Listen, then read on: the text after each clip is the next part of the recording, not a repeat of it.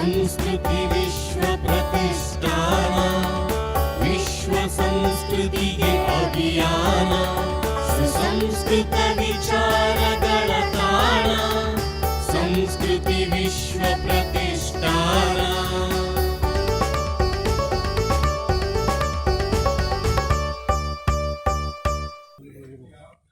ಎಲ್ರಿಗೂ ಶುಭ ಸಂಜೆಯ ವಂದನೆಗಳು. ಮುಸ್ಸಂಜೆಯ ಹೊತ್ತು ನಾವೆಲ್ಲ ಈ ಒಂದು ಸುಂದರ ಉದ್ಯಾನದ ಮರದಲ್ಲಿ ಒಟ್ಟುಗೂಡಿದ್ದೇವೆ. ಒಳ್ಳೆಯ ಕಾರ್ಯಕ್ರಮಕ್ಕಾಗಿ ನಾವೆಲ್ಲ ಸೇರಿದ್ದೇವೆ.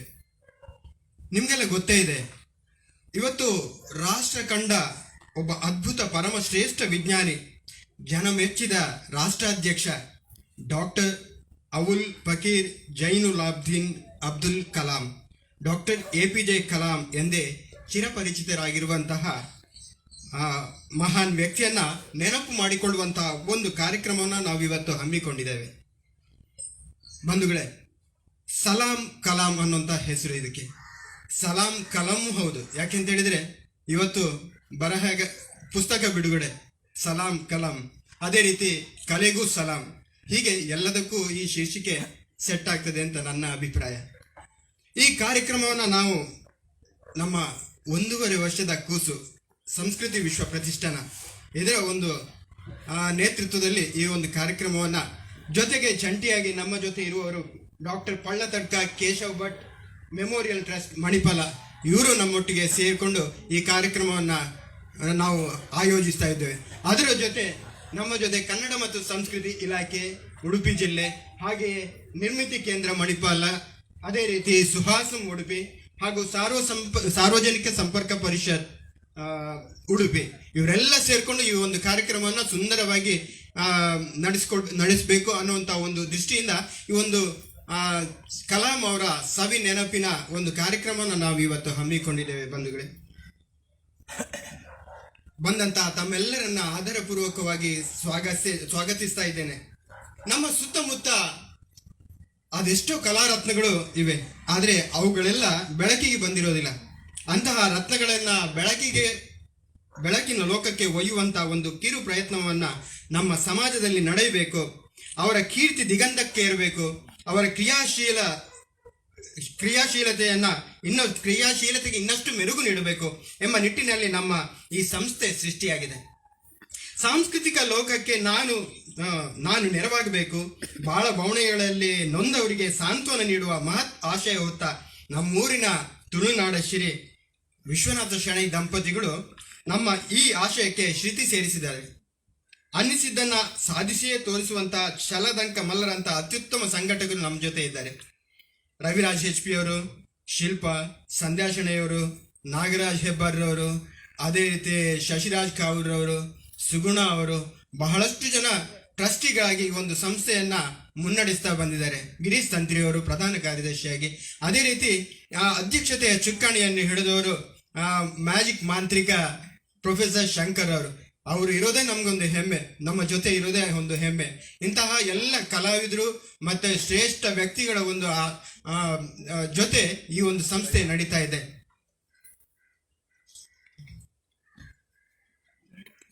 ತಮಗೆಲ್ಲ ತಿಳಿದಿರ್ಬೋದು, 2019 ಸೆಪ್ಟೆಂಬರ್ 17ನೇ ತಾರೀಕಿಗೆ ನಮ್ಗೆಲ್ಲ ತಿಳಿದಿರ್ಬೋದು, ಸಾಲು ಮರದ ತಿಮ್ಮಕ್ಕ ಪದ್ಮಶ್ರೀ ಪ್ರಶಸ್ತಿ ವಿಜೇತೆ ಅವರು ಉಡುಪಿಗೆ ಬಂದು ನಮ್ಮ ಈ ಸಂಸ್ಥೆಯ ಉದ್ಘಾಟನೆಯನ್ನ ಮಾಡಿರ್ತಾರೆ. ಅದು ನಮಗೆ ಬಹಳ ಒಂದು ಸಂತೋಷದಾಯಕವಾದಂಥ ವಿಷಯ. ಆಮೇಲೆ ಈ ಕಳೆದ 1.5 ವರ್ಷದಲ್ಲಿ ನಾವು ಬಹಳಷ್ಟು ಕೆಲಸಗಳನ್ನು ಬಹಳಷ್ಟು ಕಾರ್ಯಕ್ರಮಗಳನ್ನು ಮಾಡಿದ್ದೇವೆ. ಮುಖ್ಯವಾಗಿ ಲಾಕ್ಡೌನ್ನಂತಹ ಕರಾಳ ಸಮಯದಲ್ಲೂ ನವರಸ ಮಾಲಿಕೆ ಅನ್ನುವಂಥ ಒಂದು ಅಭಿನಯ ತುಣುಕುಗಳ ಒಂದು ವೆಬ್ ಸೀರೀಸ್ ಅನ್ನ ಮಾಡಿದ್ದೇವೆ. ಅದೊಂದು ಸಂಸ್ಥೆಗೆ ಹೊಸ ಆಯಾಮವನ್ನೇ ನೀಡಿತ್ತು ಅಂತ ಹೇಳಲಿಕ್ಕೆ ಬಹಳ ಸಂತೋಷ ಪಡ್ತೇನೆ. ಅದೇ ರೀತಿ ಲಾಕ್ಡೌನ್ ಸಮಯದಲ್ಲಿ ಕಥಾ ಸಪ್ತಾಹ ಎಂಬ ಶ್ರೇಷ್ಠ ಲೇಖಕರ ಸಣ್ಣ ಕಥೆಗಳ ಖ್ಯಾತ ಕಲಾವಿದರ ಮೂಲಕ ಅದನ್ನು ಪಠನ ಮಾಡುವಂಥ ಕಾರ್ಯಕ್ರಮ, ಯಾರೇ ನೀನು ಮೋಹನಾಂಗಿ ಎಂಬ ಕರಾವಳಿಯ ಗಂಡು ಕಲೆಯ ಮಿಶ್ರಿತ ಯಕ್ಷ ನೃತ್ಯದ ಒಂದು ಯೂಟ್ಯೂಬ್ ಅವತರಣಿಕೆಯನ್ನು ನಾವು ತಗೊಂಡ್ಬಂದಿದ್ದೇವೆ. ಅದೇ ರೀತಿ ಸಾಧನಾ ಸಂಸ್ಕೃತಿ ಅಭಿಯಾನ ಮಾಲಿಕೆಯಲ್ಲಿ ಉಡುಪಿಯ ಸುತ್ತಮುತ್ತಲಿನ ತೆರೆಮರೆಯ ಸಾಧಕಿಯರ ಸಾಧನೆ ಅನಾವರಣವನ್ನ ಮಾಡಿದ್ದೇವೆ. ಜನಪದ ಉತ್ಸವ ಜನಪದ ಉತ್ಸವ ಅಂತ ಹೇಳಿದ ಕೂಡಲೇ ನಮಗೆ ನೆನಪಾಗೋದು ಮಂಜಮ್ಮ ಜೋಗತಿಯವರು. ಮೊನ್ನೆ ಅಷ್ಟೇ ಅವರಿಗೆ ಪದ್ಮಶ್ರೀ ಪ್ರಶಸ್ತಿ ಸಿಕ್ಕಿತು. ಅವರು ನಮ್ಮ ಈ ಸಂಸ್ಥೆಯ ಅವರ ಪ್ರಥಮ ಜನಪದ ಅಕಾಡೆಮಿ ಅಧ್ಯಕ್ಷೆಯಾಗಿ ಪ್ರಥಮ ಕಾರ್ಯಕ್ರಮವನ್ನು, ಜನಪದ ಉತ್ಸವವನ್ನು ನಮ್ಮ ಈ ಸಂಸ್ಥೆಯ ಬ್ಯಾನರ್ನ ಅಡಿಯಲ್ಲಿ ಮಾಡಿದ್ದಾರೆ. ಅದೊಂದು ನಮಗೆ ಬಹಳ ಹೆಮ್ಮೆಯ ವಿಷಯ. ಅವರು ನಮ್ಮ ಜೊತೆಗೆ ಹೆಚ್ಚು ಕಮ್ಮಿ ಒಂದು 10 ದಿನಗಳ ಕಾಲ ನಮ್ಮ ಜೊತೆ ಇದ್ರು. ಆ ದಿನಗಳು ನಾವು ಇವತ್ತು ನೆನಪು ಮಾಡ್ಕೊಳ್ಬೇಕಾಗ್ತದೆ. ಬಹಳ ಖುಷಿಯಲ್ಲಿದ್ದೀವಿ. ಅದೇ ರೀತಿ ಬಹಳಷ್ಟು ಕಾರ್ಯಕ್ರಮಗಳನ್ನು ನಾವು ಮಾಡ್ತಾ ಬಂದಿದ್ದೇವೆ. ಇನ್ನು ಈ ಕಾರ್ಯಕ್ರಮದ ಬಗ್ಗೆ ನಾವು ಮಾತಾಡೋದು ಅಂತ ಹೇಳಿದ್ರೆ, ನಮ್ಮ ದೇಶದ ಸ್ಫೂರ್ತಿದಾಯಕ ಸಂತ, ಜನಮನ ಗೆದ್ದ ರಾಷ್ಟ್ರಪತಿ, ಉಗ್ರರ ನೆದ್ದೆ ಕದ್ದಂತಹ ಜ್ಞಾನಿ, ವಿಜ್ಞಾನಿ, ಮಕ್ಕಳ ಪ್ರೀತಿಯ ಅಜ್ಜ, ಚತುರ ಮಾತಿನ ಸೌಮ್ಯ ಸ್ವರೂಪಿ ಕಲಾಂ ಅವರನ್ನ ನೆನಪಿಸುವ 2 ಕಾರ್ಯಕ್ರಮಗಳಲ್ಲಿ ನಾವು ಇವತ್ತು ತೊಡಗಿಕೊಂಡಿದ್ದೇವೆ. ಪ್ರಥಮವಾಗಿ ಭಾರತದ ರಕ್ಷಣಾ ವಲಯದಲ್ಲಿ ಸಂಪರ್ಕ ವಿಭಾಗದ ಉನ್ನತ ಹುದ್ದೆಗಳನ್ನು ನಿಭಾಯಿಸಿ ಹೆಸರು ಪಡೆದಂತಹ ವೈಮಾನಿಕ ಅಭಿವೃದ್ಧಿ ಏಜೆನ್ಸಿಯಲ್ಲಿ ಸಾರ್ವಜನಿಕ ಸಂಪರ್ಕಾಧಿಕಾರಿಯಾಗಿದ್ದ, ಪುತ್ತೂರಿನಲ್ಲಿ ಜನಿಸಿ ಮಂಗಳೂರಿನಲ್ಲಿ ಓದಿ ಉಡುಪಿಯನ್ನು ಸುಮಾರು 7 ವರ್ಷಕ್ಕೂ ಮಿಕ್ಕಿ ಕರ್ಮಭೂಮಿಯನ್ನಾಗಿ ಮಾಡಿಕೊಂಡ ಒಬ್ಬ ಅದ್ಭುತ PRO, ಲೇಖಕ, ಪತ್ರಕರ್ತ, ಎಲ್ಲಕ್ಕೂ ಮಿಗಿಲಾಗಿ ಅಬ್ದುಲ್ ಕಲಾಂರ ಶಿಷ್ಟಾಚಾರ ಹಾಗೂ ಸಮನ್ವಯ ಅಧಿಕಾರಿಯಾಗಿದ್ದ ನಮ್ಮೆಲ್ಲರ ಮೆಚ್ಚಿನ ಶ್ರೀ ಜಯಪ್ರಕಾಶ್ ರಾವ್ ಕೆ ಅವರ 3ನೆಯ ಕೃತಿ ಅನುಭವದ ಸ್ಮೃತಿ, ಮೃತ್ಯು ಧರ್ಮದ ಸ್ತುತಿ, ಹಮಾರಾ PRO ಲೋಕಾರ್ಪಣೆಗೊಳ್ತಾ ಇದೆ ಇವತ್ತು. ಅದೇ ರೀತಿ 2ನೇದಾಗಿ ವೀಣಾ ವಾದನದಲ್ಲಿ ವಿಶಿಷ್ಟ ಛಾಪನ್ನು ಮೂಡಿಸಿ ದೇಶಾದ್ಯಂತ ಕಾರ್ಯಕ್ರಮಗಳನ್ನು ನೀಡಿ ಕಲಾ ಆರಾಧಕರ ಮನಸೂರೆಗೈಯುತ್ತಿರುವಂತಹ ಮಣಿಪಾಲದ ನಾದ ಲೋಕದ ಮಾಂತ್ರಿಕೆ, ರಾಷ್ಟ್ರಪತಿ ಡಾಕ್ಟರ್ ಅಬ್ದುಲ್ ಕಲಾಂರನ್ನೇ ಆಕರ್ಷಿಸಿ ಅವರ ಸಮ್ಮುಖದಲ್ಲಿ ಕಾರ್ಯಕ್ರಮ ಗಿಟ್ಟಿಸಿಕೊಂಡ ನಮ್ಮೂರ ಖ್ಯಾತ ಕಲಾವಿದೆ ಶ್ರೀಮತಿ ಪಾವನಾ ಬಾಲಚಂದ್ರ ಆಚಾರ್ ಆ ವೀಣಾ ವಾದನದ ಮೂಲಕ ದೇಶದ ಅಜಾತ ಶತ್ರು ಡಾಕ್ಟರ್ ಅಬ್ದುಲ್ ಕಲಾಂರನ್ನ ನೆನಪಿಸಿಕೊಳ್ಳುವ ಸುಸಂದರ್ಭ ನಮಗೆ ಇವತ್ತು ಒದಗಿ ಬಂದಿದೆ. ಆ 2 ಕಾರ್ಯಕ್ರಮ ಇವತ್ತಿನ ಮುಖ್ಯ ಅಂಗ. ಬಂಧುಗಳೇ, ಇವತ್ತಿನ ಕಾರ್ಯಕ್ರಮದ ಮುಖ್ಯ ರೂವಾರಿ, ಅವರ ಬಗ್ಗೆ 1-2 ಮಾತುಗಳನ್ನು ಹೇಳಲೇಬೇಕು. ಜಯಪ್ರಕಾಶ್ ರಾವ್ ಅವರ ಬಗ್ಗೆ. ಇವರು ನಮ್ಮೂರಿನ ಮುತ್ತು, ಪುತ್ತೂರಿನ ಸ್ವತ್ತು, ಉತ್ತಮ ದೃಢಕಾಯದ ವ್ಯಕ್ತಿ, ಚತುರ ವಾಗ್ಪತಿ. ತುಳಸಿ ಇವರ ಶ್ರೀಮತಿ. ಶುಭ ಹಾಗೂ ಗುರುಪ್ರಸಾದ್ ಇವರ ವೈಯಕ್ತಿಕ ಜೀವನದಲ್ಲಿ ಬರೆದ 2 ಕೃತಿ, ಜಾತಿ, ಮತ, ಬಡವ, ಶ್ರೀಮಂತ, ಮೇಲಾಧಿಕಾರಿ, ದ್ವಾರಾಧಿಕಾರಿ ಎಂಬ ಭೇದವನ್ನ ಮರೆತು ಎಲ್ಲರನ್ನೂ ಸಮನ್ವಯ ದೃಷ್ಟಿಯಿಂದ ಕಂಡು ಬೆರೆತು ಬಾಳಲ್ಲಿ ಶಿಷ್ಟಾಚಾರವನ್ನು ರೂಢಿಸಿಕೊಂಡು ವೃತ್ತಿ ಜೀವನದಲ್ಲಿ ಪರಸ್ಪರ ಸಂಪರ್ಕಗಳನ್ನು ಕಲ್ಪಿಸಿ ಏರುಪೇರುಗಳಿಗೆ ಜಗ್ಗದೆ, ದುಃಖ ದುಮ್ಮಾನಗಳಿಗೆ ಕುಗ್ಗದೆ, ಮದ ಮತ್ಸರಿಗಳಿಗೆ ಬಗ್ಗದೆ ಹೊಂದಾಣಿಕೆಯನ್ನ ಮಾಡಿಕೊಂಡು ಸಮರ್ಥನಾಗಿ ಮತಿಯಲ್ಲಿ ಅರಳಿದ್ದನ್ನ ಇತರರಿಗೆ ಹಂಚುತ್ತಾ ಬಾಳುವುದೇ ಇವರ ಜೀವನದ ಶ್ರುತಿ. ಅದರ ಫಲಶ್ರುತಿಯೇ ಇವರ ಸ್ಮೃತಿಯಲ್ಲಿ ಅರಳಿದಂತಹ ಕೃತಿ ಹಮಾರಾ PRO. ಉಡುಪಿ ಇವರಿಗೆ ಕರ್ಮಭೂಮಿ. ಯಾಕಂತಂದ್ರೆ ವಿದ್ಯಾಭ್ಯಾಸ ಮುಗಿಸಿ ಒಂದಷ್ಟು ಸಮಯ ಉದಯವಾಣಿ ಪತ್ರಿಕೆಯ ಎಡಿಟರ್ ಆಗಿ ಕಾರ್ಯನಿರ್ವಹಿಸಿದ್ದಾರೆ. ತದನಂತರ ಒಂದಷ್ಟು ಸಮಯ LIC ಆಫ್ ಇಂಡಿಯಾದಲ್ಲಿ ದುಡಿದ್ರು. ಆಮೇಲೆ ಸಿಂಡಿಕೇಟ್ ಬ್ಯಾಂಕ್ನಲ್ಲಿ ಕೆಲಸಕ್ಕೆ ಸೇರಿಕೊಂಡ್ರು. ಈ ಸಂದರ್ಭದಲ್ಲಿ ಹಲವಾರು ಸಂಘ ಸಂಸ್ಥೆಗಳಲ್ಲಿ ತನ್ನನ್ನು ತಾನು ಸಕ್ರಿಯವಾಗಿ ತೊಡಗಿಸಿಕೊಂಡು ರಥಬೀದಿ ಗೆಳೆಯರು, ತುಳುಕೂಟ, JC ಸಂಸ್ಥೆ ಹೀಗೆ ಸಾರ್ವಜನಿಕವಾಗಿ ತನ್ನನ್ನು ತೆರೆದಿಟ್ಕೊಂಡ್ರು. ಉಡುಪಿ JCI ಸಂಸ್ಥೆಗೆ ಸೇರಿ JCI ಆಂದೋಲನದಲ್ಲಿ ಧುಮುಕಿ ಸಂಸ್ಥೆಯ ಅಧ್ಯಕ್ಷ, ತರಬೇತುದಾರರಾಗಿ ಮೂಡಿಬಂದರು. ತರಬೇತಿ ಕ್ಷೇತ್ರದಲ್ಲಿ ವಿಶೇಷ ಸಾಧನೆ ಮಾಡಿ ರಾಷ್ಟ್ರೀಯ ತರಬೇತುದಾರರಾಗಿ, ತದನಂತರ ಅಂತಾರಾಷ್ಟ್ರೀಯ ತರಬೇತುದಾರರಾಗಿ ಮೂಡಿಬಂದವರು ಇವರು. ಈ ಸಂದರ್ಭದಲ್ಲಿ ಸುಮಾರು 500ಕ್ಕೂ ಮಿಕ್ಕಿ ವ್ಯಕ್ತಿತ್ವ ವಿಕಸನ ಇತ್ಯಾದಿ ಮೌಲ್ಯಾಧಾರಿತ ತರಬೇತಿಗಳನ್ನು ವಿವಿಧ ಸ್ತರದ ಜನರಿಗೆ ನೀಡಿ ಹಲವು ಪ್ರಶಸ್ತಿಗಳನ್ನು ತನ್ನದಾಗಿಸಿಕೊಂಡವರು ಇವರು. ಸುಮಾರು 14 ರಾಷ್ಟ್ರಗಳಿಗೂ ಹೆಚ್ಚು ರಾಷ್ಟ್ರಗಳಲ್ಲಿ ತಿರುಗಿ ತನ್ನ ಪ್ರೌಢಿಮೆಯನ್ನು ಮೆರೆದಿದ್ದಾರೆ ಅಂತ ಹೇಳಲಿಕ್ಕೆ ಬಹಳ ಸಂತೋಷ ಆಗ್ತದೆ. ತದನಂತರ ಭಾರತದ ರಕ್ಷಣಾ ವಲಯದಲ್ಲಿ ಸಂಪರ್ಕ ವಿಭಾಗದ ಉನ್ನತ ಹುದ್ದೆಗಳನ್ನು ನಿಭಾಯಿಸಿ ಹೆಸರು ಮಾಡಿದರು. ವೈಮಾನಿಕ ಅಭಿವೃದ್ಧಿ ಏಜೆನ್ಸಿಯಲ್ಲಿ ಸಾರ್ವಜನಿಕ ಸಂಪರ್ಕ ಅಧಿಕಾರಿಯಾಗಿ ವೃತ್ತಿ ಜೀವನವನ್ನು ಮುಂದುವರಿಸಿದರು. ಈ ಸಂದರ್ಭದಲ್ಲಿ ಶ್ರೀಯುತ ರಾವ್ ಡಾಕ್ಟರ್ ಕಲಾಂರ ಶಿಷ್ಟಾಚಾರ ಹಾಗೂ ಸಮನ್ವಯ ಅಧಿಕಾರಿಯಾಗಿಯೂ ಕಾರ್ಯನಿರ್ವಹಿಸಿ ಅವರ ಆಪ್ತ ವಲಯದಲ್ಲಿ ಸೇರಿಕೊಂಡವರು. ಹಾಗಾಗಿ ಅವರು ಡಾಕ್ಟರ್ ಕಲಾಂರ ವಿಂಗ್ಸ್ ಆಫ್ ಫೈರ್ ಕೃತಿಯನ್ನ ಅಗ್ನಿಯ ರೆಕ್ಕೆಗಳು ಎಂಬ ಶೀರ್ಷಿಕೆಯಲ್ಲಿ ಕನ್ನಡಕ್ಕೆ ಅನುವಾದಿಸಿದರು. ಅದೆಲ್ಲ ನಿಮಗೆಲ್ಲ ಗೊತ್ತಿರ್ಬೋದು, ಬಹಳಷ್ಟು ಜನ ಓದಿಯೂ ಇರ್ಬೋದು.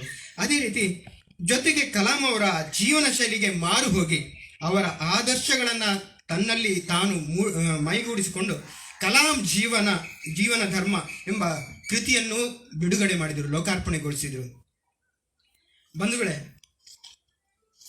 ನನಗೆ ಸತ್ಯ ಹೇಳಬೇಕು ಅಂತ ಹೇಳಿದ್ರೆ, ಜಯಪ್ರಕಾಶ್ ಸರ್ ಅವರಿಗೆ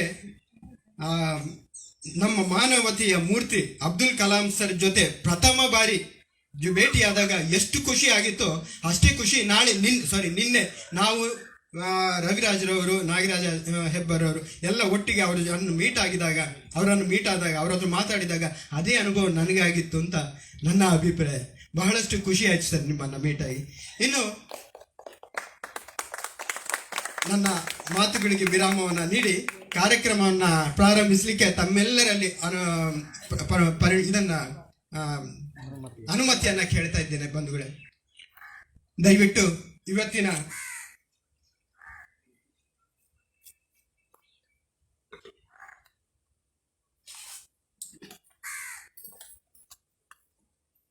ಈ ಕಾರ್ಯಕ್ರಮದ ಸಭಾಧ್ಯಕ್ಷತೆಯನ್ನು ವಹಿಸಿಕೊಂಡಿರುವಂತಹ ವಿಶ್ವನಾಥ ಶೆಣೆಯವರು ನಮ್ಮ ಸಂಸ್ಥೆಯ ಗೌರವಾಧ್ಯಕ್ಷರು, ಸ್ಥಾಪಕರು. ಅವರು ಇವತ್ತಿನ ಕೃತಿ ಬಿಡುಗಡೆ ಮಾಡಲಿಕ್ಕಿರುವಂತಹ ಜಯಪ್ರಕಾಶ್ ಅವರ ಕೃತಿಯನ್ನು ಬಿಡುಗಡೆ ಮಾಡಲಿಕ್ಕಿರುವಂತಹ ಶಾಂತರಾಜ್ ಐತಾಳ್ರನ್ನ, ಅದೇ ರೀತಿ ಪುಸ್ತಕದ ಪರಿಚಯವನ್ನು ಮಾಡಲಿಕ್ಕಿರುವಂತಹ ವಿಶ್ರಾಂತ ಹಿರಿಯ ಉಪಸಂಪಾದಕರಾಗಿರುವಂತಹ ನಿತ್ಯಾನಂದ ಪಡ್ರೆಯವರನ್ನು, ಅದೇ ರೀತಿ ಕುಮಾರ್ ಬೆಕ್ಕೇರಿ ಸರು ಬರಲಿಲ್ಲ ಕಾಣುತ್ತೆ, ಹಾಗೆ ನಮ್ಮ ಈ ಸಂಸ್ಥೆಯ ಅಧ್ಯಕ್ಷರಾಗಿರುವಂತಹ ಪ್ರೊಫೆಸರ್ ಶಂಕರ್ ಅವರು, ಹಾಗೆ ನೀವೆಲ್ಲ ಸೇರ್ಕೊಂಡು ನಮ್ಮ ಸಂಸ್ಥೆಯ ಅಧ್ಯಕ್ಷರು ಸೇರಿಕೊಂಡು ನಮ್ಮ ಇವತ್ತಿನ ಕೇಂದ್ರ ಬಿಂದು ಜಯಪ್ರಕಾಶ್ ಸರನ್ನ, ಅತಿಥಿಗಳಾದಂತಹ ನಿತ್ಯಾನಂದ ಪಡ್ರೆ ಹಾಗೂ ನಮ್ಮ ಶಾಂತರಾಜ ಐತಾಳ್ರನ್ನ ವೇದಿಕೆಗೆ ಕರ್ಕೊಂಡು ಬರಬೇಕಾಗಿ ಕೇಳ್ಕೊಳ್ತಾ ಇದ್ದೀನಿ. ತಾವೆಲ್ಲರೂ ವೇದಿಕೆಯನ್ನ ಅಲಂಕರಿಸಬೇಕಾಗಿ ವಿನಂತಿಸ್ಕೊಳ್ತಾ ಇದ್ದೇನೆ. ಅದೇ ರೀತಿ ಇವತ್ತಿನ ಇನ್ನೋರ್ವ ಪವನ ಆಚಾರ್ಯ ತಾವು ವೇದಿಕೆಯಲ್ಲಿ ಉಪಸ್ಥಿತರಾಗಿ ಇರಬೇಕಾಗಿ ಕೇಳಿಕೊಳ್ತೇವೆ. ಮೇಡಮ್, ಬನ್ನಿ.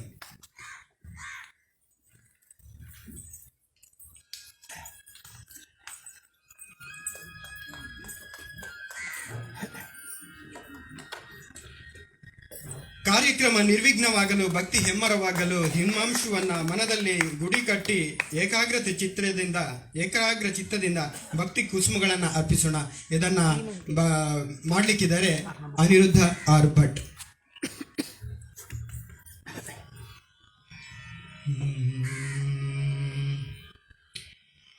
ಶ್ರೀ ಮಹಾಗಣಪತಿಂ ಭಜೆ, ಶ್ರೀ महागणपतिं भजेऽहं, श्री महागणपतिं भजेऽहं, श्री महागणपतिं भजेऽहं, शिवात्मजं षण्मुखाग्रजं, श्री गणपतिं भजे. श्रुतजनसेवितं विघ्ननाशकं, श्रुतजनसेवितं विघ्ननाशकं, श्रुतजनसेवितं विघ्ननाशकं, शीघ्रवरप्रसाददायिनं, श्रुतजनसेवितं विघ्ननाशकं, शीघ्रवरप्रसाददायिनं, सदयम् अखिलमुनिवरदायकं गुरुसेवासक्तं हेरम्बं, सदयम् अखिलमुनिवरदायकं गुरुसेवासक्तं हेरम्बं, श्रीमहागणपतिं भजे. कामेशनयनाह्लादकं नागलिङ्गवरपुत्रं, कामेशनयनाह्लादकं नागलिङ्ग नागवरपुत्रं श्रीविद्याचित्प्रभानन्दराजयोगीन्द्रवन्दितं श्रीविद्याचित्प्रभानन्दराजयोगीन्द्रवन्दितं श्रीमहागणपतिं भजेऽहं शिवात्मजं षण्मुखाग्रजं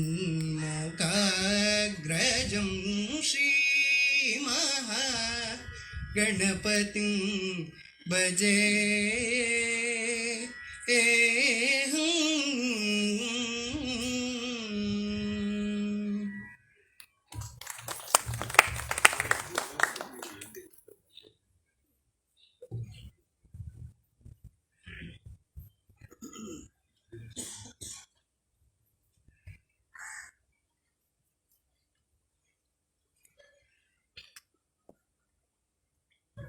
ಬಹಳ ಸುಂದರವಾದ ಕುಸುಮಾಂಜಲಿ ಹಾಡಿನ ಕುಸುಮಾಂಜಲಿಯನ್ನು ದೇವರಿಗೆ ಅರ್ಪಿಸಿದಂಥ ಅನಿರುದ್ಧ ಭಟ್ಟರಿಗೆ ವಂದನೆಗಳು.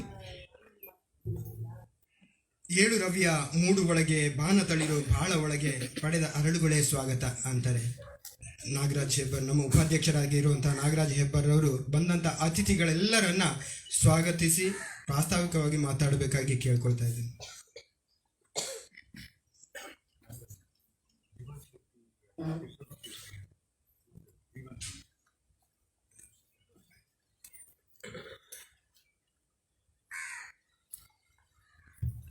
ನಮಸ್ಕಾರ.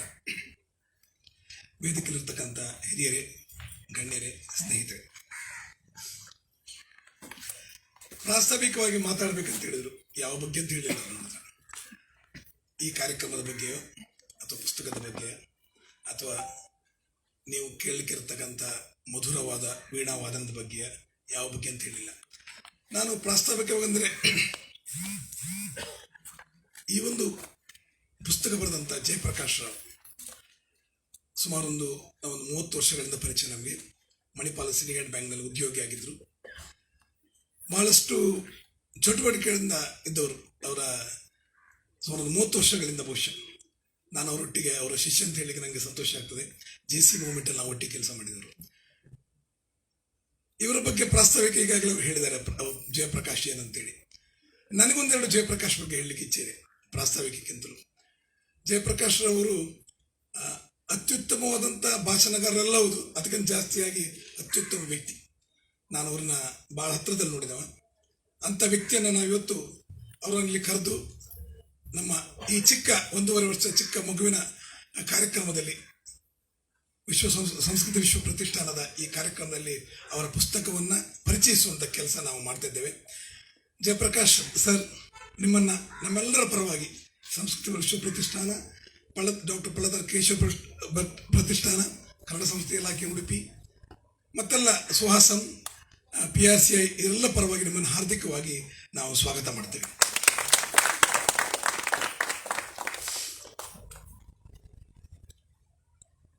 ಪುಸ್ತಕವನ್ನು ಎಲ್ಲರೂ ಓದ್ತಾ ಇರ್ತಾರೆ, ಸ್ವಲ್ಪ ಅನುಮಾನ. ಅದರ ಪುಸ್ತಕದ ಬಗ್ಗೆ ಪೂರ್ತಿಯಾಗಿ ಓದಿ ಅದರ ಬಗ್ಗೆ ನಿಮಗೆ ಮಾಹಿತಿಯನ್ನು ಮತ್ತು ಅದರ ಸ್ಥೂಲ ಪರಿಚಯವನ್ನು ಮಾಡ್ತಕ್ಕಂಥ ಇನ್ನೊಬ್ಬ ಹಿರಿಯ ವ್ಯಕ್ತಿ ನಮ್ಮೊಟ್ಟಿದ್ದಾರೆ.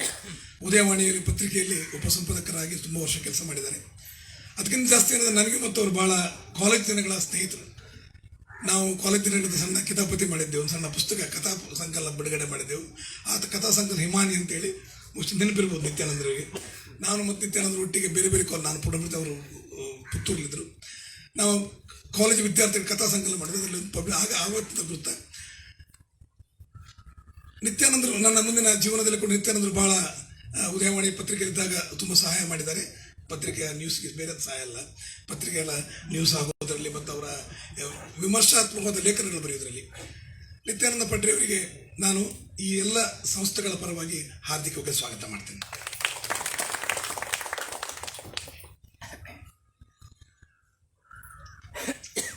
ಉಡುಪಿಯಲ್ಲಿ ನಗೆಗೋಷ್ಠಿ ಉಂಟು ಅಂತಾದರೆ ಅದಕ್ಕೊಬ್ಬರು ಕಾರಣಕರ್ತರೊಬ್ಬರು ಇರ್ತಾರೆ, ಅವರಲ್ಲಿ ಇಬ್ಬರು ಇರ್ತಾರೆ. ಒಂದು ಡಾಕ್ಟರ್ ಶಾಂತರಾಜ್ ಐತಾಳ್ರು ಮತ್ತು ಕೂಗು ಅಂತಿದ್ದಾರೆ, ಇನ್ನೊಬ್ಬರು ಹಿರಿಯ ಸ್ನೇಹಿತರು, ಅವರು ಗೊತ್ತಿಲ್ಲ.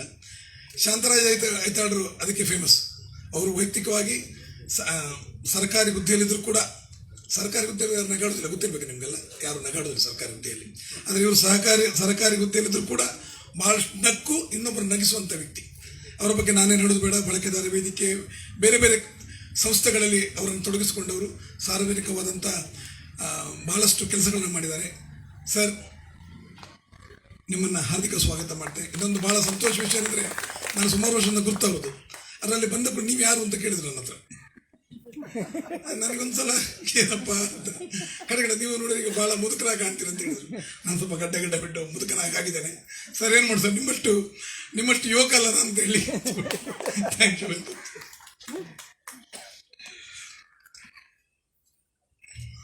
ಶ್ರೀಮತಿ ಭಾವನಾ ಬಿ ಆಚಾರ್ ಅವ್ರ ಬಗ್ಗೆ ನಾನು ಜಾಸ್ತಿ ಹೇಳೋದಿಲ್ಲ. ಅವರ ಮಧುರವಾದ ವೀಣಾಗಾನ ನೀವು ಸಭೆಯಲ್ಲಿದ್ದೀರಿ. ಅವರನ್ನು ನಾನು ಈ ಎಲ್ಲ ಸಂಸ್ಥೆಗಳ ಪರವಾಗಿ ಹಾರ್ದಿಕವಾಗಿ ಸ್ವಾಗತ ಮಾಡ್ತೇನೆ. ನಮ್ಮ ಮನೆಯವರ ನಾವು ಸ್ವಾಗತ ಮಾಡಬಾರ್ದಂತ ಒಂದು ಪದ್ಧತಿ ಇದೆ. ಆ ಪದ್ಧತಿ ವಿರೋಧವಾಗಿ, ಯಾಕಂದರೆ ವಿಶ್ವನಾಥ್ ಶೆಣೆಯವರು, ಈಗ ನಾವೆಲ್ಲ ಸೇರಲಿಕ್ಕೆ ವಿಶ್ವನಾಥ್ ಶೆಣೆಯವರು ಕಾರಣ. ನಮ್ಮ ಸಂಸ್ಥೆಯ ಬೆನ್ನೆಲುಬು, ಸ್ಥಾಪಕರು, ಗೌರವಾಧ್ಯಕ್ಷರು ಶ್ರೀಯುತ ವಿಶ್ವನಾಥ್ ಶೆಣೈ. ನಾವೆಲ್ಲ, ನಾನೊಬ್ಬರಲ್ಲ, ಎಲ್ಲರೂ ಕೂಡ ನಮ್ಮ ಗ್ರೂಪಲ್ಲಿ ವಿಶ್ವನಾಥ್ ಮಾಮ್ ಅಂತ ಹೇಳೋದು, ಶೆಣೈ ಮಾಮ್ ಅಂತ ಹೇಳ್ತಾರೆ. ಸೊ ವಿಶ್ವನಾಥ್ ಶೆಣೈಯವರೇ, ನಿಮ್ಮನ್ನು ನಾನು ನನ್ನ ವೈಯಕ್ತಿಕ ನೆಲೆ ಮತ್ತು ಉಳಿದೆಲ್ಲ ಸದಸ್ಯರ ಪರವಾಗಿ ಹಾರ್ದಿಕವಾಗಿ ಸ್ವಾಗತ ಮಾಡ್ತೀನಿ. ಎಲ್ಲ ನಮ್ಮ ಅಧ್ಯಕ್ಷರು ಪ್ರೊಫೆಸರ್ ಶಂಕರ್, ನಿಮಗೆಲ್ಲ ಗೊತ್ತಿರಬೇಕು, ಅವರು ಸಿಂಡಿಕೇಟ್ ಬ್ಯಾಂಕ್ನಲ್ಲಿ ವರ್ಕ್ ಮಾಡ್ತಿದ್ರು. ಮ್ಯಾಜಿಕ್ ಅಂದರೆ ಅವರು ಟೆಕ್ನಿಕಲ್ ಆಫೀಸರ್ ಆಗಿ ಸಿಂಡಿಕೇಟ್ ಬ್ಯಾಂಕ್ ಸೇರಿದ್ರು. ಫಸ್ಟ್ ಪ್ರಪ್ರಥಮವಾದ ಮ್ಯಾಜಿಕ್ ಇದರಲ್ಲಿ ಒಂದು ಟೆಕ್ನಿಕಲ್ ಆಫೀಸರ್ ಆಗಿ ಬ್ಯಾಂಕಲ್ಲಿ ಸೇವೆ ಸಲ್ಲಿಸಿದವರು. ನೀವೇನು ಹೆದರಬೇಡಿ, ಅವರು ಮಣಿಪಾಲದಲ್ಲಿ ಆನೆ ಕೂಡ ಮಾಯ ಮಾಡಿದ್ದಾರೆ. ನಿಮ್ಮನ್ನು ಯಾರು ಮಾಯ ಮಾಡೋದಂತ ಮೊದಲು ಹೇಳಿದ್ದಾರೆ ನನಗೆ. ಪ್ರೊಫೆಸರ್ ಶಂಕರ್ ನಮ್ಮ ಅಧ್ಯಕ್ಷರಾಗಿ 1.5 ವರ್ಷದಿಂದ ಕೆಲಸ ಮಾಡ್ತಿದ್ದಾರೆ. ಬಹಳಷ್ಟು ಕಾರ್ಯಕ್ರಮಗಳಿಗೆ ಬರ್ತಾರೆ, ಪ್ರೋತ್ಸಾಹ ಕೊಡ್ತಾರೆ. ಶಂಕರ್ ಸರ್, ನಿಮ್ಮನ್ನು ನಾನು ಹಾರ್ದಿಕವಾಗಿ ಸ್ವಾಗತ ಮಾಡ್ತೇನೆ. ಕನ್ನಡ ಸಂಸ್ಕೃತಿ ಇಲಾಖೆಯ ಸಹಾಯಕ ನಿರ್ದೇಶಕ ನಮ್ಮಲ್ಲಿ ಮುಂದೆ ಬರಲಿಕ್ಕಿದ್ದಾರೆ. ಸೊ ಅವರನ್ನು ಕೂಡ ಇನ್ನು ಅಡ್ವಾನ್ಸ್ ಅವರನ್ನು ಸ್ವಾಗತ ಮಾಡ್ತಾ ಇದ್ದೇನೆ. ಈ ಒಂದು ಕಾರ್ಯಕ್ರಮಕ್ಕೆ ಬಂದಂತೆಲ್ಲ ಮಾಧ್ಯಮ ಮಿತ್ರರು, ಇವರನ್ನು ಕೂಡ ಹಾಗೆ ಸ್ವಾಗತ ಮಾಡ್ತೇನೆ. ಮುಖ್ಯವಾಗಿ ಈ ಒಂದು ಕಾರ್ಯಕ್ರಮ ನಡೆಸ್ತಿದ್ದು ಬಹುಶಃ ಈ ವರ್ಷದ 2ನೇ ಕಾರ್ಯಕ್ರಮ. ಕಳೆದ 1 ತಿಂಗಳ ಹಿಂದೆ ನಾವು ಇಲ್ಲಿ ಒಂದು ಕಾರ್ಯಕ್ರಮ ಮಾಡಿದ್ದು ನೋಡಿರ್ಬೋದು, ನನ್ನೊಳಗಿನ ಅವಳು ಅಂತೇಳಿ ಅಂತ ಒಂದು ಸಣ್ಣ ನಾಟಕ ಏಕವ್ಯಕ್ತಿ ಪ್ರದರ್ಶನ ಮಾಡಿದ್ದೇವೆ ಇದೇ ವೇದಿಕೆಯಲ್ಲಿ. ಸೊ 2ನೇ ಪ್ರದರ್ಶನ ವ್ಯಕ್ತಿ ವೇದಿಕೆಯನ್ನು 1 ತಿಂಗಳ ಅವಧಿಯಲ್ಲಿ ನಾವು ಮಾಡ್ತಾ ಇದ್ದೇವೆ. ಇಂಥ ಒಂದು ಕಾರ್ಯಕ್ರಮ, ಸಾಂಸ್ಕೃತಿಕ ಕಾರ್ಯಕ್ರಮ ನಡೆಸಲಿಕ್ಕೆ ಅವಕಾಶ ಮಾಡಿಕೊಟ್ಟಂಥ ನಿರ್ಮಿತಿ ಕೇಂದ್ರದ ಅರುಣ್ ಕುಮಾರ್ ಮತ್ತು ಅವರೆಲ್ಲ ಬಳಗಕ್ಕೆ ಇನ್ನೊಮ್ಮೆ ನಾನು ಹಾರ್ದಿಕವಾಗಿ ಸ್ವಾಗತ ಮಾಡ್ತೇನೆ. ಮತ್ತು ಇಲ್ಲ ಬಂದಂಥ ಜಯಪ್ರಕಾಶ್ ಸರ್ ಅಭಿಮಾನಿಗಳು, ನಮ್ಮ ಸಂಸ್ಕೃತಿ ಪ್ರತಿಷ್ಠಿತ ಅಭಿಮಾನಿಗಳು ಮತ್ತು ಕಲಾಭಿಮಾನಿಗಳು ಎಲ್ಲರಿಗೂ ಕೂಡ ಇನ್ನೊಮ್ಮೆ ನಾನು ಹಾರ್ದಿಕವಾಗಿ ಸ್ವಾಗತ ಮಾಡಿ ನಾನು ಮುಗಿಸ್ತೇನೆ. Thank you. ಧನ್ಯವಾದಗಳು ಸರ್. ಬಂದಂತಹ ಅತಿಥಿಗಳಿಗೆ ಹೂವನ್ನು ನೀಡುವುದು ಒಂದು ನಮ್ಮ ಒಂದು ಪ್ರತೀಕ. ಅವರಿಗೆ ಹೂವನ್ನು ಕೊಟ್ಟು ಅವರನ್ನು ಗೌರವಿಸಬೇಕಾಗಿ ನಾನು ಕೇಳ್ಕೊಳ್ತಾ ಇದ್ದೇನೆ. ಡಾಕ್ಟರ್ ಜಯಪ್ರಕಾಶ್ರನ್ನು ನಮ್ಮ ಹಿರಿಯ ಕಲಾವಿದ NR ಬಲ್ಲಾಳರು ಬಂದು ಒಂದು ಹೂವನ್ನು ನೀಡುವುದರ ಮೂಲಕ ಅವರನ್ನು ಗೌರವಿಸಬೇಕಾಗಿ ಕೇಳ್ಕೊಳ್ತಾ ಇದ್ದೇನೆ. ಇವರು ಆಳ್ವಾಸ್ ಸಂಸ್ಥೆಯ ಅಡ್ಮಿನಿಸ್ಟ್ರೇಟಿವ್ ಆಫೀಸರು ಆಗಿದ್ದರು. ಅದೇ ರೀತಿ ವಿಶ್ವನಾಥ್ ಶೆಣೆಯವರನ್ನು ಸಂಧ್ಯಾ ಮೇಡಮ್ ಬನ್ನಿ ಹೂವನ್ನು ಕೊಟ್ಟು ಗೌರವಿಸಿ. ಬನ್ನಿ ಮೇಡಮ್.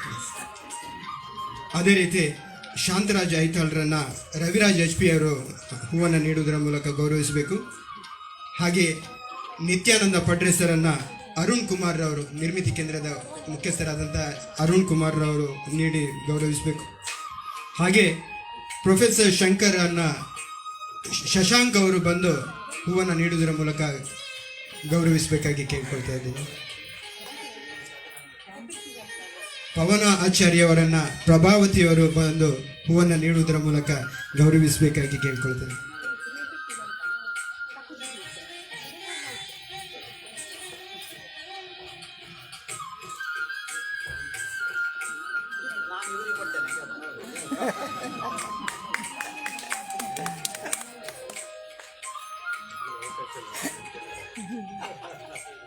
ಇದೀಗ ಪುಸ್ತಕ ಬಿಡುಗಡೆಯ ಕಾರ್ಯಕ್ರಮ.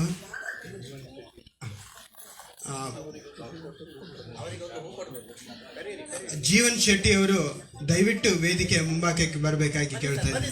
ಬನ್ನಿ ಸರ್. ಅವರಿಗೆ ಈ ಪುಸ್ತಕದ ಮುಖಪುಟವನ್ನ ರೇಖಾಚಿತ್ರವನ್ನ ಬಿಡಿಸಿದವರು ಮತ್ತು ಜೀವನ್ ಶೆಟ್ಟಿ ಅವರು, ಅವರನ್ನ ಉಡುಪಿಯ ಶ್ರೇಷ್ಠ ಕಲಾವಿದರು, ಅವರನ್ನ ಗುರುತಿಸಬೇಕಾಗಿ ನಮ್ಮ ಇಂದಿನ ಲೇಖಕರಲ್ಲಿ ವಿನಂತಿಸಿಕೊಳ್ತೇನೆ. ಜಯಪ್ರಕಾಶ್ ಸರ್ ಅಲ್ಲಿ ಹೂವನ್ನ ಕೊಟ್ಟವರನ್ನು ಗೌರವಿಸಬೇಕು. ಹಾಸ್ಯಾಸ್ಪದ ವ್ಯಕ್ತಿಯಾಗಿ ಜಗತ್ತಿಗೆ ತೋರಿಸಿದ್ದು ಕವರ್ ಪೇಜ್ ಇವರೇ ಮಾಡಿ, ಮತ್ತೆ ನನ್ನ ಸ್ನೇಹಿತರು ಇದೀಗ ಕಾರ್ಯಕ್ರಮದ ಮುಖ್ಯ ಅಂಗ ಪುಸ್ತಕ ಬಿಡುಗಡೆಯ ಕಾರ್ಯಕ್ರಮವನ್ನ ಡಾಕ್ಟರ್ ಶಾಂತರಾಜ್ ಐತಾಳ್ ರವರು ನಡೆಸಿಕೊಡಬೇಕು ಅಂತ ಕೇಳಿಕೊಳ್ತಿದ್ದೇವೆ. ಸರ್, ಇದೀಗ ನಿಮ್ಮ ಸಮಯ.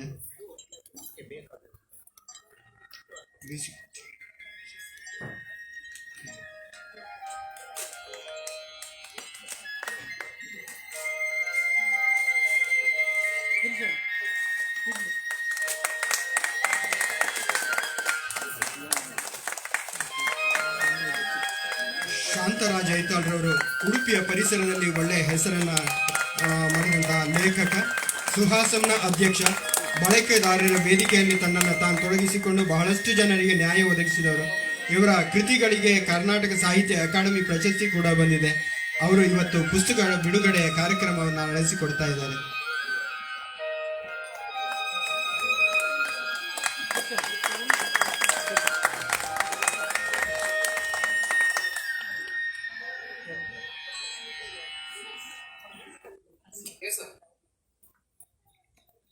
ಈ ಪುಸ್ತಕದ ಪರಿಚಯವನ್ನ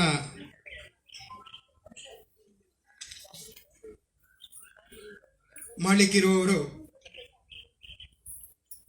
ನಿತ್ಯಾನಂದ ಪಡ್ರೆಯವರು, ವಿಶ್ರಾಂತ ಹಿರಿಯ ಉಪಸಂಪಾದಕರು, ಉದಯವಾಣಿ. ನಿತ್ಯಾನಂದ ಪಡ್ರೆಯವರು ವಿಶ್ರಾಂತ ಹಿರಿಯ ಉಪಸಂಪಾದಕರು, ಉದಯವಾಣಿ. ಉದಯವಾಣಿ ಬಳಗದಲ್ಲಿ 1000ಕ್ಕೂ ಮಿಕ್ಕ ಲೇಖನಗಳು ಇವರಿಂದ ಪ್ರಕಟ ಆಗಿದೆ. ಬನ್ನಂಜೆ ಗೋವಿಂದ ಆಚಾರ್ಯ ಹಾಗೂ ಈಶ್ವರಯ್ಯವರ ಗರಡಿಯಲ್ಲಿ ಪಳಗಿದವರು. ಅವರ ಆದರ್ಶಗಳನ್ನು ಮೈಗೂಡಿಸಿಕೊಂಡವರು. ಪತ್ರಿಕೋದ್ಯಮ ವಿದ್ಯಾರ್ಥಿಗಳಿಗೆ ಹಲವಾರು ಕಾರ್ಯಕ್ರಮಗಳಿಗೆ ತರಬೇತುದಾರರಾಗಿ ಕೆಲಸ ಮಾಡಿದವರು. ಒಳ್ಳೆಯ ವಿಮರ್ಶಕರು. ಪುಸ್ತಕ ಪರಿಚಯ, ಲೇಖನ ಇವರ ಆಸಕ್ತಿಯ ವಿಷಯಗಳು. ಅವರು ಇವತ್ತು ಈ ಜಯಪ್ರಕಾಶ್ ರವರ ಈ ಪುಸ್ತಕದ ಪರಿಚಯವನ್ನ ನಿಮ್ಗೆಲ್ಲ ಮಾಡಿಕೊಡ್ಲಿಕ್ಕಿದ್ದಾರೆ. ಸರ್, ಇದೀಗ ತಮ್ಮ ಸಮಯ.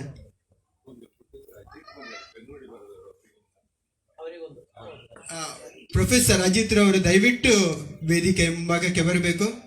ಈ ಒಂದು ಪುಸ್ತಕದ ಬೆನ್ನುಡಿಯನ್ನ ಬರೆದವರು ಇವರು ಲೇಖಕರು ಹೌದು. ಹಾಗೆ ಮೂಡುಬಿದ್ರೆಯ ಕಾಲೇಜಲ್ಲಿ ಅವರು ಉಪನ್ಯಾಸಕರಾಗಿ ಕೆಲಸ ಮಾಡ್ತಾ ಇದ್ದಾರೆ. ಅವರನ್ನ ಶಾಲು ಹೊದಿಸಿ ಸನ್ಮಾನಿಸ್ತಾ ಇದ್ದಾರೆ ಲೇಖಕರು ಜಯಪ್ರಕಾಶ್ ರಾವ್ ಅವರು. ಧನ್ಯವಾದಗಳು ಸರ್.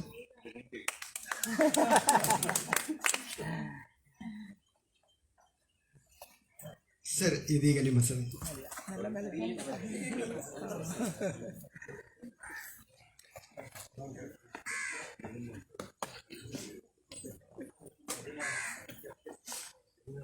ವೇದಿಕೆಯ ಮೇಲೆ ಮತ್ತು ಅದಕ್ಕಿಂತ ಮೇಲೆ ಇರುವ ಎಲ್ಲ ಸಾಹಿತ್ಯಾಸಕ್ತರೇ,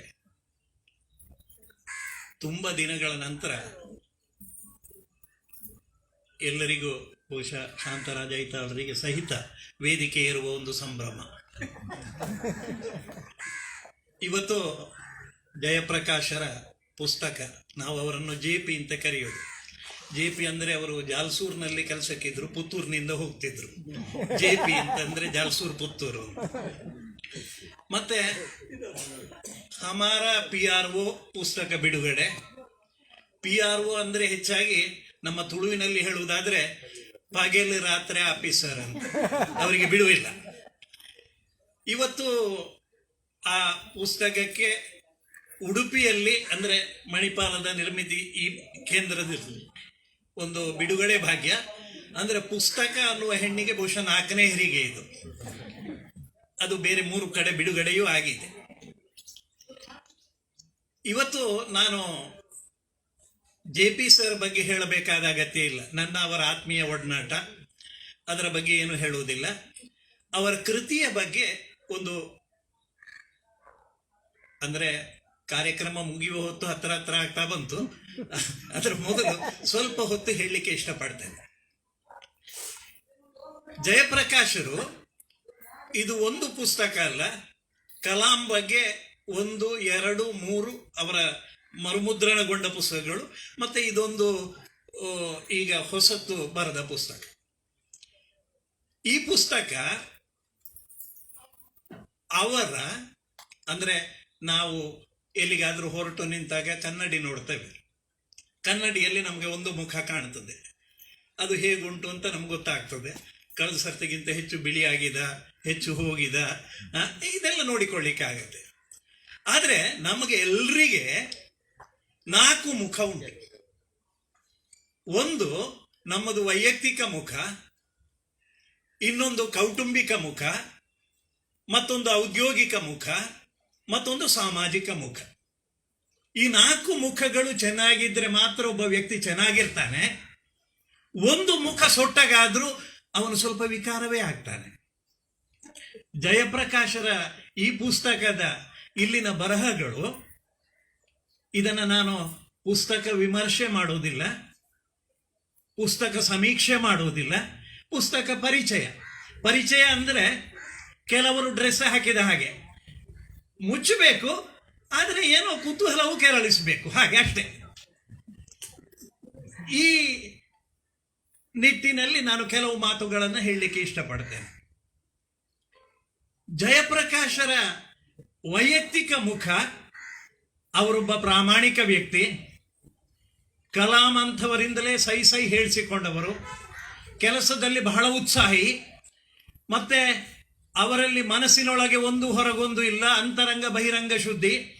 ಇದು ಅವರ ಈ 40 ಲೇಖನ, ಹಮಾರ PROದಿಂದ ಶುರುವಾಗಿ ಕೊನೆಯ ಮಾತು ತನಕ, ಮುನ್ನುಡಿ ಬೆನ್ನುಡಿ ಬಿಟ್ಟು 40 ಲೇಖನಗಳನ್ನು ಸಾಧ್ಯಂತ ನಾನು ಹಸ್ತಪ್ರತಿ ರೂಪದಲ್ಲೂ ಓದಿದ್ದೇನೆ, ಪುಸ್ತಕದ ರೂಪದಲ್ಲೂ ಓದಿದ್ದೇನೆ. ಬಹಳ ಚೆನ್ನಾಗಿ ಇಷ್ಟು ಲೇಖನಗಳಲ್ಲಿ ವೈಯಕ್ತಿಕವಾದಂತಹ ಛಾಪು ಉಂಟು. ಯಾಕಂದರೆ ಅಂಬಲಪಾಡಿ ಕೃಷ್ಣರಾಯರಂಥವರು ಬ್ಯಾಂಕಿನಲ್ಲಿ ಚೇರ್ಮನ್ ಆಗಿದ್ದಾಗ ಇವರಿಗೆ ಒಂದು ಗೃಹ ಪತ್ರಿಕೆಯಲ್ಲಿ ಹೆಸರು, ಇವರು ಮಾಡಿದ್ದು ವಿಶೇಷ ಸಂಚಿಕೆ, ಇವರ ಹೆಸರನ್ನೇ ಇನ್ನೊಬ್ಬ ಅಧಿಕಾರಿ ತೆಗೆದಾಗ ಇವರು ದಿಕ್ಕು ಕಾಣದೆ ಸೀದಾ ಅಂಬಲಪಾಡಿ ಕೃಷ್ಣರಾಯರ ಹತ್ರವೇ ಹೋದರು. ಅವರು ತುಂಬ ಒಳ್ಳೆ ಅಧಿಕಾರಿ, ತುಂಬ ಒಳ್ಳೆ ಮನುಷ್ಯ. ಈ ಮನುಷ್ಯ ಅವರಿಗೆ ಗೊತ್ತಿತ್ತು ಇವರು ಒಳ್ಳೆ ಮನುಷ್ಯ ಅಂತ. ಹಾಗಾಗಿ ಅವರು, ನೀವೇನು ಹೆದರಬೇಡಿ, ನಾನು ಅದನ್ನು ನಿಮ್ಮ ಎಡಿಟೋರಿಯಲ್ ಬೋರ್ಡ್ನಲ್ಲಿ ನಿಮ್ಮ ಹೆಸರು ಬರುವ ಹಾಗೆ ಮಾಡ್ತೇನೆ ಅಂತ ಹೇಳಿದರು. ಆ ಬಗ್ಗೆ ಒಂದು ಲೇಖನ ಉಂಟು. ಇನ್ನು ಇಂಥದ್ದು ನಾನು ಅಂದರೆ 40 ಲೇಖನಗಳನ್ನು ಕೂಡ ಹೇಳಬಹುದು. ಇದು ಅವರ ವೈಯಕ್ತಿಕವಾಗಿ ಬ್ಯಾಂಕಿನಲ್ಲಿ ದೊಡ್ಡ ಹುದ್ದೆಯಲ್ಲಿದ್ದವರು ಅವರ ಬಗ್ಗೆ ಹೇಗೆ ಸ್ಪಂದಿಸಿದರು ಅನ್ನುವುದಕ್ಕೆ ಒಂದು ನಿದರ್ಶನ. ಈ 40 ಲೇಖನಗಳು ನೀವು ಕೆಲವು ಸಿನಿಮಾದಲ್ಲಿ ಅಡ್ವರ್ಟೈಸ್ಮೆಂಟ್ ಬರ್ತದೆ, ನೀವು ಶುರುವಿನಿಂದಲೇ ನೋಡಿ, 5 ನಿಮಿಷವೂ ತಪ್ಪಿಸಬೇಡಿ, ಮತ್ತೆ ನಿಮಗೆ ಸಿನಿಮಾ ಅರ್ಥ ಆಗೋದಿಲ್ಲ. ಇದು ಹಾಗಲ್ಲ, ನೀವು ಎಲ್ಲಿಂದ ಬೇಕಾದರೂ ಓದುವಾಗ ಒಂದು ಚಾಪ್ಟರ್ ಓದಿ, ಅದು ಇಂಡಿಪೆಂಡೆಂಟ್, ಅದರಲ್ಲಿ ಏನಿಲ್ಲ. ನೀವು 14ನೇದು ಇಷ್ಟವೋ ಓದಿ, ಮತ್ತೆ 11 ಇಷ್ಟವೋ ಓದಿ, 1ನೇದು ಮತ್ತೆ ಓದ್ತಿರೋ ಓದಿ. ಎಲ್ಲವೂ ಅವರ ಜೀವನದ ಅನುಭವಗಳು. ಇನ್ನೊಂದು ಕೌಟುಂಬಿಕ ಮುಖದ ಬಗ್ಗೆ ಹೆಚ್ಚೇನು ಇಲ್ಲ ಅವರದಲ್ಲಿ. ಆದರೆ ಒಂದು ಲೇಖನದಲ್ಲಿ ಉಂಟು, ಇವರು DRDOದಲ್ಲಿ ಇವರ ಕ್ವಾರ್ಟರ್ಸ್ ಇರುವಾಗ ಯಾರೋ ಬಂಧುಗಳೋ ಸ್ನೇಹಿತರು ಹುಡ್ಕೊಂಡು ಬಂದರು. ಎಷ್ಟು ದೊಡ್ಡ ಜನ, ಆದರೆ ಕೆಲವೊಮ್ಮೆ ಏನು ಮಾಡ್ತದೆ, ಹತ್ತಿರದ ಬೀದಿಯಲ್ಲೇ ಗೊತ್ತಿರುವುದಿಲ್ಲ. ಹಾಗೆ ಆದರೆ ಇವರು ಒಳಗೆ ಬಂದಿದ್ದಾರೆ, ಒಳಗೆ ಬಂದು ಇವರ ಹೆಸರು ಹೇಳಿದ್ರು, ಇವರ ಹುದ್ದೆ ಹೇಳಿದ್ರು, ಎಲ್ಲ ಹೇಳಿದ್ರು. ಯಾರಿಗೂ ಎಲ್ಲಿಯಪ್ಪ ಮನೆ, ಅಲ್ಲಿ ಇಲ್ಲಿ 200-300 ಮನೆ ಉಂಟು, ಎಲ್ಲಿಯಪ್ಪ ಅಂತ ಆಯಿತು. ಒಬ್ಬ ಅಲ್ಲಿ ಗೋಲಿಯೋ ಬೇರೆ ಏನೋ ಆಡ್ತಿದ್ದ ಹುಡುಗರ ಹತ್ರ ಕೇಳಿದ್ರಂತೆ. ಕೇಳುವಾಗ ಒಬ್ಬ ಹುಡುಗ ಹೇಳೋದಂತೆ, ಅದು ಗುರುಪ್ರಸಾದನ ತಂದೆ ಕಣ ಅಂತ. ಅಂದ್ರೆ ನೀವು ಒಬ್ಬ ಮಗನಿಂದಾಗಿ ತಂದೆಯ ಪರಿಚಯ ಆಯಿತು. ಇದು ಕೌಟುಂಬಿಕ ಮುಖ. ಇದು ಇಷ್ಟು ಮಾತ್ರ ಅಲ್ಲ, ಅಲ್ಲಿ ಇನ್ನೊಂದು ಶವಾಗಾರದ ಬಗ್ಗೆ ಪೋಸ್ಟ್ ಮಾರ್ಟಮ್ ಅಂದರೆ ಈ ಕೆಲವು ಆಕ್ಸಿಡೆಂಟ್ ಆಗ್ತಾರೆ, ರಾತ್ರಿ ಗೊತ್ತಾಗೋದಿಲ್ಲ, ಇಂಥದ್ರ ಬಗ್ಗೆ ಒಂದು ಚಾಪ್ಟರ್ ಇದೆ.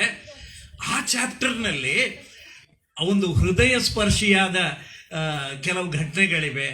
ಭಾರಿ ಒಂದು ಕುಟುಂಬ ಸದಸ್ಯ ನೊಂದರೆ ಅಥವಾ ಅವನಿಗೆ ತೊಂದರೆ ಆದರೆ ಹೇಗೆ ಅವನನ್ನು ದಿನ ರಾತ್ರಿ ನಮ್ಮ ಒಬ್ಬರು KMCಯಲ್ಲಿ ಅಡ್ಮಿಟ್ ಆಗಿದ್ದಾರೆ, ಆದರೆ ಹತ್ತಿರದವರು ಹೇಗೆ ನಾವು ಕಣ್ಣಲ್ಲಿ ಕಣ್ಣಿಟ್ಟು ನೋಡ್ತೇವೋ ಹಾಗೆ ಆ ಕುಟುಂಬದ ಸದಸ್ಯರನ್ನು ಕಣ್ಣಲ್ಲಿ ಕಣ್ಣಿಟ್ಟು ನೋಡಿ ಬೆಳಗ್ಗೆ 4 ಗಂಟೆಗೆ ಮನೆಗೆ ಬಂದದ್ದು ಉಂಟು. ಆ ಇನ್ಸಿಡೆಂಟ್ ಒಂದು ಚಾಪ್ಟರ್ ಉಂಟು. ಇದು ಇವರ ಕೌಟುಂಬಿಕ ಮುಖ. ಇಡೀ ನಾನು ದುಡಿಯುವ ಈ ಸಂಸ್ಥೆಯ ಎಲ್ಲ ಸದಸ್ಯರು ನನ್ನ ಕುಟುಂಬ ಸದಸ್ಯರೇ ಅಂತ ಗ್ರಹಿಸುವ ಲೇಖನಗಳು ಉಂಟು. ಇನ್ನೊಂದು ಔದ್ಯೋಗಿಕ ಮುಖ. ಉದ್ಯೋಗದಲ್ಲಿ ಹೇಗೆ ಅಂತ ಅವರು ಉದಯವಾಣಿಯಿಂದ ಉದ್ಯೋಗ ಆರಂಭಿಸಿದ್ರು. ಅವರಿಗೆ ಹೊಳೆದದ್ದು ನನಗೆ ಹೊಳಿಲಿಲ್ಲ. ಅವರು ಸಂಬಳ ಕಮ್ಮಿ ಅಂತ ಬಿಟ್ಟರು. LIC ಸೇರಿದ್ರು. LIC ಸೇರಿಯೂ ಅದು ಕಮ್ಮಿ ಸಂಬಳ ಅಂತ ಬಿಟ್ಟರು. ಬ್ಯಾಂಕ್ ಸೇರಿದ್ರು. ಆಗ ಬ್ಯಾಂಕ್ ಏನು ಕಲ್ತ್ರೂ ಬ್ಯಾಂಕಿಗೆ ಹೋಗ್ಬೋದಿತ್ತು. ಬ್ಯಾಂಕಿನವರು ಎಸ್ ನಾಳೆಯಿಂದ ಬಾ ಅಂದ್ರೆ ಸಾಕು. ಆ ದಿನಗಳಲ್ಲಿ ಬ್ಯಾಂಕ್ ಸೇರಿದ್ರು. ಬ್ಯಾಂಕಿನಲ್ಲೂ ನೀವು ಆಗ ಇವರ ಜಾತಕ ಯಾರಿಗಾದ್ರೂ ಜೋಯಿಸರಿಗೆ ತೋರಿಸಿದ್ರೆ ನಿನಗೆ ಶುಕ್ರ ದೆಸೆ ಬರ್ತದೆ ಅಂತ ಹೇಳ್ತಿದ್ರು. ಇದು ಜಾತಕ ತೋರಿಸಿದ್ದಾರೋ ಇಲ್ಲೋ ನನಗೆ ಗೊತ್ತಿಲ್ಲ.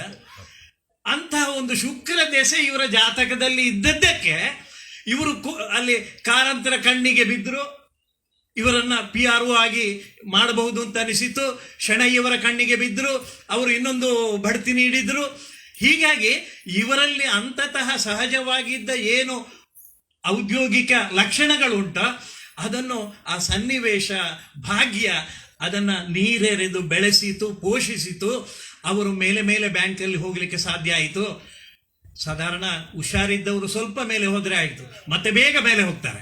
ಹಾಗೆ ನಮ್ಮ ಜಯಪ್ರಕಾಶರು, ನಾನು ಹೇಳಿದ್ದು ಬೇರೆ ಅರ್ಥದಲ್ಲಿ ಅಲ್ಲ, ಜಯಪ್ರಕಾಶರು ಬ್ಯಾಂಕು ಬಿಟ್ಟು ಬೇರೆ ವೈಮಾನಿಕ ಅಭಿವೃದ್ಧಿ ಸಂಸ್ಥೆಗೆ ಹೋದರು. ಅಲ್ಲಿಂದ DRDOಗೆ ಹೋದರು. ಮತ್ತು ಅಲ್ಲೂ ಕೂಡ ಬೇರೆ ಬೇರೆ ಸ್ತರದ ಹುದ್ದೆಗಳನ್ನು ಅಲಂಕರಿಸಿದರು. ಹೆಚ್ಚಾಗಿ ವೃತ್ತಿಪರ ಜೀವನದಲ್ಲಿ PRO ಅಂದರೆ ಪೇಪರ್ನವರು ಪ್ಲಸ್ ಮಾಧ್ಯಮದವರು, ಉಳಿದದ್ದು ಎಲ್ಲ ಬೇಕೇ ಬೇಕು. ಅವರಿಲ್ಲದೆ ಸಂಸ್ಥೆಗೆ ಪಬ್ಲಿಸಿಟಿ ಇಲ್ಲ. ಹಾಗೆ ಅಂತ ಸುದ್ದಿಯನ್ನ ಬಿಟ್ಟುಕೊಡ್ಲಿಕ್ಕೆ ಆಗೋದಿಲ್ಲ. ಸುದ್ದಿಯನ್ನ ಅವರಿಗೆ ಸೀದಾ ಬಿಟ್ಟುಕೊಡ್ಲಿಕ್ಕೆ ಆಗಲಿ, ಒಳಗೆ ಬನ್ನಿ ನೋಡಿ ಹೇಳಲಿಕ್ಕೆ ಆಗಲಿ ಆಗೋದಿಲ್ಲ. ಇಲ್ಲಿ ಇವರು ಆ ಸಂಸ್ಥೆಯಲ್ಲಿ ಎಷ್ಟು ಉನ್ನತ ಹುದ್ದೆಯಲ್ಲಿ ಇದ್ರು ಅಂದರೆ ಜಾರ್ಜ್ ಫೆರ್ನಾಂಡಿಸರಿಗೆ ಮತ್ತು ಅಬ್ದುಲ್ ಕಲಾಮಿಗೆ ಸಮೀಪವರ್ತಿಯಾಗಿದ್ದರು. ಅವರ ಶಿಷ್ಟಾಚಾರವೋ ಏನು ನಿರೂಪಿಸುವವರಾಗಿದ್ದರು. ಇಂಥ ಒಂದು ಔದ್ಯೋಗಿಕ ಸಂಗತಿಯಲ್ಲಿ ಅವರು ಏನಾಯಿತು ಅಂದರೆ ಒಂದು ಸರ್ತಿ ಜಾರ್ಜ್ ಫೆರ್ನಾಂಡಿಸರು ಬಂದಿದ್ದರು ಸಂಸ್ಥೆಗೆ ಬಂದಾಗ ಒಂದು TV ತಂಡದವರು ಅವರ ಬೆನ್ನ ಹಿಂದೆ ನುಗ್ಗಿದ್ರಂತೆ. ಎಲ್ಲ ಎಷ್ಟು ಕಟ್ಟುನಿಟ್ಟಾದ ಆಜ್ಞೆ ಕೊಟ್ಟರು. ನಿಜವಾಗಿ ಅವರಲ್ಲಿ ಬರಬಾರ್ದಲ್ಲಿ, ನಿಷೇಧಿತ ಸ್ಥಳ. ಮಡಿ ಇಲ್ಲದವರು ನಾಗಬನದ ಒಳಗೆ ಬಂದ ಹಾಗೆ ಆಯಿತು. ಇವರಿಗೆ ಮತ್ತೆ ಸಂಸ್ಥೆಯ ಗುಟ್ಟನ್ನು ಕಾಯ್ದಿಡಬೇಕು. ಅವರನ್ನು ಟಪ್ಪ ಹೊರಗೆ ಕಳಿಸಿದರು. ಹೊರಗೆ ಕಳಿಸುವಾಗ ಪತ್ರಕರ್ತರ ಹತ್ರ ಒಂದು ಸಂಘಟನೆ ಉಂಟು. ಅವರು ಹೇಗೆ ಆಗ್ತದೆ ಅಂತ 8-10 ಜನ ಒಟ್ಟು ಸೇರಿದ್ರು. ಕ್ಯಾಮರಾ ತಂಡದವರು, ಪತ್ರಕರ್ತರು ಎಲ್ಲ ಸೇರಿ. ಅಷ್ಟಾಗೋ ಇವರಿಗೆ ಗೊತ್ತುಂಟು ನಾಳೆ ಪೇಪರ್ನಲ್ಲಿ ಬೇರೆ ಬರೆದ್ರೆ, ಯಾಕಂದ್ರೆ ಒಂದು ಆಶ್ಚರ್ಯ ಚಿಹ್ನೆ, ಒಂದು ಕ್ವಶನ್ ಮಾರ್ಕ್ ಆದರೆ ಪ್ರಾಬ್ಲಮ್ ಆಗತ್ತೆ. ಅಂತಹ ಸನ್ನಿವೇಶದಲ್ಲಿ ಇವರು ಅದನ್ನು ನಿಭಾಯಿಸಿದ ರೀತಿ ಅಂದರೆ ಕೂಡಲೇ ಜಾರ್ಜ್ ಫೆರ್ನಾಂಡಿಸರು ರಕ್ಷಣಾ ಸಚಿವರು ಅವರನ್ನ, ಸರ್ ಒಂದು 5 ನಿಮಿಷ ಹೇಳಿ ಕರ್ಕೊಂಡು ಹೋಗಿ ಎಲ್ಲರ ಹತ್ರ ಹೊರಗಡೆ ಮಾತಾಡಿಸಿ ಸನ್ನಿವೇಶವನ್ನು ತಿಳಿ ಮಾಡಿ ಮತ್ತೆ ಅವರನ್ನು ನಿಯೋಜಿತ ಕಾರ್ಯಕ್ರಮಕ್ಕೆ ಕರ್ಕೊಂಡು ಹೋದರಂತೆ. ಅಂದರೆ ಪತ್ರಕರ್ತರು ಸುದ್ದಿ ಸಿಗಲಿ ಅಂತ ಎಳೆಯುವರು, ಇವರು ನಿಮಗೆ ಸುದ್ದಿ ಮತ್ತೆ ಕೊಡ್ತೇನೆ ಅಂತ ಹಿಡಿಯುವರು. ಯಾವಾಗ ಬಿಡಬೇಕು ಅಂತ ಇವ್ರಿಗೆ ಗೊತ್ತುಂಟು, ಅದಕ್ಕಿಂತ ಮೊದಲು ಎಲ್ಲಿ ಹಿಡಿಬೇಕು ಅಂತ ಅವ್ರಿಗೆ ಗೊತ್ತುಂಟು. ಇಂತಹ ಸನ್ನಿವೇಶದ ತುಂಬ ಲೇಖನಗಳು ಈ ಪುಸ್ತಕದಲ್ಲಿವೆ.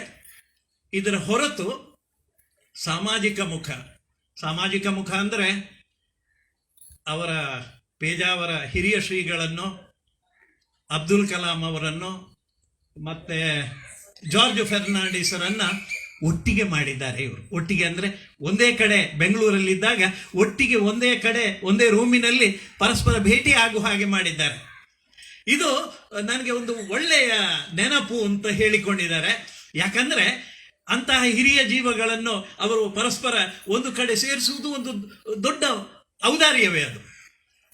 ಇದು ಇವರ ಪುಸ್ತಕ, ನಿಮ್ಮ PROಗೆ ಕನ್ನಡದಲ್ಲಿ ಅಂತ ಹೇಳೋದು ಸಾರ್ವಜನಿಕ ಸಂಪರ್ಕ ಎಂಬ ಜೀವನ ಧರ್ಮ ಅಂತ. ಈ ಜೀವನ ಧರ್ಮ, ಆ ಧರ್ಮ ಅಂದ ಕೂಡಲೇ ನಾನು ಹೆದರುವುದು. ನಾನು ಪೇಪರ್ನಲ್ಲಿ 32 ವರ್ಷ ಕೆಲಸ ಆಗಿ ಧರ್ಮಕ್ಕೆ ಸಿಕ್ಕಿಬಿದ್ದೇನೆ ಕೆಲವರಲ್ಲಿ. ಎಂತ ಹೇಳಿದರೆ, ನಾನು ಮ್ಯಾಗಝಿನ್ ವಿಭಾಗದಲ್ಲಿ ಬನ್ನಂಜಿಯವರ ಶಿಷ್ಯನಾಗಿ ಕೆಲಸ ಮಾಡ್ತಾ ಇದ್ದಾಗ ಒಬ್ಬರು KMCಯಿಂದ ಬಂದರು. KMCಯಿಂದ ಬಂದು ಒಬ್ಬರು, ಅವರು ಕ್ರಿಶ್ಚಿಯನ್. ಅವರು, ನನ್ನ ಮಗ ಬ್ಲಡ್ ಕ್ಯಾನ್ಸರು, ಡೆತ್ ಬೆಡ್ಡಲ್ಲಿದ್ದಾನೆ, ಡಾಕ್ಟ್ರು ಬದುಕುವುದಿಲ್ಲ ಹೇಳಿದ್ದಾರೆ, ಅವನು ಅಲ್ಲೇ ಮಲಗಿದ್ದಲ್ಲೇ ಕೆಲವು ಕಾರ್ಟೂನ್ಸ್ ಬಿಡಿಸಿದ್ದಾನೆ, ನೀವು ಒಂದಾದರೂ ಹಾಕಿದರೆ ಅವನ ಮನಸ್ಸಿಗೆ ಸಂತೋಷ ಆಗುತ್ತೆ ಸರ್, ಒಂದು ವೇಳೆ ಸಂತೋಷ ಆದರೆ ಬದುಕಲಿಕ್ಕೂ ಸಾಕು ಅಂತ ಹೇಳಿದ್ದಾರೆ ಡಾಕ್ಟ್ರು ಅಂತ ಹೇಳಿಕೊಟ್ರು. ಬನ್ನಂಜಿಯವರು ಯಾವುದೋ ಉಪನ್ಯಾಸದ ಗಡಿಬಿಡಿಯಲ್ಲಿದ್ದರು, ನೋಡಿ ಇದರಲ್ಲಿ ಒಳ್ಳೆಯದು ಕಂಡದ್ದು ಹಾಕಿ ಅಂದರು. ಚೌತಿ ಟೈಮ್ ಅದು. ನಾನು ಹಾಕಿದೆ ಒಂದು ಕಾರ್ಟೂನು. ಅದು ಏನಂದರೆ ಗಣಪತಿಯ ಕೊರಳಿಗೆ ಕ್ರಾಸ್ ಕಟ್ಟಿದ್ದು. ನಾನು ಆಗ ಪತ್ರಿಕೋದ್ಯಮಕ್ಕೆ ಹೊಸಬ. ಆದಿತ್ಯವಾರ ಆಗಿ ಸೋಮವಾರ ಆಗುವಾಗ ಮಣಿಪಾಲ ಪೊಲೀಸ್ ಸ್ಟೇಷನ್ನಿಂದ ಒಬ್ಬ ಕಾನ್ಸ್ಟೇಬಲ್ ಬಂಡ, ಇದು ಯಾರು ಪ್ರಕಟಿಸಿದ್ದು ಅಂತ. ನಂದು ಇನ್ನೂ, ನಾನು ಹೇಳಿದೆ ನಾನಲ್ಲ ಬನ್ನಂಜಿಯವರು ಅಂತ, ಯಾಕಂದರೆ ಅವ್ರು ನನಗೊಂದು ಗುರಾಣಿ. ಆಯಿತು, ಸರಿ. ಬನ್ನಂಜಿಯವರು ಬಂದರು ಅಷ್ಟರಲ್ಲೇ. ಮತ್ತೆ ಅವನಿಗೆ ಅವರ ಶಿಷ್ಯ ಅವನು ಎಲ್ಲ ವಿವರಿಸಿದ್ರು, ಹೋದರು. ಅವರು ಹೇಳಿದ, ಕೆಲವು ಕ್ರಿಶ್ಚಿಯನ್ರು ಬಂದಿದ್ದಾರೆ ಸರ್ ಮಣಿಪಾಲ ಸ್ಟೇಷನಿಗೆ, ಅವರು ಕಂಪ್ಲೇಂಟ್ ಕೊಟ್ಟಿದ್ದಾರೆ ಅಂತ. ಅವರಿಗೆ ಹೇಳಿಬಿಡ, SIಗೆ ಹೇಳಿಬಿಡ, ಅವರಿಗೆ ನಾನು ಗೊತ್ತುಂಟು ಯಾವ ದುರುದ್ದೇಶ ಇಲ್ಲೂ ಅಲ್ಲ ಅಂದರು. ಅವು ಹೋದ. ಮತ್ತೇನಾಯಿತು ಗೊತ್ತಿಲ್ಲ. ಆದರೆ ನಾನು ಬನ್ನಂಜಿಯವರಿಗೆ ಹೇಳಿದೆ, ಈ ಕ್ರಿಶ್ಚಿಯನ್ರನ್ನು ನಂಬಬಾರ್ದು ಸರ್, ಇವರು ಡೇಂಜರ್ ಜನ ಹೇಳಿದೆ. ನಾನು ಸಣ್ಣವ. ಸ್ವಲ್ಪ ಟೈಮ್ ಕಳೀತು. ಮೂಡಬಿದ್ರೆಯ ನನ್ನೊಬ್ಬರು ದೋಸ್ತಿ ಇದ್ದಾರೆ, ಅವರು ಒಂದು ಲೇಖನ ಬರೆದ, ಮುಸುಕಿನೊಳಗೆ ಮುಸ್ಲಿಂ ಮಹಿಳೆಯರು ಅಂತ. ನಾನು ಹಾಕಿದ್ದೆ, ಅದು ನನಗೆ ಭಾರಿ ಸರಿ ಕಂಡಿತು. ಅದು ಹಾಕಿ ಆಗುವಾಗ ಮರುದಿನ ಉಳ್ಳಾಲದಿಂದ, ಮಂಗಳೂರಿನಿಂದ, ಕುಳೂರಿನಿಂದ ಒಂದು ಜೀಪು ಜನ. ಪುಣ್ಯಕ್ಕೆ ನಾನು 5:30ಗೆ ಕೆಲಸ ಮುಗಿಸಿ ಮನೆಗೆ ಹೋಗಿದ್ದೆ. ನಮ್ಮ ದನಿಗಳು, ಮೋಹನ್ದಾಸ್ ಪೈಗಳು, N ಗುರುರಾಜರು, ಅವ್ರನ್ನೆಲ್ಲ ಮಾತಾಡಿಸಿ, ಇದು ಅಂಥದ್ರಿಂದ ಅಲ್ಲ, ಇಲ್ಲ ನೀವು ಏನೋ ಇದು. ಮತ್ತೆ ಇದು ಯಾರನ್ನೂ ಕುರಿತಾಗಿ ಬರೆದದ್ದಲ್ಲ. ಯಾರಿಗಾದರೂ ಅಕಸ್ಮಾತ್ ನೋವಾಗಿದ್ದರೆ ಆ ಬಗ್ಗೆ ವಿಷಾದಿಸ್ತೇವೆ ಅಂತ ವಿಷಾದ ಹಾಕಿತು. ಅದು ಮುಗಿಯಿತು. ನಾನು ಹೇಳಿದೆ, ಕ್ರಿಶ್ಚಿಯನ್ರಷ್ಟೇ ಅಲ್ಲ, ಮುಸ್ಲಿಮರು ಡೇಂಜರ್ ಜನ ಸರ್, ಅವ್ರನ್ನ ನಂಬಬಾರ್ದು ಅಂತ. ಸ್ವಲ್ಪ ಟೈಮ್ ಹೋಯಿತು. ಹೋದ ಮೇಲೆ ಹೊಸಬೆಟ್ಟು ಸೀತಾರಾಮಾಚಾರ್ಯರು ಭಗವದ್ಗೀತೆ ಬಗ್ಗೆ, ಭಾಗವತದ ಬಗ್ಗೆ ಎಲ್ಲ ತುಂಬ ಮಾತಾಡುವವರು, ಒಳ್ಳೆ ಪ್ರವಚನಕಾರರು. ಅವರು ಒಂದು ಲೇಖನ ಬರೆದರು. ಅದರಲ್ಲಿ ಹೀಗಿತ್ತು, ಸುಮ್ಮಗಿದ್ದ ಅರ್ಜುನನ್ನ ಕೆಣಕಿ, ಇಲ್ಲಿ ಇದ್ದ ನಿನ್ನ ಬಂಧು ಬಾಂಧವರೆಲ್ಲ ಹಿಂದೆ ಇದ್ದವರೇ ಮುಂದೆ ಇರುವವರೇ ಎಂತ ಶ್ರೀಕೃಷ್ಣ ಯುದ್ಧಕ್ಕೆ ಪ್ರಚೋದಿಸಿದ. ಈ ಶ್ರೀಕೃಷ್ಣ ಇಡೀ ಮಾನವ ಜನಾಂಗದ ಹತ್ಯೆಗೈದ ಅಥವಾ ಅದಕ್ಕೆ ಮನಸ್ಸು ಮಾಡಿದ ಒಬ್ಬ ಉಗ್ರನಿಗಿಂತ ಹೇಗೆ ಭಿನ್ನ ಅಂತ ಕೇಳಿದ್ರು. ಬನ್ನಂಜಿಯವರಿಗೆ ತೋರಿಸಿದೆ, ಇನ್ನೂ ತೊಂದರೆ ಆಗೋದು ಬೇಡ ಅಂತ. ಇದು ಹಾಕಿ ನೀವು, ನಾನು ಬಂದು ಉತ್ತರ ಕೊಡ್ತೇನೆ ಅಂದರು. ಹಾಕಿತು. ಹಾಕಬೇಕಾದ್ರೆ ಆದಿತ್ಯವಾರ ನಮ್ಮ ಹೋದ ವ್ಯಾನು, ಪೇಪರ್ ವ್ಯಾನು ವಾಪಸ್ಸು ಬರಲಿಲ್ಲ. ಅಲ್ಲಲ್ಲಿ ತಡೆಗೋಡೆಗಳು ಆಯಿತು. ನನಗೆ ಗೊತ್ತೇ ಇಲ್ಲ. ಸೋಮವಾರ ನಾನು ನೋಡ್ತೇನೆ, ಉದಯವಾಣಿಯಲ್ಲೇ ಉಂಟು, ಈ ಲೇಖನಕ್ಕಾಗಿ ಕ್ಷಮೆ ಯಾಚಿಸ್ತೇವೆ ಅಂತ. ನಾನು ಗ್ರಹಿಸಿದೆ, ಇನ್ನು ಹೋಗಿ ಉಂಟೋ ಇಲ್ಲೋ, ನಾಳೆ ಹೋಗಲಿಕ್ಕೆ ಪುನಃ ಅಂತ. ಧರ್ಮ ಅಂದ ಕೂಡಲೇ ನಾನು ಹೆದರುವುದು. ಇದು ಅದಲ್ಲ, ಇದು ಪತ್ರಿಕಾ ಧರ್ಮ ಒಂದಿದೆ, ಜೀವನ ಧರ್ಮ ಒಂದಿದೆ. ಅಂತಹ ನೀವು PROಗಳಾಗಬೇಕಾಗಿದ್ರೆ, ಈಗ ಬ್ಯಾಂಕಿನ PRO ಅಂದರೆ ಅದು ಆಲ್ಟೋ ಕಾರ್ ಬಿಟ್ಟ ಹಾಗೆ ದೊಡ್ಡ ಸಂಗತಿ ಏನಿಲ್ಲ. ಇದು ದೊಡ್ಡ ಟ್ರಕ್ ಬಿಟ್ಟ ಹಾಗೆ, ಹೆವಿ. DRDOದ್ದು, ಇನ್ನು ವೈಮಾನಿಕ ಅಭಿವೃದ್ಧಿ ಸಂಸ್ಥೆಯದ್ದು. ಈ ಎಲ್ಲ ವಿಷಯಗಳನ್ನು ನಾನು ಸ್ವಲ್ಪ ಲಘುವಾಗಿ ಆತ್ಮೀಯತೆಯಿಂದ ಹೇಳಿದೆ. ಇದರ ಹೊರತಾಗಿ ಯಾರಿಗಾದರೂ ಮುಂದೆ PRO ಆಗಬೇಕು ಅಂತ ಇದ್ದರೆ ಅವರಿಗೆ ಇಂಥ ಒಂದು ಪುಸ್ತಕ ಮಾರ್ಗದರ್ಶಿ ಏನು ಎಂತ ಅಂತ ನೋಡಲಿಕ್ಕೆ. ಅದಕ್ಕಿಂತ ಮುಖ್ಯ ಏನಂದರೆ ಈ ಪುಸ್ತಕ ಓದ್ತಾ ಇದ್ದು ಕೊನೆಗೆ ಮುಗಿಸಿದಾಗ ನನಗನಿಸಿತು, ನೀನು ಪತ್ರಿಕೋದ್ಯಮದಲ್ಲಿ ಇದ್ದಿ ಮಗ, ನಿನಗೂ ತುಂಬ ಅನುಭವ ಇರಬಹುದು, ನಿನಗೂ ಹೀಗೆ ಚಾಪ್ಟರ್ ವೈಸ್ ಬರೆದ್ರೆ 2 ಪುಸ್ತಕ ಆಗ್ತಿತ್ತಲ್ಲ ಅಂತ ನನ್ನ ಮನಸ್ಸು ಹೇಳಿತು. ಪ್ರಾಯಶಃ ಅಂತ ಒಂದು ಯೋಚನೆಗೆ ಇಂಬು ಕೊಟ್ಟ ಮತ್ತು ಯೋಚಿಸುವಂತೆ ಮಾಡಿದ. ನಾನು ಹೇಳಬೇಕಾದ ಮಾತುಗಳು ತುಂಬ ಇವೆ, ಹೇಳಬೇಕಾದಕ್ಕಿಂತ ಹೇಳದೆ ಉಳಿದದ್ದೇ ಗಂಟಲಲ್ಲಿ ಉಂಟು. ಇಷ್ಟಿದ್ದು ನಾನು ಹೇಳಬಹುದೋ ಬಾರ್ದೋ ಗೊತ್ತಿಲ್ಲ. ಅದರಲ್ಲಿ ಕೆಲವು ಅಕ್ಷರ ತಪ್ಪುಗಳು ಉಳ್ಕೊಂಡಿವೆ. ಅವರು ಪ್ರೂಫ್ ನೋಡಿದ್ದಾರೆ. ಬಹುಶಃ ನಾನು ಓದುವಾಗ ನನಗೆ ಹಾಗೆ ಅನಿಸಿತ್ತು, ಅದು ಉದಯವಾಣಿಯ ಇದರಲ್ಲಿಯೂ ಇರಬಹುದು. ಒಂದು ಸಲ ನಾವು ಎಮ್ಮಿ ಕಾಮತ್ರ ಲೇಖನ ಹಾಕುವಾಗ ದುರಹಂಕಾರ ಅಂತ 36 ಪಾಯಿಂಟಲ್ಲಿ ಹಾಕುವುದು ದುರಮಹಕಾರ ಅಂತ ಆಗಿದೆ. ಹೀಗೊಂದಾಯ್ತಲ್ಲ, 0 ಇತ್ಲಾಗಿ ಬಿದ್ದು. ಇವರ ಪುಸ್ತಕದಲ್ಲೂ ಆಗಿದೆ, ಏನು ತೊಂದರೆ ಇಲ್ಲ, ನಾವೇ ಮೊದಲಿಗಿರಲ್ಲ. ಸಣ್ಣ ಸಣ್ಣ ಮಿಸ್ಟೇಕ್ಗಳುಂಟು, ಅದೆಲ್ಲ ಹೇಳಬಹುದಾದ ಸಂಗತಿಗಳಲ್ಲ. ಯಾಕಂದರೆ ಒಂದು ಸ್ಪೇಸ್ ಕೊಡುವುದು, ಒಂದು ಕೊಮ ಹಾಕುವುದು ಕೂಡ ಇಂಪಾರ್ಟೆಂಟ್. ನಾನೊಂದು SSLC ಹಿಂದಿ ಪೇಪರ್ ಮಾಡ್ತಿದ್ದಾಗ ಮೀನಾ ಕ್ಷೀರಂ ಪಿಬತಿ ಅಂತ ಆಗಬೇಕು ಕ್ವಶನ್. ಅದು ಮಂಗಳೂರಿನ ಪಬ್ ಗಲಾಟೆ ಟೈಮ್ ಮೀನಾಕ್ಷಿ ರಂ ಪಿಬತಿ ಅಂತ ಆಯಿತು. ಸ್ಪೇಸ್ ಒಂದು ಇಟ್ಲಾಗೆ ಇಷ್ಟೇ. ಆದರೆ ಆಭಾಸವೇ ಅಲ್ವಾ. ಇವತ್ತು ಯಾರೋ ವಾಟ್ಸಪ್ಪಲ್ಲಿ ನೋಡ್ತಿದ್ದೆ, ಅವರು ಗಾಯಾಳುವಿನ ಇದು ಮುಖಕ್ಕೆ 9 ಹೊಲಿಗೆ ಹಾಕಲಾಗಿದೆ ಇದ್ದದ್ದು 9 ಹೋಳಿಗೆ ಹಾಕಲಾಗಿದೆ ಅಂತ. ಇಂಥದ್ದೆಲ್ಲ ಆಗತ್ತೆ. ಹಾಗೆ ಇಲ್ಲಿ ಸಣ್ಣ ಸಣ್ಣ ತಪ್ಪುಗಳಿವೆ. ಅದೆಲ್ಲ ಇಷ್ಟು ದೊಡ್ಡ ಪುಸ್ತಕ, ಒಳ್ಳೆಯ ಕೆಲಸದ ಮುಂದೆ ಅದೆಲ್ಲ ಸಣ್ಣದು. ಆದರೆ ಪಡ್ರೆಯವರು ಸ್ನೇಹದಲ್ಲಿ ಅದನ್ನು ಹೇಳಲಿಲ್ಲ ಅಂತ ಆಗಬಾರ್ದು. ಯಾಕಂದರೆ ಒಮ್ಮೆ ಬನ್ನಂಜಿಯವರು ಒಂದು ಸಂಸ್ಕೃತ ಪುಸ್ತಕದ ಬಗ್ಗೆ ಕಟುವಾಗಿ ಬರಿಬೇಕು ಅಂತ ಇದ್ದಾಗ ಆ ಪುಸ್ತಕ ಸಂಘಟಕರು ಬರೆದವರೆಲ್ಲ ಬಂದು, ಸ್ವಾಮಿ ಸಂಸ್ಕೃತದ ಪುಸ್ತಕ ನೀವು ಹೇಳಿದರೆ ಅದು ನಾವು ಅದಕ್ಕೆ ಸಾಧಾರಣ ಒಂದು 20 ಲಕ್ಷ ರೂಪಾಯಿ ಹಾಕಿದ್ದೇವೆ ಅಂತ. ಇವರು ಸಂಸ್ಕೃತ ಕಲಿಯುವವರಿಗೆ ಇದೊಂದು ಕೈದೀವಿಗೆ ಅಂತ ಬರೆದರು. ತುದಿಯಳ್ಕ ವಿಷ್ಣುಯ್ಯ ಅಂತ ಇದ್ರು, ಈಗ ತೀರಿ ಹೋಗಿದ್ದಾರೆ. ಅವರು ಬಂದು ಅವರೊಂದು ಕಾಗದ ಬರೆದ್ರು, ಬನ್ನಂಜಿಯವರ ವಿಮರ್ಶೆ ನೋಡಿ ಪುಸ್ತಕ ಕೊಂಡೆ, ಅದರಲ್ಲಿ ಪುಟದಲ್ಲಿ 10-15 ತಪ್ಪುಗಳು, ಬನ್ನಂಜಿಯವರಿಗೆ ಅಷ್ಟೂ ಸಂಸ್ಕೃತ ಗೊತ್ತಿಲ್ಲವೇ ಅಂತ. ಅಂದರೆ ಹೀಗಾಗಬಾರದು ಅನ್ನುವ ಕಾರಣಕ್ಕೆ ಸಣ್ಣ ಸಣ್ಣ ತಪ್ಪುಗಳು, ಅದನ್ನು ಈ ಸಂದರ್ಭದಲ್ಲಿ ಹೇಳಬೇಕಾದ್ದಲ್ಲ. ಅದು ಅಕ್ಷರ ತಪ್ಪುಗಳು, ಆದರೆ ವಿಷಯ ಶುದ್ಧವಾಗಿದೆ. ಅದನ್ನು ಶುದ್ಧ ರೀತಿಯಲ್ಲಿ ಅವರು ಪ್ರೆಸೆಂಟ್ ಮಾಡಿದ್ದಾರೆ. ಅವರಿಗೆ ಮನಸ್ಸಲ್ಲಿ ಒಂದು ಪೊಲೀಸ್ ಸಂಹಿತೆ ಬಗ್ಗೆ ಬರೆದ ಪುಸ್ತಕ ಇನ್ನೂ ಬರಲಿಲ್ಲ ಅಂತ ಉಂಟು. ಅವರು ರೂಪುರೇಷೆ ಹಾಕಿದ್ದು, ಅದು ಕೂಡ ಬೇಗ ಬರುವ ಹಾಗೆ ಆಗಲಿ ಜಯಪ್ರಕಾಶರೇ ಅಂತ ಹೇಳ್ತಾ ನಾನು ಅವಕಾಶಕ್ಕಾಗಿ ವಂದಿಸಿ ವಿರಮಿಸ್ತೇನೆ.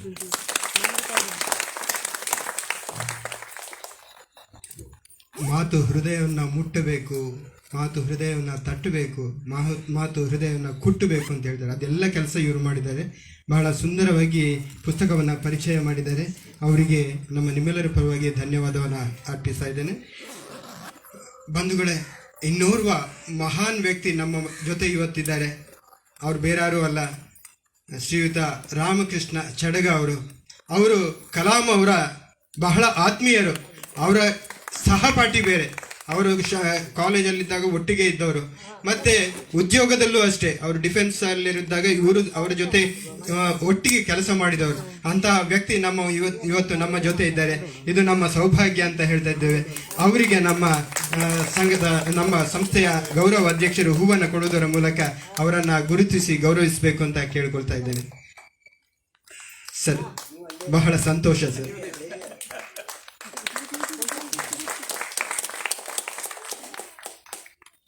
ಇಂದಿನ ಹಮಾರ ಪಿಯರು ಪುಸ್ತಕವನ್ನು ಬಿಡುಗಡೆ ಮಾಡಿದಂತಹ ಐತಾಳರು, ಶಾಂತರಾಜ್ ಐತಾಳರು ಅವರ ಅನಿಸಿಕೆಗಳನ್ನು ನಮ್ಮ ಮುಂದೆ ಹಂಚಿಕೊಳ್ಬೇಕಾಗಿ ಕೇಳಿಕೊಳ್ತಾ ಇದ್ದೇನೆ ಸರ್.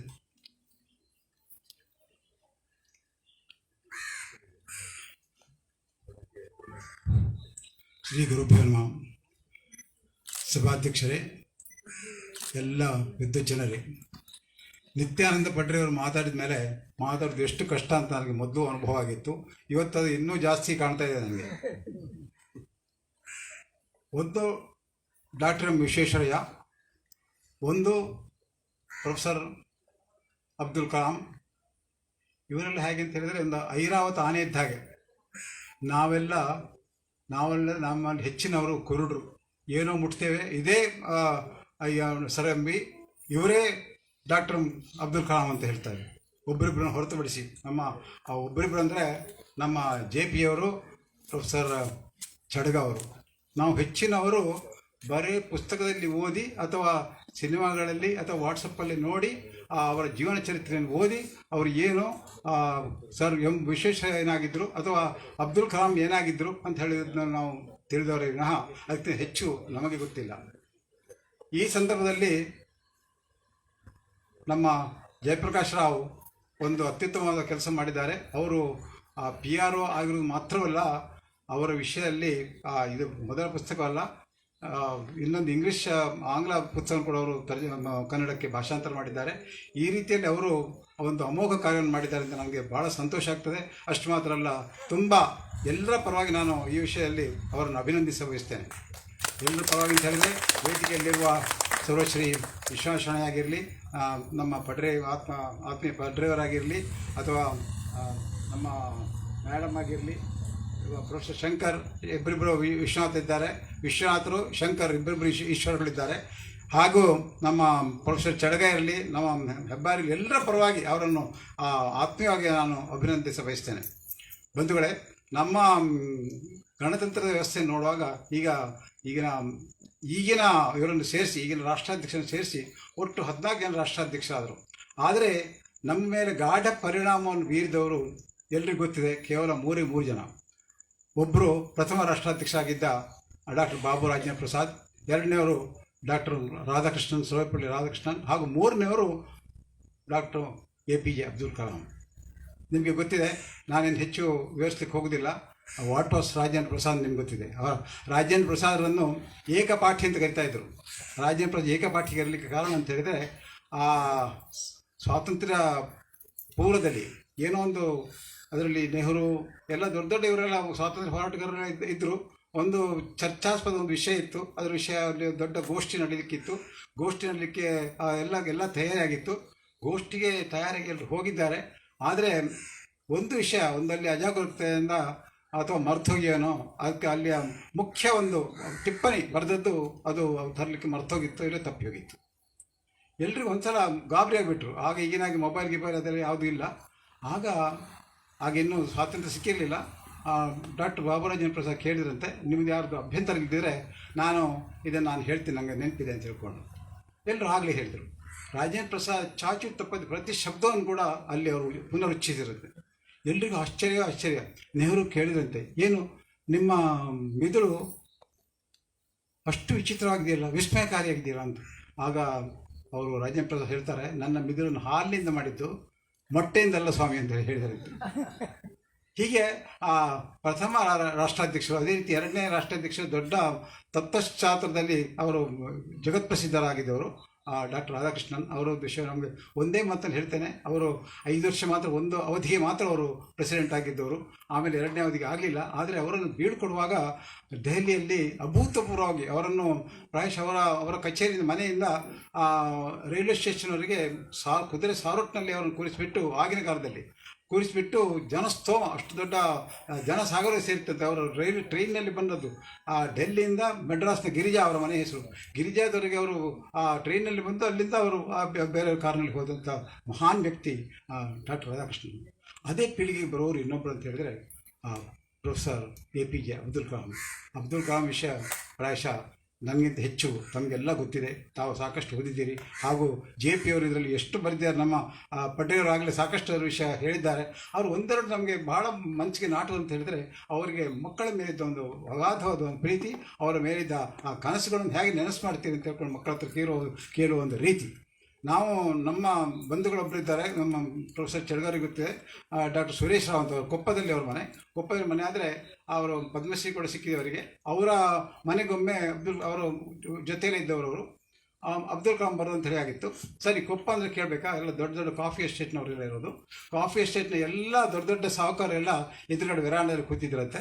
ಒಳಗಡೆ ಒಂದು ಹಾಲ್ನಲ್ಲಿ ಪಡಸಾಲ ಅಂತ ಇರ್ತದಂಥ ಹಾಲ್ನಲ್ಲಿ ಒಂದು 10-20 ಮಕ್ಕಳಿದ್ರು. ಎಲ್ಲ ಇವರೆಲ್ಲ ಭಾಳ ಆಗರ್ಭ ಶ್ರೀಮಂತರೆಲ್ಲ, ಕೋಟ್ಯಾಧೀಶರೆಲ್ಲ ಹೊರಗೆ ಹೊರಾಂಗಣದಲ್ಲಿ ಕೂತಿದ್ರು. ಕಲಾಂನವ್ರು ಬಂದು ಎಲ್ಲ ವಿಶ್ ಮಾಡಿದ್ರು. ಯಾರ ಹತ್ರ ಮಾತಾಡೋಕೆ ಹೋಗಲಿಲ್ಲ ಅವರು. ಸೀದಾ ಟಪ್ ಟಪ್ ಟಪ್ ಟಪ್ ಸೀದಾ ಒಳಗೆ ಹೋದ್ರಂತೆ. ಮಕ್ಕಳ ಹತ್ರ ಮಾತಾಡ್ತಾ ನಿಮ್ಮ ಕನಸುಗಳೇನು ಇಂಥದ್ದೆಲ್ಲ ಪ್ರಶ್ನೆಗಳು ಕೇಳ್ತಾ ಅವರು ಸಮಯ ಕಳೆದ್ರಂತೆ. ಇಂಥ ಕಲಾಂರ ಹತ್ರ ಒಬ್ಬ ಹುಡುಗ ಇದ್ಕೊಂಡು, ನಾನು ಇವರಾಗೆ ಅವರನ್ನು ಮುಖತಃ ಭೇಟಿಯಾಗಿಲ್ಲ ಅಥವಾ ನೋಡಿಲ್ಲ, ಅದು ಓದಿ ತಿಳಿದದ್ದು. ಕಲಾಂರನ್ನು ಒಬ್ಬ ಹುಡುಗ ಕೇಳ್ತಾನಂತೆ, ಸರ್ ನೀವು ಇಸ್ರೋದ ಅಧ್ಯಕ್ಷರಾಗಿದ್ದೀರಿ, ಎಷ್ಟು ದೊಡ್ಡ ಹುದ್ದೆಯನ್ನು ನೀವು ಹೊಂದಿದ್ದೀರಿ, ನೀವು ನಿಮ್ಮ ಹುದ್ದೆಗೆ ಎಲ್ಲಿ ಹೋದರೂ ಅದಕ್ಕೊಂದು ವಿಶೇಷ ಮೆರುಗನ್ನು ಕೊಟ್ಟವರು ನೀವು. ಅಷ್ಟು ಮಾತ್ರ ಅಲ್ಲ, ರಾಷ್ಟ್ರಾಧ್ಯಕ್ಷರಾಗಿ ಕೂಡ ಆಗಿದ್ದವರು. ಒಂದು ವೇಳೆ ನಿಮಗೆ ಪುನರ್ಜನ್ಮದಲ್ಲಿ ನಂಬಿಕೆ ಇದ್ದರೆ ನೀವು ಪುನರ್ಜನ್ಮದಲ್ಲಿ ಏನಾಗಲು ಬಯಸ್ತೀರಿ ಅಂತ ಹೇಳ್ಕೊಂಡು ಇದು ಒಬ್ಬ ಹುಡುಗ ಕೇಳಿದ ಮಾತು. ಅದಕ್ಕೆ ಕಲಾಂರು ಹೇಳಿದ್ದೇನೆ ಅಂತ ಹೇಳಿದ್ರೆ, ನೋಡು ನಾನು ಪುನರ್ಜನ್ಮದಲ್ಲಿ ಒಬ್ಬ ಉತ್ತಮ ಮನುಷ್ಯನಾಗಲು ಬಯಸ್ತೇನೆ ಅಂತ. ಹುಡುಗ ಮತ್ತೆ ಕೇಳಿದಂತೆ, ವಾರ ಧೈರ್ಯದ ಹುಡುಗ, JP ಆಗಿದ್ದಲ್ಲಿ ಬಹುಶಃ. ಹೌದು ಸರ್, ನೀವು ಉತ್ತಮ ಮನುಷ್ಯ ಅಂತ ಹೇಳೋಕ್ಕೆ ಯಾಕೆ ಹೇಳ್ತೀರಿ? ಉತ್ತಮ ಮನುಷ್ಯ ಆಗಬೇಕು ಯಾಕೆ ಗೊತ್ತಾ? ಉತ್ತಮ ಮನುಷ್ಯನಾದರೆ ನಾನು ಉತ್ತಮ ಸೈಂಟಿಸ್ಟ್ ಆಗ್ಬೋದು, ನಾನು ಉತ್ತಮ ರಾಷ್ಟ್ರಾಧ್ಯಕ್ಷ ಆಗ್ಬೋದು. ಹೌದಾ ಅಲ್ವಾ? ನೋಡಿ, ಆ ಹುಡುಗರ ಹತ್ರ ಕೂಡ ಅವರಿಗೆ ಅವರ ಒಂದು ಮಟ್ಟದಲ್ಲೇ ಅವರು ಮಾತಾಡುವಂಥ ಮಹಾನ್ ವ್ಯಕ್ತಿ ಡಾಕ್ಟರ್ APJ ಅಬ್ದುಲ್ ಕಲಾಂ. ಅವರ ಪುಸ್ತಕವನ್ನು ಅವರ ವಿಷಯದ ಹಲವಾರು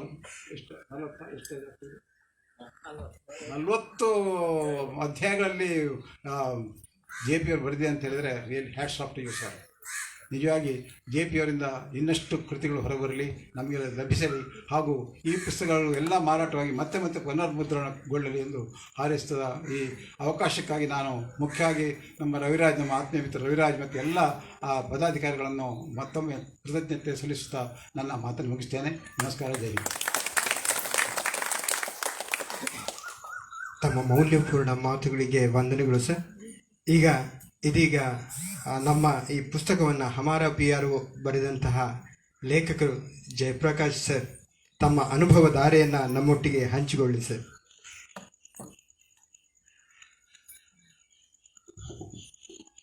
ಎಲ್ಲರಿಗೂ ನಮಸ್ಕಾರ. ಮುಖ್ಯವಾಗಿ ನಾನು ಇನ್ನೂ ಉಡುಪಿಯವನು ಅಂತೇಳಿ ಬಹಳ ಅಭಿಮಾನದಲ್ಲಿ ನನ್ನ ಪುಸ್ತಕ ಬಿಡುಗಡೆ ಮಾಡಿದ ಎಲ್ಲ ಇಲ್ಲಿಯ ಸಂಸ್ಥೆಗಳಿಗೆ, ಪ್ರೀತಿ ಬಂದವರಿಗೆ ಎಲ್ಲರಿಗೂ ನಮಸ್ಕಾರ. ಯಾಕೆ ಹೇಳಿದ್ರೆ ಇದನ್ನು ನಾನು ಮೈಸೂರಲ್ಲಿ ಬೆಂಗಳೂರಲ್ಲಿ ಮಾಡಿರ್ಬೋದು, ಆದರೆ ನನಗೆ ಉಡುಪಿಯಲ್ಲಿ ನನಗೇನು ನಾನು ಈ ಜೀವನದಲ್ಲಿ ದೊಡ್ಡ ಸಾಧನೆ ಮಾಡಿದ್ದೇನಾ ಅದು ನಿಜವಾಗಿ ನಾನು ಕಲಿತದ್ದು ಸಿಂಡಿಕೇಟ್ ಬ್ಯಾಂಕ್ನಲ್ಲಿ, JCSಲ್ಲಿ, ರಂಗಭೂಮಿಯಲ್ಲಿ ಇರ್ಬೋದು, ತುಳುಕೂಟದಲ್ಲಿರ್ಬೋದು, ಹೋಮ್ ಗಾರ್ಡ್ಸ್ನ ಅಧಿಕಾರಿಯಾಗಿದ್ದೆ ನಾನು. ಇಲ್ಲಿ ಎಲ್ಲವನ್ನು ನನ್ನ ಮುಂದಿನ ಜೀವನಕ್ಕೆ ಕರ್ಮಭೂಮಿಯಾಗಿ ತರಬೇತಿಯಲ್ಲಿ ಉಡುಪಿ ದೊಡ್ಡ ಪಾತ್ರ ವಹಿಸಿದೆ ಅಂತ ಹೇಳಿ ನಾನು ಇವತ್ತು ಬಹಳ ಅಭಿಮಾನಪೂರ್ವಕವಾಗಿ ಇವತ್ತು ಕೇಳಿದೆ. ನಾನು ಉಡುಪಿ ಬಿಟ್ಟು 96ರ 87ರ ಅಂತ ಇಲ್ಲ, ಆದರೂ ನಾನು ನಿಮ್ಮವನೇ, ದಯಮಾಡಿ ಬಿಡುಗಡೆ ಮಾಡಲಿಕ್ಕೆ ಅವಕಾಶ ಕೊಟ್ಟಿ ಅಂತ ಹೇಳಿಕೊಡಿ. ಎಲ್ಲರೂ ಸೇರಿಕೊಡ್ರಿ, ಯಾರು ಅದಕ್ಕೆ ಹೇಳಲಿಲ್ಲ. ಇವತ್ತೆಲ್ಲ ಅದಕ್ಕೆ ಸಾಕ್ಷಿ ಭೂತರಾಗಿ ನೀವೆಲ್ಲ ಇದ್ದೀರಿ. ನಿಮಗೆಲ್ಲರಿಗೂ ನಮಸ್ಕಾರ, ತುಂಬ ಹೃದಯ ನಮಸ್ಕಾರ.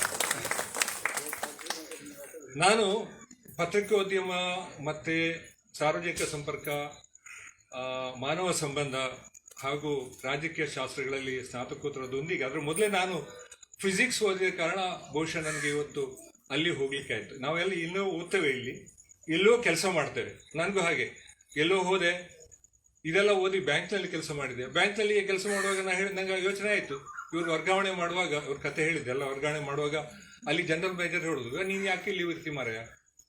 ನಾನು ಹೇಳಿದೆ, ಸರ್ ತುಮಿ ತೇ ಪಟೇಲ್ ನಾವೇ ಜವಕಲ್ದಾರೆ ಎತ್ತ ಅಲ್ಲಿ ಬರ್ತೇನೆ ಅಂತ ಹೇಳಿದೆ. ಹಾಗೆ ಅವರೇ ಮತ್ತೆ ಇಲ್ಲೆಲ್ಲೋ ತಂದರು, ನನಗೆ ಅದೇ ಸಂಸ್ಥೆ ಸಾರ್ವಜನಿಕ ಇಲಾಖೆಯಲ್ಲಿ ಅವಕಾಶ ಕೊಟ್ಟರು. ನಾನು ಆಯೋಚನೆ ಮಾಡಿದೆ, ಇನ್ನು ನಾನು ನಿಜವಾಗಿ ನನ್ನ ಇಚ್ಛೆ ಏನಿದೆ ಅಲ್ಲಿ ನಾನು ಹೋಗಬೇಕು ಅಂತೇಳಿ ನನ್ನ 40ನೇ ವರ್ಷದಲ್ಲಿ ನಾನು ಎಲ್ಲ ಸಾರ್ವಜನಿಕ ಉದ್ಯಮಿಗಳಿಗೆ ನಾನು ಅರ್ಜಿ ಗುಜರಾಯಿಸಲಿಕ್ಕೆ ಸ್ಟಾರ್ಟ್ ಮಾಡಿದೆ. ಕೊನೆಗೆ ನಾನು ಧೈರ್ಯ ಮಾಡಿ ಬಿಟ್ಟೆ. 90ರ ಇಸವಿಯ ದಶಕದಲ್ಲಿ ಬಹುಶಃ ಯಾರು ಬ್ಯಾಂಕ್ ಕೆಲಸ ಬಿಡ್ತಿರ್ಲಿಲ್ಲ. ಅದೊಂದು ಸಾಫ್ಟ್ವೇರ್ ಕಂಪನಿ ಅಲ್ಲ ನಮ್ಮದು ಉದ್ಯೋಗ. ನನ್ನ ಹೆಂಡತಿಯ ತಾಯಿ ಕುಂದಾಪುರದ ಮುಗ್ಧ ಮಹಿಳೆ, ಅವರು ಅವಳ ತಮಾಷೆ ಕೇಳಿದ್ರು, ಏನ್ ನಿನಗೆ ಕೋಳಿಗೆ ಉಪದ್ರ ಆಗ್ಲಿಕ್ಕಿಲ್ಲಲ್ಲ, ನಿನಗೆ ಕೂಡಾಕೆ ಅನ್ನಲ್ಲವ, ಅನ್ನ ಊಟಕ್ಕೆ ತೊಂದರೆ ಇಲ್ವಾ ಅಂತ. ಯಾಕಂದ್ರೆ ಕೆಲಸ ಚೇಂಜ್ ಮಾಡುವ ಕಾರಣ. ಹಾಗೆ ಧೈರ್ಯವಾಗಿ ಹೋದೆ. ಇಲ್ಲಿ ಏನು ನಾಗರಿಕ ಪ್ರಪಂಚದಲ್ಲಿ ನಾವು ಏನು ನೋಡ್ತೇವ, ಇಲ್ಲಿ ಕ್ಷಮೆಗಳಿಗೆ ಈ ಕಾರಣಗಳಿಗೆ ಏನು ಕೊಟ್ಟರು ನಾವು ಸಮಾಜವನ್ನು ಹೇಳಲಿಕ್ಕೆ ಆಗ್ತದೆ. ಆದರೆ ಡಿಫೆನ್ಸ್ ಏನು ರಕ್ಷಣಾ ಇಲಾಖೆಯಲ್ಲಿ ಕರ್ತವ್ಯದ ಅಲಗು ಯಾವಾಗಲೂ ತಲೆ ಮೇಲೆ ಇರ್ತದೆ. ಹೀಗಾಗಿ ನನಗೆ ಹೋದ ಕೂಡಲೇ ನಾನು ಹಿಂದಿನವರು ಏನಿದ್ದಾರೆ ಹಾಗೆ ನಾನು ಪರ್ಫಾರ್ಮೆನ್ಸ್ ಮಾಡೋ ಒಂದು ನಿರೀಕ್ಷೆ ಎಲ್ಲರೂ ಇದ್ದರು. ನನಗೆ ಬಹಳ ಕಂಗಾಲಾಗಿತ್ತು. ನನಗೆ ಬೆಂಗಳೂರೇ ಗೊತ್ತಿಲ್ಲ, ನನಗೆ ಡಿಫೆನ್ಸ್ ಒಲವೇ ಗೊತ್ತಿಲ್ಲ. ಯಾರು ಹಿಂದೆ ಓಡಿ ಹೋಗುದಾ ಏನು ನನಗೇನು ಗೊತ್ತಾಗಿಲ್ಲ. ನನ್ನ ಶ್ರೀಮತಿ ತುಳಸಿ ಹೇಳಿದ್ಲು, ನೀವು ಹಿಂದೆ ಹೋದ್ರೆ ಭಾಳ ಕಷ್ಟ, ನಿಮ್ಮನ್ನು ನೋಡಿ ನಗಾಡಿಯಾರವರು ಇದ್ದ ಕೆಲಸ ಬಿಟ್ಟು ಓಡಿದಾನೆ ಅವ ಅಂತ. ನಾವು ಹೋಗುದು ಬೇಡ, ಏನಾದರೂ ನಾನು ನಿಮ್ಮೊಟ್ಟಿಗಿದೆ ಅಂತೇಳಿ ನಮ್ಮ ತುಳಸಿಯವರು ನನ್ನ ಹೆಂಡತಿ ನನಗೆ ಬೆಂಗಾವಲಿಗೆ ನಿಂತರು. 2 ಕೈಲಿ ಮಕ್ಕಳು ಕೂಡ ಇತ್ತು ನನಗೆ. ಏನು ತಮಾಷೆ ಅಲ್ಲ ಈಗ ಇದ್ದ ಕೆಲಸ ಬಿಟ್ಟು ಹೋಗೋದು. ನಾವು ದಕ್ಷಿಣ ಕನ್ನಡದವರು ಒಂದು ಹೆಜ್ಜೆ ಇಟ್ಟರೆ ನಾವು ಎಲ್ಲ ಕ್ಷೇತ್ರಗಳಲ್ಲಿ ನಾವು ನಿಸ್ಸೀಮರು. ಅದಕ್ಕೆ ನಮ್ಗೆ ಹೇಳೋದು ದಕ್ಷಿಣ ಕನ್ನಡದ ಮಂಗಳೂರಿನವರು ಬಹಳ ಶಾಣೆ ವ್ಯಕ್ತಿಗಳು ಅಂತ ಧಾರವಾಡದವರು ಹೇಳ್ತಾರೆ ನಮಗೆ. ಅವರ ಪ್ರಕಾರ ನಾವೆಲ್ಲ ಮೀನು ತಿನ್ನುವರು, ಹಾಗೆ ಯಾಕಂದ್ರೆ ನಾವು ಮೀನು ತಿಂತೇವೆ ಅಂತ ಹೇಳಿ ಅವ್ರಿಗೆ ಮೀನು ತಿಂತಾರೆ, ಅದಕ್ಕೆ ಬಹಳ ಶಾಣೆ ವ್ಯಕ್ತಿಗಳು ಅಂತ ಹೇಳ್ತಾರೆ. ಇರಲಿ, ಆ ಬಳಿಕ ನನಗೆ ಹೊಂದಿಸಿಕೊಂಡೆ. ನನಗೆ ಹಲವಾರು ಆಡಳಿತದ ಕೆಲಸಗಳು ಅಲ್ಲದೆ, ಮುಖ್ಯ ಚೀಫ್ ಅಡ್ಮಿನಿಸ್ಟ್ರೇಟಿವ್ ಆಫೀಸರ್ ಅಲ್ಲದೆ, ಈ ಶಿಷ್ಟಾಚಾರ ಎಂಬುದು ಅದು ಎಡಿಷನಲ್ ನನಗೆ. ಯಾಕೆಂದರೆ ನೀವು ಮಾಡಬೇಕು, ಯಾಕೆಂದರೆ ನಿಮಗೆ PR ಆಗಿ ಎಲ್ಲ ಇಲ್ಲಿಯ ನಗರಗಳು ಗೊತ್ತಿದೆ, ಪೊಲೀಸ್ ಗೊತ್ತಿರಬೇಕು ಅಂತ. ಹಾಗೆ ನನಗೆ ಈ ಹೊಸ ಜೀವನ ಅಲ್ಲಿ ಪ್ರಾರಂಭವಾಯಿತು.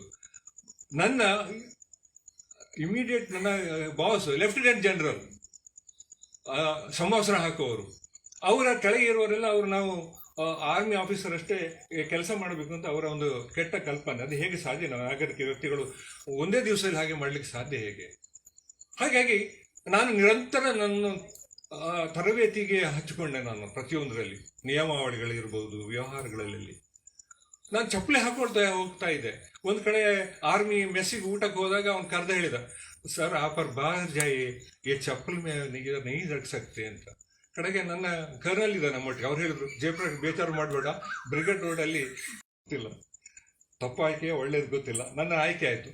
ಆವಾಗ ನನ್ನ ಪ್ರೋಗ್ರಾಮ್ ಡೈರೆಕ್ಟರ್ ಹೇಳಿದರು, ನಿನಗೆ ಕಲಾಂಬರಿಗೆ ಹೊಂದಿಕೊಳ್ಳಿಕ್ಕೆ ಭಾಳ ಎಚ್ಚರ ಇರಬೇಕು. ನಿನಗೆ ನಾವು ಇವತ್ತು ಅವಕಾಶ ಕೊಡ್ತೇವೆ. ಯಾವುದಾದ್ರೂ ನಿನಗೆ ಸಂದರ್ಭಗಳಲ್ಲಿ ಕಲಾಂಬರು ಇವು ಫ್ಯಾಂಟಾಸ್ಟಿಕ್ ಫೆಲೋ ಅಂತ ಹೇಳಿದರೆ ನೀನು ನನ್ನಲ್ಲಿ ಬಂದರೆ ಹೇಳಬೇಕು, ನೆಕ್ಸ್ಟ್ ನಿನ್ನ ದಿವಸ ಹೋಗ್ಲಿಕ್ಕಿಲ್ಲ ಕಲಾಂಬ್ರ ಸೇವೆಗೆ. ನನಗೆ ಆಶ್ಚರ್ಯ ಆಯ್ತು, ಇವ್ರು ಫ್ಯಾಂಟಾಸ್ಟಿಕ್ ಫೆಲೋ ಎಲ್ಲರಿಗೂ ಒಳ್ಳೇದಕ್ಕೆ ಹೇಳೋದಲ್ವಾ, ಅವರು ಫ್ಯಾಂಟಾಸ್ಟಿಕ್ ಫೆಲೋ ಹೇಳ್ತಾರೆ ಅವರು ಅಂತೇಳಿ. ಹಾಗೆ ನನಗೆ ಕಲಾಂಬ್ರನ್ನು ಪ್ರಥಮ ಭೇಟಿಗೆ ಹೋಗುವಾಗಲೇ ನನಗೆ ನಡ್ಕೋ ಪ್ರಾರಂಭ ಆಯಿತು, ನಾನು ಹೇಗೆ ಆ್ಯಕ್ಟ್ ಮಾಡಲಿ ಅಂತ. ಕಲಾಂಬ್ರಿಗೆ ಕಾರ್ನ ಬಾಗಿಲು ತೆಗಿಬಾರ್ದು, ಓಡಾಡಬಾರ್ದು, ನಕ್ರ ಮಾಡಬಾರ್ದು, ಆಮೇಲೆ ಅವರು ವಿಶೇಷ VIP ಅಂತ ಮಾಡಬಾರ್ದು, ಅವರು ಬ್ಯಾಗ್ ಇಟ್ಕೊಳ್ಬಾರ್ದು, ಇನ್ನೇನೋ ಎಲ್ಲ ಇದೆ ಅವರಿಗೆ ಸರಳತೆ. ದೇವರಂತ ಮನುಷ್ಯ ಒಪ್ಕೊಳ್ತೇನೆ. ಆದರೆ ಇಂಥ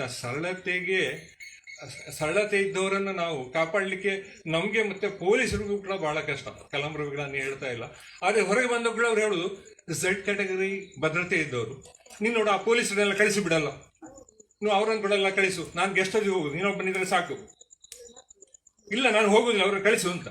ಕಲಾಂಬ್ರಿಗೆ ಚಿಂತನೆ. ಅವರೆಲ್ಲ ರಾತ್ರಿ 11 ಗಂಟೆಗೆ ಈ ದರೆಗೆ ಇಳಿದಿದೆ ಈ ಡೆಲ್ಲಿ ಫ್ಲೈಟ್. ಅವರನ್ನು ಯಾಕೆ ಮಾಡ್ತೀನಿ, ಕಳಿಸು ಅವರನ್ನು. ನಾನೆಲ್ಲ ಕಳಿಸು ಜೋರು ಮಾಡಿ, ಯಾಕಂದ್ರೆ ನಾನು ಸಮನ್ವಯಾಧಿಕಾರಿ. ಮರುದಿವಸ ಅಲ್ಲಿಯ DCP ಉಲ್ಫತ್ ಹುಸೇನ್ ಫೋನ್ ಮಾಡಿದ, JP ಎಲ್ಲ ಸರಿ, ಕಲಾಂಬ್ರ ಕೂದಲು ಎಲ್ಲಾದ್ರೂ ಆಚೀಚೆ ಆದರೆ ಫಸ್ಟ್ ನಿಮ್ಮನ್ನು ಒಳಗೆ ಹಾಕ್ತೇನೆ ಅಂತ ಹೇಳಿದವ ನನ್ನನ್ನು. ನನಗೆ ಯಾವಾಗಲೂ ಬೆದರಿಕೆ ಇತ್ತು. ಒಂದು ಕಡೆ ನನಗೆ ಇವರು ಹೇಳೋದು, ಜಾಗ್ರತೆ ನೋಡು ಅವ್ರನ್ನ ನೋಡ್ಕೊಳ್ಬೇಕು ನೀನು ಅಂತ. ಕಲಾಂಬ್ರ ಹೇಳಿದ್ರು ಅವ್ರನ್ನ ಎಲ್ಲ ಕಳಿಸಿಬಿಡಿ ಅಂತ. ಅಲ್ಲಿ ಮರುದಿವಸ ಪೊಲೀಸ್ ಫೋನ್ ಮಾಡೋದು ನನಗೆ ಒಳ್ಳೆ ಅಡಗತ್ತರಿ ಸಿಕ್ಕಿದಾಗ ಆಯ್ತು ನನಗೆ. ನಾನು ಏನು ಮಾಡೋದು? ಆಯಿತು, ಅದಕ್ಕೆಲ್ಲ ನಾನು ಮಾಡಿಕೊಂಡು ಏನಾದರೂ ಫ್ಯಾಂಟಾಸ್ಟಿಕ್ ಫೆಲೋ ಹೇಳಿ ಬರ್ಸುತ್ತೋ ಭಾಳ ಪ್ರಯತ್ನ ಮಾಡಿದೆ 8-10 ವರ್ಷಗಳಲ್ಲಿ. ಮತ್ತು ಯಾವತ್ತೂ ಕೂಡ ನನ್ನನ್ನು ಫ್ಯಾಂಟಾಸ್ಟಿಕ್ ಫೆಲೋ ಅಂತ ಕಲಾಂ ಸಾಹೇಬರು ಹೇಳಿಲ್ಲ ಅಂತ ನಾನು ಭಾಳ ಧೈರ್ಯವಾಗಿ ಹೇಳ್ತೇನೆ.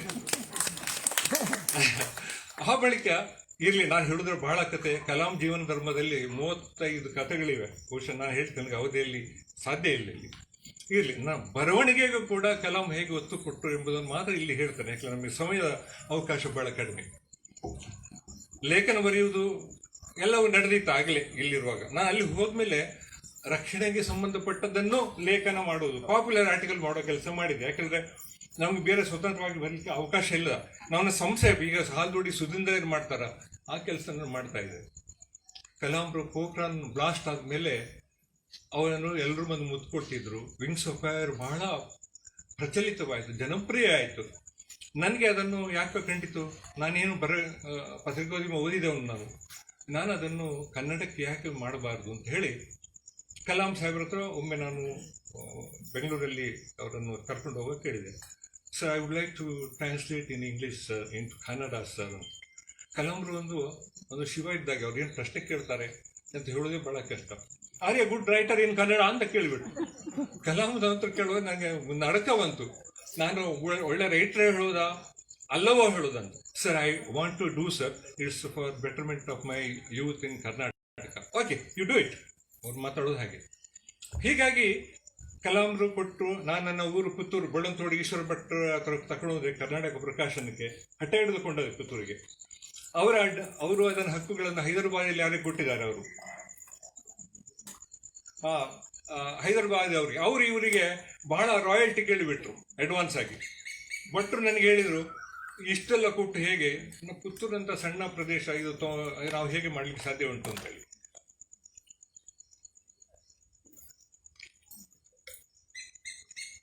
ಕಲಾಂರು ಇನ್ನೊಮ್ಮೆ ಬಂದಾಗ ಹೇಳಿದೆ, ಸರ್ ನನ್ನ ಸಣ್ಣ ಊರು ಈಗ ಸಾಧ್ಯ ಇಲ್ಲ. ಹೌದಾ, ನೀವು ಮೊದಲೇ ಹೇಳಬೇಕಿತ್ತಲ್ಲ ನನಗೆ ಅಂತ. ಒಂದೇ ದಿವಸ ನಾನು ಹೇಳಿಬಿಟ್ರೆ ಅವರಿಗೆ ಹೇಳಿ ಹೈದರಾಬಾದಿಗೆ ಹೇಳಿ ಭಟ್ರಿಗೆ ಮೆಸೇಜ್ ಹೋಯ್ತು, ನಿಮಗೆಲ್ಲ ಒಂದು ಅಡ್ವಾನ್ಸ್ ಪೇಮೆಂಟ್ ಅನ್ನು ಮನ್ನಾ ಮಾಡಿದ್ದೇವೆ ಕಲಾಂ, ಯಾವ ಷರತ್ತುಗಳಿಲ್ಲ, ನೀವು ಮುಂದೆ ಹೋಗಿಂತ.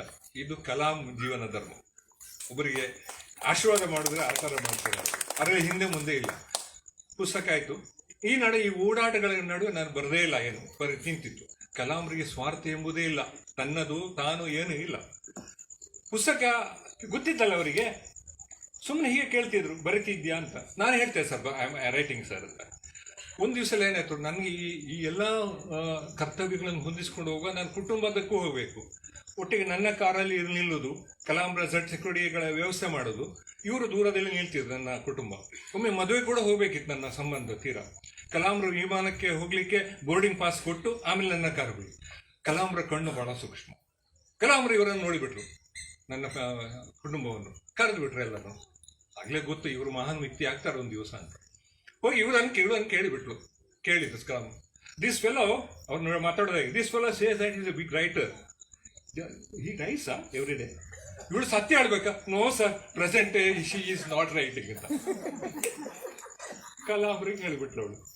ನನಗೆ ಕಾಲುಗಳು ನಡಗಲಿ ಶುರುವಾಯಿತು. ಕಲಾಂಬ್ರ ಹೇಳಿದ, I will give you some tips for you. See 5 pages per day. If he doesn't write 5 pages, don't give him the dinner. ಊಟ ಕೊಡಬೇಡ ಅವನಿಗೆ ಅಂತ. ಆಯ್ತಾ? ಅವಳು ಎಸ್ ಸರ್ ಅಂತ ಹೇಳಿ ದಗಾಡಿಕೊಂಡು ಹೋದ್ಲು. ನೋಡಿ ಎಂತ ಜನಗಳಲ್ಲಿದ್ದಾರೆ. ಆ ಬಳಿಕ ಪ್ರತಿ ರಾತ್ರಿ ಇವಳು ಊಟ ಕೊಡ್ತಿದ್ಲು. ಸುತ್ತಿ ಆಡಿಸೋದು 5 ಪೇಜ್ ಆಗಿದೆ ಇಲ್ವಾ? ಕಡೆಗೆ ಇವತ್ತು 5 ಪೇಜ್ ಆಗಿಲ್ಲ, ನಾಳೆ ಸರಿ 10 ಪೇಜ್ ಮಾಡ್ತೇನೆ. ಹಾಗೆ ನನಗೆ ಕಲಾಂರು ಬರವಣಿಗೆ ಕೂಡ ಒಂದು ಚಾಲನೆ ಕೊಟ್ಟರು. ಇದು ಹಾಸ್ಯಾಸ್ಪದವಾಗಿ. ನನ್ನ ಶ್ರೀಮತಿ ಅವ್ರಿಗೆ ಊಟ ಕೊಡೋದೇ ಇರಲಿಲ್ಲ, ಆದರೆ ಅವರು ನೆನಪು ಮಾಡ್ತಾ ಇದ್ರು. ಹಾಗೆ ಒಂದು ಪುಸ್ತಕವನ್ನು ಮುಗಿಸಿದೆ. ನಾನು ಬರೆಯುವಾಗ ಕಲಾಂರು ನನ್ನ ಸರ್ವೋಚ್ಚ ಅಧಿಕಾರಿ, ರಕ್ಷಣಾ ಸಂಶೋಧನಾ ಇಲಾಖೆಯದ್ದು ಮುಖ್ಯಸ್ಥ, ರಕ್ಷಣಾ ಇಲಾಖೆಯದ್ದು ವೈಜ್ಞಾನಿಕ ಸಂಶೋಧನಾ ಸಲಹಾಗಾರರು, director general of defence laboratories ಎಲ್ಲ ಆಗಿದ್ರು. ಒಮ್ಮೆ ಅವರ ಅಧ್ಯಕ್ಷ ಆದರೂ ಈ ಪುಸ್ತಕವನ್ನು ಬಿಡುಗಡೆ ಮಾಡಲಿಕ್ಕೆ ನನಗೆ ಬಹಳ ಕಷ್ಟ ಆಯಿತು. ಯಾಕೆಳಿದ್ರೆ ಪುಸ್ತಕ ಬಿಡುಗಡೆಗೆ ಬರ್ತೀರಾ ಅಂತ ಕೇಳಿದ ಕೂಡಲೇ ಎಲ್ಲರೂ ಆಚೆ ಜನ ನೋಡ್ಲಿಕ್ಕೆ ಶುರು ಮಾಡಿದ್ರು, ಅದೇ ಅಧ್ಯಕ್ಷರ ಪುಸ್ತಕ ಅಂತ. ನಾನು ಗವರ್ನರ್ ಹೋಗಿ ಹೇಳಿದೆ. ಗವರ್ನರ್ 1 ವಾರ ತಕೊಂಡು, no he is my boss, by protocol I can't do that ಅಂತ. CMಗೆ ಹೋದೆ, SM ಕೃಷ್ಣ ಎದುರಾಗ.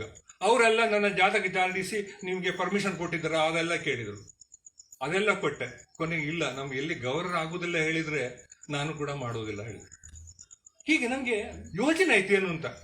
ಒಮ್ಮೆ ನಾವು ರಾಷ್ಟ್ರಪತಿ ಭವನಕ್ಕೆ ಹೋದಾಗ ನಮ್ಮ ಒಡನಾಟ ಇತ್ತು. Where is your book I say ಅಂತ ಕೇಳಿದ್ರು. Sir, I am about to release, but I am waiting for the dignitaries to help me sir. I gone for CM and also the governor ಅಂತ. Why you do like that? Look at that publisher. ಅವ್ನು ದುಡ್ಡು ಹಾಕಿಲ್ವಾ ನಿನಗೆ? ನೀನು ಇವರೆಲ್ಲ ಯಾಕೆ ಕರೀದು? ನನ್ನ ಗುರುಗಳು doctor Arunachalam ಇದ್ದಾರೆ, ಅಲ್ಲಿ ಪ್ರಹ್ಲಾದ್ ಅಂತ ಹೈದರಾಬಾದ್ ಕನ್ನಡಗೆ ಇದ್ದಾನೆ, ನೀನು ಅವ್ರು ಹೇಳಿದಕ್ಕೆ ಮುಗಿಸು. ನನ್ನ ಪುಸ್ತಕಕ್ಕೆ ನೀನು ಪಬ್ಲಿಷರ್ಗೆ ತೊಂದರೆ ಮಾಡ್ತೀಯಲ್ಲ ಪ್ರಕಾಶಕನಿಗೆ ಅಂತ. ಕಲಾಂಬ್ರೆ ನನಗೆ ದಾರಿ ತೋರಿಸಿದ್ರು. ಅವ್ರು ಹೇಳಿದರು, ನಾನೇ ಹೇಳಿದೆ ಅಂತ ಹೇಳಿ ಅವರಿಗೆ ಅಂತ. ನಾನು ಅವರಿಗೆ ಅಪ್ಪಣೆ ಹೇಳಿದೆ ಪ್ರಹ್ಲಾದ್ ಅವರಿಗೆ, ಅವರು ಕಲಾಂ ಹೇಳಿದ್ದಾರೆ ನೀವು ಬರಬೇಕು ಅಂತ. ಅರುಣಾಚಲಂ ಸರ್ ಅವರ ಗುರುಗಳು, ದೊಡ್ಡ ವ್ಯಕ್ತಿ ಅವರು ಕೂಡ ಈಗಲೂ ಇದ್ದಾರೆ ಬೆಂಗಳೂರಲ್ಲಿ. ಅವರು ಹೋಗಿ ಹೇಳಿದೆ ಕಲಾಂ ಹೇಳಿದ್ದಾರೆ ಅಂತ, ಅವ್ರ ಶಿಷ್ಯ ಅವರದು. ಅರುಣಾಚಲಂ ಹೇಳಿದ್ರು ನಾನು ಬರ್ತೇನೆ, ನಾನೊಂದು ಲೆಕ್ಕಕ್ಕೆ ಕನ್ನಡ ಮಾತಾಡ್ತೇನೆ, ಆದರೆ ಪುಸ್ತಕದ ಬಗ್ಗೆ ಮಾತಾಡೋಷ್ಟು ನಾನು ಇಲ್ಲ. ಹೀಗಾಗಿ ನಾನು ಇನ್ನೊಬ್ಬರು NAL ಅಲ್ಲಿ ನ್ಯಾಷನಲ್ ಏರೋಸ್ಪೇಸ್ ಲ್ಯಾಬೊರೇಟರಿಲಿ ಪ್ರಹ್ಲಾದ್ ಅಂತ ಇದ್ದಾರೆ, ಅವರಿಗೆ ಕನ್ನಡಿಗ ಒಳ್ಳೆ ಮಾತಾಡ್ತಾರೆ ಅವರು. ಅವ್ರಿಗೆ ಹೇಳಬೇಕು ನನ್ನ ಕಟ್ಟಪಣೆ ನೀನು ಬಂದು ಕನ್ನಡದ ಪುಸ್ತಕದಲ್ಲಿ ನಾನು ಬಿಡುಗಡೆ ಮಾಡಿದ ಮೇಲೆ ಅವ್ನು ಮಾತಾಡಬೇಕು ಅಂತ. ಹಾಗೆ ಎಲ್ಲವೂ ಹೊಂದಾಣಿಕೆ ಆಯಿತು. ಇವರ ಅಪ್ಪಣೆ ಅವರು ಸ್ವೀಕಾರ ಮಾಡಿದರು. ಅರುಣಾಚಲಂ ಹೇಳಿದ ಜಿ ಹುಜೂರ್. ಹಾಗೆ ಕನ್ನಡ ಸಾಹಿತ್ಯ ಪರಿಷತ್ತಲ್ಲಿ ಅಭೂತಪೂರ್ವಕವಾಗಿ ಅಲ್ಲಿ ಎಲ್ಲ ನಿರ್ದೇಶಕರು ಬಂದಿದ್ರು. ಪುಸ್ತಕ ಬಿಡುಗಡೆ ಆಯಿತು, ಸಂತೋಷ ಆಯಿತು. 15 ಬಾರಿ ಮುದ್ರಣ ಆಯಿತು. ಒಂದು ವಿಶ್ವವಿದ್ಯಾಲಯದ ಉಪಪಠ್ಯ ಪುಸ್ತಕ ಆಯಿತು. ಕಲಾಂ ಇದ್ದು, ನಾನೇನಿಲ್ಲ, ನಾನೊಂದು ದಾರ ಮಾತ್ರ ಅಂತ ಒಂದು ಸುಗಂಧದ ಹೂವಿನ ಇದರಲ್ಲಿ ಗುಚ್ಛದಲ್ಲಿ ನಾನು ದಾರ ಆಗಿದ್ದೆ ಅಷ್ಟೇ. ಕೊನೆಗೆ 5ನೇ ಬಾರಿ ಮುದ್ರಣ ಆಗುವಾಗ ಕಲಾಂ ಹತ್ರ ರಾಷ್ಟ್ರಪತಿ ಭವನಿಗೆ ಹೋದವ ನಾನು ಹೇಳಿದೆ, sir my book has been already more than 5 times sir ಅಂತ. ಅವ್ರು ಹೇಳಿದರು, ನೋಡಿ ಎಂತ ಸಳ, ಅದೆಲ್ಲ ಇರಲಿ, ನಿನ್ನ ಪಬ್ಲಿಷರಿಗೆ ದುಡ್ಡು ಬಂದಿದ ಅಂತ ಹೇಳಿ ನನಗೆ. ಈ ಥರ ಜೋರಲ್ಲೇ ಹೇಳಿದರು ಪ್ರೀತಿಯಲ್ಲಿ. ಅವ್ರು ನನ್ನಲ್ಲಿ ಮಾತಾಡೋ ಕ್ರಮ ಹಾಗೆ, ದೇವ್ರು ಹೇಗೆ ಮಾತಾಡಿದರು. ಹಾಗೆ ಕಲಾಂರಿಗೆ ತಮ್ಮ ಸ್ವಂತ ಎಂಬುದೇನು ಯಾವುದು ಇರಲಿಲ್ಲ. ಆದ ಕಾರಣ ನನ್ನ ಬರವಣಿಗೆ ಕೂಡ ಅವರು ಇಂಥ ಒಂದು ಚಾಲನೆ ಕೊಟ್ಟರು ನನಗೆ. ಯಾಕೆಂದರೆ ಈ ಎಲ್ಲ ಹುಚ್ಚಾಟ ಪಗಲು ರಾತ್ರಿ ಆಫೀಸರ್, ಅಲ್ಲಿ ಇದರಿಂದ ಹೆಚ್ಚು ಪಗಲು ರಾತ್ರಿ ಆಫೀಸರ್, ಇದರ ನಡುವೆ ಕೂಡ ನಾನು ಆ ಬರವಣಿಗೆ ಎಂಬುದನ್ನು ಮಾಡಿದೆ. ಹಾಗಾಗಿ ಈಗ ಕೂಡ ಮುದ್ರಣ ಆಗ್ತಾ ಉಂಟು. ಜನರಲ್ಲಿ ಮಕ್ಕಳಿಗೆ ವಾರ್ಷಿಕೋತ್ಸವಕ್ಕೆ ಕೊಡ್ತಾ ಇದ್ದಾರೆ. ಇನ್ನೊಂದೆರಡು ಕಲಾಂರ ಕಥೆ ಹೇಳ್ತಾನೆ. ಕಲಾಂ ಜೀವನದ ಮೇಲೆ 40 ಕಥೆ ಇದೆ. ಇವತ್ತು ನನಗೆ ಅವಧಿ ಇಲ್ಲ, ಆದರೂ ಅದನ್ನು ನನ್ನಿಂದ ಹೆಚ್ಚು ಕಲಾಂರ ಬಗ್ಗೆ ಹೇಳಬೇಕು ಅಂತ ನನಗೆ ಆಸೆ. ನೀವೆಲ್ಲ ಆಸಕ್ತಿಯಲ್ಲಿ ಕೇಳ್ತೀರಿ ಅಂತ ನಾನು ತಿಳ್ಕೊಂಡಿದ್ದೇನೆ. ಒಂದು 5 ನಿಮಿಷ ನಿಮ್ಮ ಪರವಾನಿಗೆ ಮಾತಾಡ್ಬೋದಾ? ಕಲಾಂರ ಎಂಬಾಸಿಡರ್ ಕಾರ್ ಇರುವಾಗ ಅವರು ರಾಷ್ಟ್ರಪತಿಯವರು ಆಗುವವರೆಗೂ ಹೇಳಿದರು, ನನ್ನ ಎಂಬಾಸಿಡರ್ ಕಾರ್ ನೀವು ಮುಟ್ಟಬೇಡ, ನಾವು ಇನೋವಾ ತರ್ಬೋದು, ಯಾವ ತರ್ಬೋದು, ಕಟ್ಟಪ್ಪಣೆ. ಅದಕ್ಕೆ ಕೆಂಪು ಊಟ ಇಲ್ಲ, ನಾಮಫಲಕ ಇಲ್ಲ, AC ಇಲ್ಲ, ಕರ್ಟನ್ ಇಲ್ಲ, ಸ್ಪೆಷಲ್ ಕುಷನ್ಗಳಿಲ್ಲ, ಕೆಳಗೆ ಏನು ಬರೆಯೋದು ಕೂಡ ಇಲ್ಲ. Don't change my car. ನೀಲಿ ಎಂಬಾಸಿಡರ್ ಕಾರನ್ನು ಅವರು ರಾಷ್ಟ್ರಪತಿಗೆ ಸ್ಥಾನಕ್ಕೆ ಹೋಗುವ ದಿವಸಗಳು ನಾನು ಬಿಟ್ಟು ಹೋಗಿದ್ದೇನೆ ಅವರನ್ನು ಬೆಂಗಳೂರಲ್ಲಿ. ಕಾರನ್ನು ನಾವು ಬದಲಾವಣೆ ಮಾಡಲಿಲ್ಲ. ಇಷ್ಟು ಸರಳ ವ್ಯಕ್ತಿ. ಆಮೇಲೆ ಅವರನ್ನು ವಿಮಾನ ನಿಲ್ದಾಣದಲ್ಲಿ ಬರಲಿಕ್ಕೆ ಕಟ್ಟಪ್ಪಣೆ, ಕೆಲಸ ಇಲ್ಲದ್ರೆ ನೀವು ಯಾರು ಬರಬೇಡಿ, ಅವರನ್ನು ನೋಡ್ಲಿಕ್ಕೆ ಯಾರು ಬರ್ತಾನೆ ಇಲ್ಲ ಹೆದರಿ. ನಿಜವಾದ ಭಾರತ ರತ್ನ ಅವರೇ. ಅದೊಂದು ಘಟನೆ ನಾನು ಹೇಳಬೇಕು. ಭಾರತ ರತ್ನ ಅವರಿಗೆ ನಿಜವಾದ ಕೊಟ್ಟರು. ನಿಜವಾಗಿ ಎಲ್ಲರೂ ನಾವು ಸಂಭ್ರಮಿಸಿದೆವು. ಸಂಭ್ರಮಿಸಿ ಸಭೆಗಳನ್ನು ಅವರಿಗೆ ಸತ್ಕರಿಸಲಿಕ್ಕೆ ಏನೆಲ್ಲ ನಮಗೆ ಯೋಚನೆಗಳಿತ್ತು. ಕೂಡಲೇ ಅವರದೊಂದು ಸುತ್ತೋಲೆ ಬಂತು, ಇನ್ನು ಮೇಲೆ ಯಾರು ನನ್ನ ಹೆಸರಿನ ಎದುರು ಭಾರತ ರತ್ನ ಅಂದು ಬರೆಯಲೇಬಾರದು. Nobody should address me in the meeting Bharat Ratna APJ Abdul Kalam. No felicitation, no garlands, no bouquet. Don't come to the railway station. Don't come to the airport to greet me. ಆಯ್ತಾ? ಯಾರಿಗೂ ಅವರನ್ನು ಹೇಳುವಾಗಿಲ್ಲ. ನೋಡಿದಿರಾ? ಒಂದು ವೇಳೆ ಬೇರೆಯವರಿಗೆ ಇಂಥದ್ದು ಸಿಕ್ಕಿದ್ರೆ ಏನಾಗ್ತಿತ್ತು? ಇರಲಿ, ನಾನು ಆ ವಿಮಾನ ನಿಲ್ದಾಣದಲ್ಲಿ ಆ ದಿವಸ ಏನಾಯಿತು, ಅವರು 2 ದಿವಸ ಮೇಲೆ ಪುನಃ ಬಂದಾಗ ಅದೇ ಕಲಾಮಾಗಿ ಬಂದಿದ್ರು. ನಾನು ಮತ್ತು ಅಲ್ಲಿ ಹಿರಿಯ ಕಾರ್ಯಕ್ರಮ ನಿರ್ದೇಶಕರು ಮಾತ್ರ 2 ಜನ ಇದ್ದೆವು. ಇಲ್ಲದ್ರೆ ಬ್ಯಾಂಗ್ಳೂರು ನಗರದಲ್ಲಿ ಇಂಥ ಪ್ರಶಸ್ತಿ ಪಡೆದವರಿಗೆ ಏನು ಹಬ್ಬದ ಹುನ್ನಾರ ಬಾಜಾ ಭಜಂತ್ರಿಗಳು ನಡೀತಿತ್ತು. ನಾವು ಇಬ್ಬರು ಹೋಗಿ ಅವರನ್ನು ಸ್ವಾಗತಗೊಂಡು ಅವರಿಗೆ ಅಭಿನಂದನೆಗಳು ಅಂತ ಹೇಳಲಿಕ್ಕೂ ಕೂಡ ನಮಗೆ ಭಯ ಆಯಿತು. ಇಂಥ ಸರಳ ವ್ಯಕ್ತಿಗೆ ಏನು ಹೇಳೋದು ಅಂತ ನಾವು ಹೆದರ್ಕೊಂಡು ಕಂಗ್ರಾಚುಲೇಷನ್ಸ್ ಸರ್ ಅಂತ ಹೇಳಿದೆವು. What is that? What happen? I am same Kalam. ಹೀಗೆ ಹೇಳಿದಂಥ ಶಿವನನ್ನು ನಾವು ಏನು ಹೇಳೋದೇ. ಕೊನೆಗೆ ನಮ್ಮ ಇದು ಯುದ್ಧ ವಿಮಾನಕ್ಕೆ ರಿವ್ಯೂಗೆ ಬಂದಾಗ, ವೀಕ್ಷಣೆಗೆ ಬಂದಾಗ ಅವರಿಗೆ ನಾವು ಒಂದು ಪುಷ್ಪಗುಚ್ಛ ಕೊಟ್ಟು ಪ್ರಥಮ ಬಾರಿ ಒಂದು ಪುಷ್ಪಗುಚ್ಛವನ್ನು ತಗೊಂಡ್ರು ಅವರು. ಮತ್ತೆ ಅವರ ಒಂದು ಬ್ಯಾಗ್ ಕೈಯಿಂದ ತಗೊಳ್ಬೇಕಾದ್ರೆ ನಂಗೆ 1 ವರ್ಷ ಬೇಕಾಯಿತು. ಅಂದರೆ ಅವರು ಬ್ಯಾಗ್ ಕೊಡ್ತಾನೆ ಇರಲಿಲ್ಲ. ನನಗೆ ಇವ್ರು ಕಾರ್ಯಕ್ರಮ ನಿರ್ದೇಶಕರು ಹೇಳಿದ್ರು, ಅವ್ರು ತುಂಬ ಜನ ಮಾತಾಡ್ತಾರೆ, ನೀನು ಬ್ಯಾಗ್ ತಗೊಳ್ಳಯ್ಯ ಅಂತ. ನಾನು ಬ್ಯಾಗ್ ಕೇಳಿ ಟ್ರೈ ಮಾಡಿದೆ. ಸಣ್ಣ ಬ್ಯಾಗ್ ಅವರು. ಆ ಬ್ಯಾಗನ್ನು ಹೀಗೆತ್ತಿ ಕೇಳಿದರು, is it so heavy? See, I can weight left hand. Sir, no sir, you can talk to the people, so you let me you be free sir ಅಂತ ಹೇಳಿ. ಓಕೆ, ಇದು fellow, you only ask me, nobody had dares to ask me, you take. ಕೊನೆಯವರೆಗೂ bag ಹೊತ್ತೆ ಕಲಾಬ್ರದ್ದು. ಹಾಗೆ ಅದೊಂದು ನನಗೆ ಆಯಿತು, ಕಲಾಬ್ರ ಬ್ಯಾಗ್ ತಗೊಂಡಿದ್ದಾನೆ ಇವ ಅಂತ. ಇಂಥ ದೊಡ್ಡ ವ್ಯಕ್ತಿಯ ಬ್ಯಾಗ್ ಏನು ಸರ್. ಹಾಗೆ ಅದೊಂದು ಘಟನೆ. ಹಾಗೆ ಹಲವಾರು ರೀತಿಯಲ್ಲಿ ಅವರು ಆ ಸರಳತೆ ಮೆರೆದಿದ್ದಾರೆ ಹೇಳಿದರೆ, ಅವರಿಗೆ ಎಲ್ಲಿಯೂ ಫಲ ಪುಷ್ಪ ಯಾವುದನ್ನು ತಗೊಳ್ತಿರ್ಲಿಲ್ಲ. ಒಂದು ವೇಳೆ ಕೊಟ್ಟರೆ ವಿಮಾನ ನಿಲ್ದಾಣಕ್ಕೆ ಹೋಗ ನನ್ನನ್ನು ಕರೆಯೋದವರು. ಈ ಹೂವು ಹಾರಗಳನ್ನೆಲ್ಲ ನೋಡು, ಅಲ್ಲಿ ಯಾರು ಕಾನ್ಸ್ಟೇಬಲ್ ಸೀನಿಯರ್ ಆಗಿದ್ದಾನೆ ಅವನಿಗೆ ಹೋಗಿ ಹಾಕಿದ್ರು. ಆಮೇಲೆ ಆ್ಯಪಲ್ ಗಿಪ್ಪಲ್ ಎಲ್ಲ ಇತ್ತಲ್ಲ, ತಾಂಬೂಲೆಲ್ಲ ಇರ್ತಾರಲ್ಲ, ಅದನ್ನು ಹೇಳೋದು, it is not for you are very senior officer, you get very this give all to them. ನಾನು ಎಲ್ಲರಿಗೂ ಹಂಚಬೇಕಾದನ್ನು. ಆಮೇಲೆ ಒಂದು ಮೊಮೆಂಟ್ ಇದನ್ನು you put in your room. ಅಲ್ಲಿ ನಮ್ಮ ಸಂಸ್ಥೆಯವರ ಅಧ್ಯಕ್ಷರ ಕೊಠಡಿಯಲ್ಲಿ ಕಲಾಂಬ್ರು ಕೈಲಿ ಹೋಗ್ತಿದ್ರು. ಅವ್ರು ಯಾವ ಸತ್ಕಾರಗೊಳ್ಳದನ್ನು ಹಿಡ್ಕೊಂಡು ಹೋಗಲೇ ಇಲ್ಲ. ಆ ಹೂ ಹಾರ ಹಣ್ಣು ಹಂಪಲ ಎಲ್ಲ ಪೊಲೀಸ್ ಅಲ್ಲಿದ್ದವರಿಗೆಲ್ಲ ಕೊಟ್ಟು ಹೋಗ್ತಿದ್ರು. ಇಷ್ಟು ಸರಳ ವ್ಯಕ್ತಿಯನ್ನು ನಾವು ಎಲ್ಲಿ ಕಾಣಲಿಕ್ಕೆ ಸಾಧ್ಯ ಇಲ್ಲ. ಅವರ ಊಟ ಉಪಚಾರ ಎಲ್ಲ, ಅವರಿಗೆ ಶರ್ಬತ್ ಕೊಡುವ ಕೆಲಸ ನನಗೆ ಇತ್ತು. ಉಪ್ಪು ಸಕ್ಕರೆ ಸ್ವಲ್ಪ ಹಾಕಿ ಬಹಳ ಚುಟುಕಾಗಿ ಊಟ ಮಾಡಿ ಎದ್ದು ಹೋಗ್ತಿದ್ದರು. ಹೀಗೆ ಅವರ ಕತೆ ಹೇಳಿದ್ರೆ ಬಹಳ ಇದೆ. ರಾಷ್ಟ್ರಪತಿ ಭವನ ಕಥೆಗಳು ಎಲ್ಲ ಸೇರಿ ನಾನು 40 ಕಥೆಗಳನ್ನಲ್ಲಿ ಮಾಡಿದ್ದೇನೆ. ಕೊನೆಯಾಗಿ ಕೆಲವು ಹೇಳೋದು ಹೇಳಿದ್ರೆ, ರಾಷ್ಟ್ರಪತಿ ಭವನಕ್ಕೆ ಹೋದಗಳ ಪ್ರಥಮ ಕೆಲಸ ಅವರ ಶೂಗೆ ಪಾಲಿಶ್ ಮಾಡಲಿಕ್ಕೆ ಕೂಡ ಬ್ರಿಟಿಷ್ ಪರಂಪರೆಯಲ್ಲಿ ಜನ ಇತ್ತು. ಅಂದರೆ ದಳೋತಿಯ ರಾಷ್ಟ್ರಪತಿಗಳು ನಮ್ಮಲ್ಲಿದ್ದರು, ಅವರಿಗೆ ಕಾಲು ಕಾಣ್ತಿರ್ಲಿಲ್ಲ. ನಾವು ಕಲಾಂ ಮೊದಲಿಗೆ ಹೇಳಿದ್ದು ಅವನಿಗೆ ಬಂದವನಿಗೆ ನವಿರಾಗಿ ಹೇಳಿದ್ದು, ಕೆಲಸದಿಂದ ತೆಗೆದೆ ಅಂತಾನೆ. ಅಯ್ಯ, ನಾನು ನನ್ನ ಕೆಲಸಗಳನ್ನು ಮಾಡಬಲ್ಲೆ ಹೇಳಿದರು. ಇನ್ನು ಈ ಕೆಲಸ ಬೇಡ, ಇದು ನಾನು ಮಾಡ್ತೇನೆ, ನೀವು ಬೇರೆ ಕೆಲಸ ಮಾಡು ಅಂತ ಅವನಿಗೆ ರಾಷ್ಟ್ರಪತಿಗಳು ಆ ಶೂ ಪಾಲಿಶ್ ಮಾಡೋನಿಗೆ ಹೇಳಿದರು. ನಾನು ಬಿಡೋದಿಲ್ಲ ಈ ಕೆಲಸ. ತನ್ನ ಶೂಗಳನ್ನು ಸಿದ್ಧತೆ ಮಾಡೋದು, ಪಾಲಿಶ್ ಮಾಡೋದು ಇತ್ಯಾದಿಗಳು ಎಲ್ಲವನ್ನೂ ಕಲಾಂ ಮಾಡ್ತಾ ಇದ್ದಾರೆ.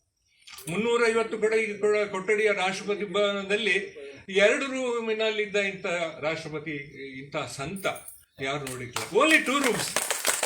ಒಂದು ಬಂದವರನ್ನು ಕೂರಿಸೋದು. ನಾನು ಪ್ರತಿ ಬಾರಿ ಹೋದಾಗ ಲುಂಗಿ ಮತ್ತು ಟೀ ಶರ್ಟಲ್ಲಿ ಕಲಾಂ ಸಾಹೇಬರು ಕೂತಿದ್ರು. ಒಳಗೆ ಪಕ್ಕದಲ್ಲಿ ವೀಣೆ ಇತ್ತು. ಬಹಳ ಸರಳವಾಗಿ ಅದೇ ಕಲಾಂರನ್ನು ನಾನು ನೋಡ್ತಾ ಇದ್ದೆ. ನನ್ನ ಇಲ್ಲಿಂದ ಬೆಂಗಳೂರಿಗೆ ರಾಷ್ಟ್ರಪತಿ ಭವನಕ್ಕೆ ಹೋಗುತ್ತಿದ್ರೆ ಆಗಲೂ ನಾನು ಸಿದ್ಧತೆ ಮಾಡಿ ಹೋಗಬೇಕು. ಬೆಂಗಳೂರು ಎಲ್ಲ ಪ್ರಯೋಗಾಲಯಗಳದ್ದು ಬರೀ ಎಲ್ಲವನ್ನು ನಾನು ತಕ್ಕೊಂಡು ಹೋಗಬೇಕು. ಯಾಕಂದ್ರೆ ಕಲಾಂ ನನಗೆ ಪ್ರಶ್ನೆ ಕೇಳ್ತಾರೆ. ಕಲಾಂರು ಯಾವಾಗಲೂ ನಮಗೆ ಗುರುಗಳು. ಯಾಕಂದರೆ ಒಂದು ವೇಳೆ ನೀನು ಹೇಳಿಲ್ಲ ಅಂದರೆ ನನಗೆ ಫ್ಯಾಂಟಾಸ್ಟಿಕ್ ಫೆಲೋ ಹೇಳ್ತಾರಂದ್ರೆ ನಂಗೆ ಭಯ.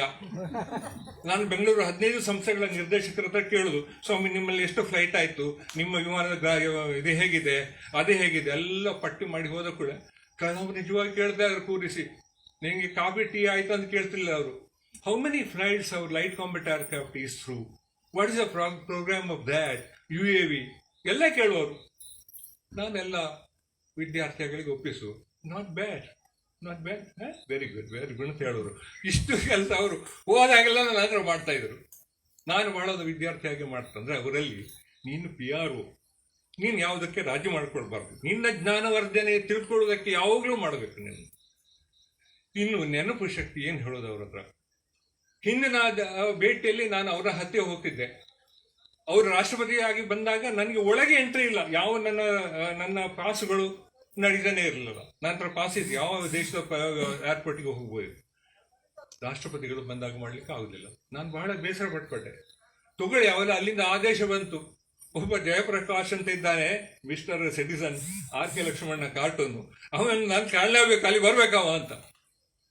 ನನಗೆ ಪೊಲೀಸ್ ಕಮಿಷನರ್ ಬ್ಯಾಜ್ ಕೊಟ್ಟು ಅಲ್ಲಿ ಪ್ರೋಟೋಕಾಲ್ ಪ್ರಕಾರ ಶಿಷ್ಟಾಚಾರದಲ್ಲಿ ಮುಖ್ಯ ನಮ್ಮ ಗವರ್ನರು, ಚೀಫ್ ಸೆಕ್ರೆಟರಿ, DGP ಎಲ್ಲ ಗೊತ್ತಲ್ಲ, ಮತ್ತೆ ಅಲ್ಲಿಯ ಕಮಾಂಡೆಂಟ್ಗಳು, ಏರ್ಫೋರ್ಸು, ಆರ್ಮಿ, ನೇವಿ ಎಲ್ಲ ಬಂದು ಕೊನೆಯಲ್ಲಿ ನಾನಿದ್ದೆ. ಯಾಕಂದರೆ ನಾನು ಏನೂ ಅಲ್ಲ ಆಗಿ ಅವರಿಗೆ. ಆದರೆ ಎಲ್ರಿಗೂ ನಮಸ್ಕಾರ ತಗೊಂಡು ಬಂದು ಹೆಗಲ ಮೇಲೆ ಕೈ ಹಾಕಿ ಹೆಚ್ಚು ಸಮಯ ಕಳೆದದ್ದು ನನ್ನ ಹತ್ರ. ಇದಕ್ಕೇನು ಹೇಳ್ತೀರಿ ನೀವು? ಈ ಇಂಥ ನಾವು ಯಾವುದು ಪ್ರೇಮವನ್ನು ನೋಡ್ಲಿಕ್ಕೆ ಸರ್. ನನ್ನ ತಾಯಿಯವರು ತಿಳ್ಕೊಂಡಾಗ ಅವರಿಗೆ 100 ರೀತಿಯಲ್ಲಿ ನನಗೆ ಸಂತಾಪ ಹೇಳ್ಬೋದಿತ್ತು. ಅವ್ರು ಮಾಡಿದ ಒಂದು ದಿವಸ ನಾನು ಈ ಪಗಲು ರಾತ್ರಿ ಆಫೀಸ್ಗೆ ಹೋದಾಗ ನನ್ನ ಆಫೀಸಿಗೆ ಫೋನು, ಜಯಪ್ರಕಾಶ್ ಇರಬೇಕು 12 ಗಂಟೆಗೆ 12 ಗಂಟೆ ಹೊತ್ತಿಗೆ ರಾಷ್ಟ್ರಪತಿಗಳು ಲೈನಿಂಗ್ ಬರ್ತಾರೆ ಅಂತ. ಅಲ್ಲಿ ಅಧಿಕಾರಿಗಳು ಭಾಳ ಜಾಗ್ರತೆ ಮಾಡ್ತಾರೆ. ಯಾಕಂದ್ರೆ ರಾಷ್ಟ್ರಪತಿಗಳು ಮಾತಾಡುವಾಗ ಅವ ಇರಬೇಕಲ್ಲಿ. ದೌಡಾಯಿಸಿ ಓಡಿ ಬಂದೆ. ನನ್ನ ಕ್ಯಾಬಿನ್ಗೆ ಎಲ್ಲರೂ ಸೇರಿದ್ರು. ಇವನು ಯಾಕೆ ಕರೀತಾ ಇದ್ದಾರಪ್ಪ ರಾಷ್ಟ್ರಪತಿಗಳು ಅಂತ ಎಲ್ರಿಗೂ ಒಂಥರ ಕುತೂಹಲ, ಏನೋ ನಂಗುತ್ತಿಲ್ಲ. ನನಗೂ ಆಯ್ತು, ಯಾಕಪ್ಪ ಇವಾಗ ಕರೀತಾ ಇದ್ದಾರೆ ಅಂತ. ಅವರು ಕರೆದದ್ದು ನನಗೆ ಸಂತಾಪ ಹೇಳಲಿಕ್ಕೆ. ನಾನೊಬ್ಬ ಸಣ್ಣ ಅಧಿಕಾರಿ ಅವ್ರಿಗೆ ನೋಡಿದ್ದೆ. ನನ್ನ ತಾಯಿ ತೀರ್ಕೊಂಡೋದಕ್ಕೆ ಸ್ವತಃ ಫೋನಲ್ಲಿ ಸಂತಾಪ ಹೇಳಿದರು. ನೀನು ಒಳ್ಳೆ ಮಗ, ಆದರೆ ಸಾವು ಅನಿವಾರ್ಯ, ಜೀವನ ಮುಂದೆ ಹೋಗಬೇಕು ಅಂತ ಹೇಳಿ ನನಗೆ ಸಾಂತ್ವನ ಹೇಳಿದರು. ಇಂಥವ್ರು ಯಾರು ಸಿಕ್ಕ್ಯಾರ ನಮಗೆ ಅಂತ ಮಾಡಿದ್ದಾರೆ. ನನ್ನ ಮಗಳ ಮದುವೆಗೆ ಆಮಂತ್ರಣ ಕೊಡ್ಲಿಕ್ಕೆ ಹೋದಾಗ ಅವ್ರು ಹೇಳಿದರು, ನಾನು ಬರೋದಿಲ್ಲಪ್ಪ, ನಾನು ಬಂದರೆ ನಿನ್ನ ಮದುವೆಯ ಸಭಾಮಂಟಪಕ್ಕೆ ನಾಯಿ ಬರ್ತದೆ, ಸ್ನಿಪ್ಪರ್ ಡಾಗ್ಸ್. ಅವ್ರು ತಮಾಷೆ ಹೇಳಿದರು, ಕುತ್ತಾ ಜಾಯಗ dogs will come, you like it, ಈ ಥರ ಮಾತಾಡೋರು. ಕೊನೆಗೆ ಹೇಳಿದ್ರು, no you send your daughter and son in law when they come to Delhi, you should tell me. ಅಪ್ಪಣೆ, ನೀನು ಕೇಳಿದ್ರೆ ಮತ್ತೆ ಅಪ್ಪಣೆ. ಇವರು ಕಾಶ್ಮೀರಕ್ಕೆ ಹೋದರು. ಕಾಶ್ಮೀರ ಹೋಗಿ ವಾಪಸ್ ಬರುವಾಗ ನನಗೆ ಮತ್ತೆ ಹೇಳಿದ್ದೆ, ನಾನು ಅವರ ಸಿಬ್ಬಂದಿ ಎಲ್ಲ ಗೊತ್ತಿತ್ತು, ಅವರಿಗೆ ಹೇಳಿದೆ ಹೀಗೆ ಬರ್ತಾ ಇದ್ದಾರೆ ಅಂತ.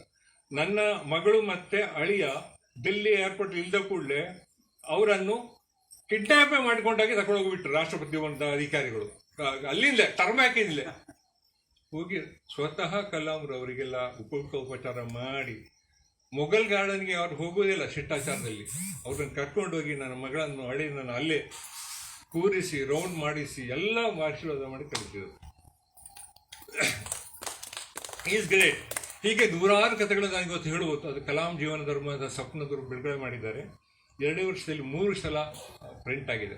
ದಯಮಾಡಿ ಓದಿ. ಯಾಕೆಂದರೆ ನಾನು ಹೇಳಿದರೆ ಇಡೀ ರಾತ್ರಿ ಇದೇ ಕಲಾಂ ಜೀವನ ಧರ್ಮ ಆಗಿಬಿಡ್ತದೆ ಇಲ್ಲಿ, ನಾವು ಇಟ್ಕೊಳ್ಳಿ, ಇನ್ನೂ ಇರಲಿ ಇಲ್ಲಿ. ಹೀಗಾಗಿ ಮುಖ್ಯವಾಗಿ ನನ್ನ ಬರವಣಿಗೆಯಲ್ಲಿ ಪ್ರಚೋದಿಸಿದ್ದಕ್ಕೆ, ನನ್ನ ಹುದ್ದೆಗೆ ಒಂದು ಹೊಸ ಆಯಾಮ ಕೊಟ್ಟಿದ್ದಕ್ಕೆ, ಮತ್ತು ನನಗೆ ಇಂಥ ಜೀವನದಲ್ಲಿ ಒಳ್ಳೆಯ ವ್ಯಕ್ತಿಯಾಗಿ ಅಂತ ಹೇಳಿಕೊಟ್ಟೋದಕ್ಕೆ, ಬರವಣಿಗೆಯನ್ನು ಕೂಡ ಮುಂದುವರಿಸಿದ್ದಕ್ಕೆ, ಎಲ್ಲ ರೀತಿಯಲ್ಲಿ ಕಲಾಂರು ನನಗೆ ಬಹಳ ಉತ್ತೇಜನ ಕೊಟ್ಟಿದ್ದಾರೆ. ಈ ಥರ ಅವರ ಪ್ರಭಾವಿತನಾಗಿ ಇದರವರೆಗೆ ನಾನು 80 ಭಾಷಣಗಳನ್ನು ದೇಶ ವಿದೇಶದಲ್ಲಿ ಕಲಾಂ ಜೀವನ ಧರ್ಮ ವಿಷನ್ ಇಂಡಿಯಾ 2020 ಅಂತ ಮಾಡಿದ್ದೇನೆ ವಿದ್ಯಾರ್ಥಿಗಳಿಗೋಸ್ಕರ ಕಲಾಂನಿಯದಲ್ಲಿ.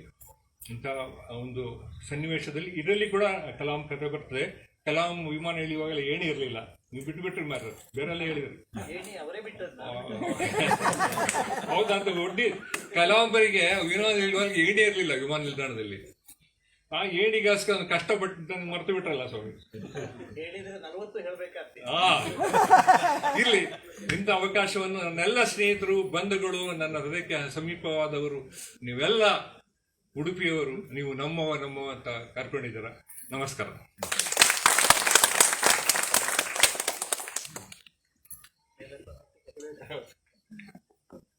ಕಲಾಂ ಸರ್ ಜೊತೆಗಿನ ಮಧುರ ನೆನಪುಗಳನ್ನು ನಮ್ಮ ಜೊತೆ ಹಂಚಿ ಅವರ ಪುಸ್ತಕದ ಬಗ್ಗೆ ಭಾಳಷ್ಟು ಮಾಹಿತಿಯನ್ನು ನೀಡಿದಂಥ ಹಮಾರ PRO ಜಯಪ್ರಕಾಶ್ ರಾವ್ ಕೆ ಅವರಿಗೆ ವಂದನೆಗಳನ್ನು ಸಲ್ಲಿಸ್ತಾ ಇದ್ದೇನೆ. ಇದು ದೀಪ ಹಚ್ಚುವ ಹೊತ್ತು, ಕಾಲು ದೀಪಗಳು ಕಾಯ್ತಾ ಇದೆ, ಸಮಯದ ಅಭಾವ ಅರಿವಾಗಿದೆ. ಹಾಗಾಗಿ ನಮ್ಮ ಅತಿಥಿಗಳು ನಾವು ಮಾತಾಡೋದಿಲ್ಲ, ಸಮಯದ ಅಭಾವ ಇದೆ ಅನ್ನೋದನ್ನು ವ್ಯಕ್ತಪಡಿಸಿದ್ದಾರೆ. ನಮ್ಮ ಅಧ್ಯಕ್ಷರು ಹೇಳ್ತಾ ಇದ್ದಾರೆ ಅದೇ ರೀತಿ. ಈಗ ತಾನೇ ನಮ್ಮ ಜೊತೆ ಕನ್ನಡ ಮತ್ತು ಸಂಸ್ಕೃತಿ ಇಲಾಖೆಯ ಸಹಾಯಕ ನಿರ್ದೇಶಕರಾದಂಥ ಬೆಕ್ಕೇರಿ ಸರ್ ನಮ್ಮ ಜೊತೆ ಸೇರಿಕೊಂಡಿದ್ದಾರೆ. ಅವರಿಗೆ ಒಂದು ಹೂವನ್ನು ನೀಡುವುದರ ಮೂಲಕ ಗೌರವವನ್ನು ನೀಡಬೇಕು ಅಂತ ವಿದ್ಯಾಶ್ಯಾಮ್ ಅವರಲ್ಲಿ ಕೇಳ್ಕೊಳ್ತಾ ಇದ್ದೇನೆ.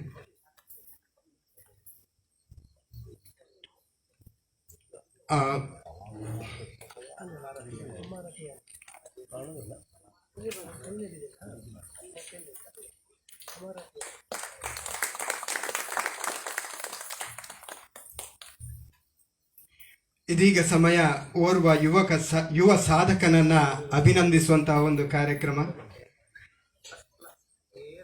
ಮಹೇಶ್ ಮಲ್ಪೆ ಒಳ್ಳೆಯ ಕಲಾವಿದ, ಹಲವಾರು ನಾಟಕಗಳಲ್ಲಿ ಉತ್ತಮ ಪಾತ್ರಗಳನ್ನು ನಿರ್ವಹಿಸಿದಂಥ ಒಬ್ಬ ಯುವಕ. ಹಲವಾರು ಯುವ ಸಂಘಟನೆಗಳಲ್ಲಿ, ಸಂಘ ಸಂಸ್ಥೆಗಳಲ್ಲಿ ತನ್ನನ್ನು ತೊಡಗಿಸಿಕೊಂಡ ಯುವಕ. ನಮ್ಮ ಸಂಸ್ಕೃತಿ ವಿಶ್ವ ಪ್ರತಿಷ್ಠಾನ ಯುವ ಬಳಗದ ಅಧ್ಯಕ್ಷ. ಹಲವಾರು ಬೀದಿ ನಾಟಕಗಳನ್ನು ನಿರ್ದೇಶಿಸಿ ಕಲೆಯನ್ನು ಪ್ರಸ್ತುತಗೊಳಿಸಿದಂತಹ ಯುವಕ. ನೆಸ್ಟ್ ಕಂಪನಿ ಆಯೋಜಿಸಿದಂತಹ ಮಂಚ್ ಸ್ಟಾರ್ ರಾಷ್ಟ್ರ ಮಟ್ಟದ ಪ್ರತಿಭಾ ಪ್ರದರ್ಶನದಲ್ಲಿ ಪ್ರಥಮ ಬಹುಮಾನದೊಂದಿಗೆ 5 ಲಕ್ಷ ರೂಪಾಯಿ ನಗದು ಪುರಸ್ಕಾರವನ್ನು ಪಡೆದ ನಮ್ಮ ಹೆಮ್ಮೆಯ ಯುವಕ. ಸಾವಿರಾರು ಸ್ಪರ್ಧಿಗಳು ಭಾಗವಹಿಸಿದ್ದಂತಹ ಈ ಒಂದು ಸ್ಪರ್ಧೆಯಲ್ಲಿ ಮಹೇಶ್ ಮಲ್ಪೆ ಅವರು 1300 ರೂಬಿಕ್ ಕ್ಯೂಬ್ಗಳಲ್ಲಿ ರಚಿಸಿದ ಕಲಾಕೃತಿಗೆ ಬಹುಮಾನವನ್ನು ಪಡೆದಿರ್ತಾರೆ. ರುಬಿಕ್ ಕ್ಯೂಬನ್ನು ಬಹಳ ಫಾಸ್ಟಲ್ಲಿ ಒಂದು ಹೆಚ್ಚು ಕಮ್ಮಿ 1 ನಿಮಿಷದಲ್ಲಿ 2 ರುಬಿಕ್ ಕ್ಯೂಬನ್ನು ಸೆಟ್ ಮಾಡಿ ಕೊಡ್ತಾರೆ. ಅಷ್ಟು ಸ್ಪೀಡಲ್ಲಿ ಅವರು ವರ್ಕ್ ಮಾಡ್ತಾ ಇದ್ದಾರೆ. ಅವರನ್ನು ಇವತ್ತು ನಿಮ್ಮ ಸಮ್ಮುಖದಲ್ಲಿ ಅಭಿನಂದನಿಸಿ ಬಹಳ ಸಂತೋಷ ಪಡ್ತಾ ಇದ್ದೇವೆ. ನಮ್ಮ ಎಲ್ಲ ಅತಿಥಿ ಅಭ್ಯಾಗತರು ನಮ್ಮ ಈ ಯುವಕರನ್ನು ಗೌರವಿಸಬೇಕಾಗಿ ಕೇಳಿಕೊಳ್ತಾ ಇದ್ದೇವೆ.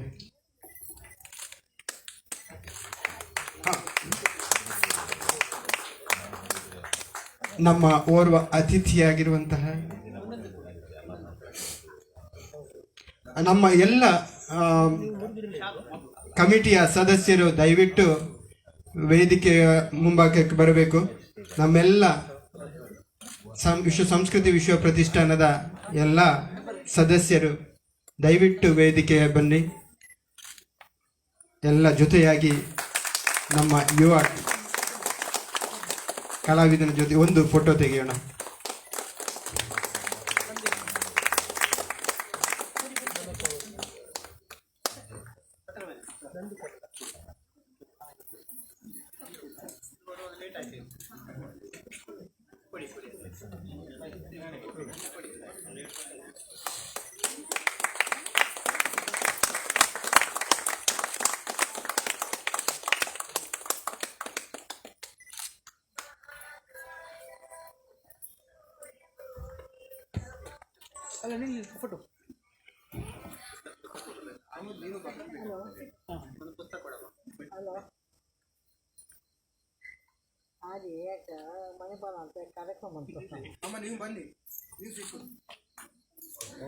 ಬನ್ನಿ, ಇನ್ನೊಂದು ಹೂ ಕೊಡ್ತಾರ.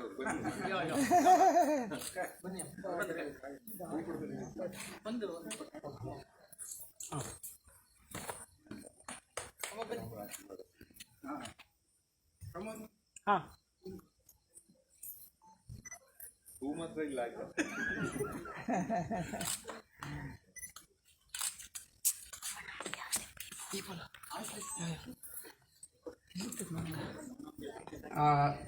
ನಮ್ಮ ಓರ್ವ ಅತಿಥಿಗಳಾಗಿರುವಂತಹ ನಿತ್ಯಾನಂದ ಪಡ್ರೆಯವರಿಗೆ ಅನಿವಾರ್ಯ ಕಾರಣಗಳಿಂದ ಬಹಳ ನಿರ್ಗಮಿಸಬೇಕಾಗಿದೆ. ಅವರಿಗೆ ನಮ್ಮ ಒಂದು ಸಣ್ಣ ಸ್ಮರಣಿಕೆಯನ್ನು ಕೊಡಬೇಕಾಗಿ ನಮ್ಮ ಗೌರವ ಅಧ್ಯಕ್ಷರಲ್ಲಿ ಕೇಳ್ಕೊಳ್ತಾ ಇದ್ದೇನೆ.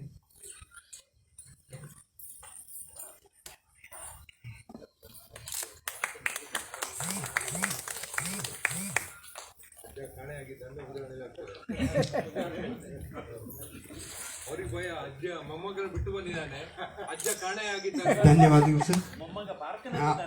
ಇದೀಗ ಕೊನೆಯದಾಗಿ ನಮ್ಮ ಸಭಾಧ್ಯಕ್ಷರ ಭಾಷಣ, ನಮ್ಮ ಸಂಸ್ಥೆಯ ಗೌರವಾಧ್ಯಕ್ಷರು 2 ಮಾತುಗಳನ್ನು ಶುಭ ಹಾರೈಸಬೇಕಾಗಿ ಕೇಳ್ಕೊಳ್ತೇನೆ. 2 ಮಾತುಗಳು ಸರ್, ಮತ್ತೆ ದೀಪ ಹಚ್ಚೋಣ.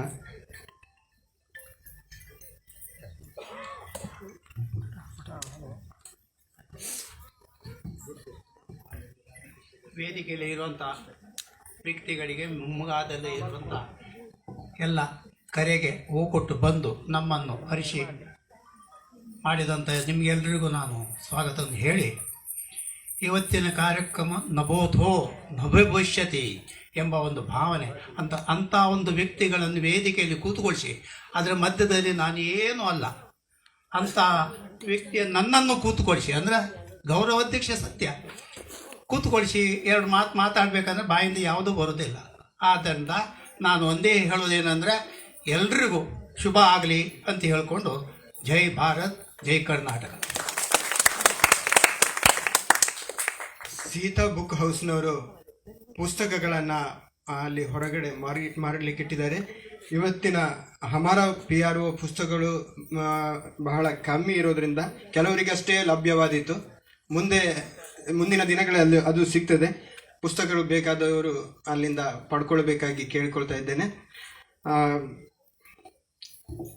ಅಂತರಂಗಕ್ಕೆ ನಮನ, ಬಹಿರಂಗಕ್ಕೆ ನಮನ, ಅನಾದಿ ಅನಂತ ಅಗೋಚರಕ್ಕೆ ನಮನ, ಅಮೂರ್ತ ಅಪೂರ್ವ ಅನುಭೂತಿಗೆ ನಮನ, ಅಸಮ ಸಮ ಹೃದಯ ಸೌರಭಕ್ಕೆ ನಮನ, ಅತುಲ ಕಲಾ ರಸಿಕ ಕಲಾ ಪೋಷಕರಿಗೆ ನಮನ. ನಾವು ಈಗ ಕಾರ್ಯಕ್ರಮದ ಅಂತಿಮ ಘಟ್ಟಕ್ಕೆ ಬಂದಿದ್ದೇವೆ. ಮಜ್ಜಿಗೆ ಊಟ ಮಾಡಲಿಕ್ಕೆ ಕಾಯ್ತಾ ಇದ್ದೇವೆ. ಧನ್ಯವಾದಗಳನ್ನು ಕೋರಬೇಕಾಗಿ ನಮ್ಮ ಪ್ರಧಾನ ಕಾರ್ಯದರ್ಶಿ ಅವರಾದಂತಹ ಗಿರೀಶ್ ತಂತ್ರಿ ಅವರಲ್ಲಿ ಕೇಳ್ಕೊಳ್ತಾ ಇದ್ದೇನೆ.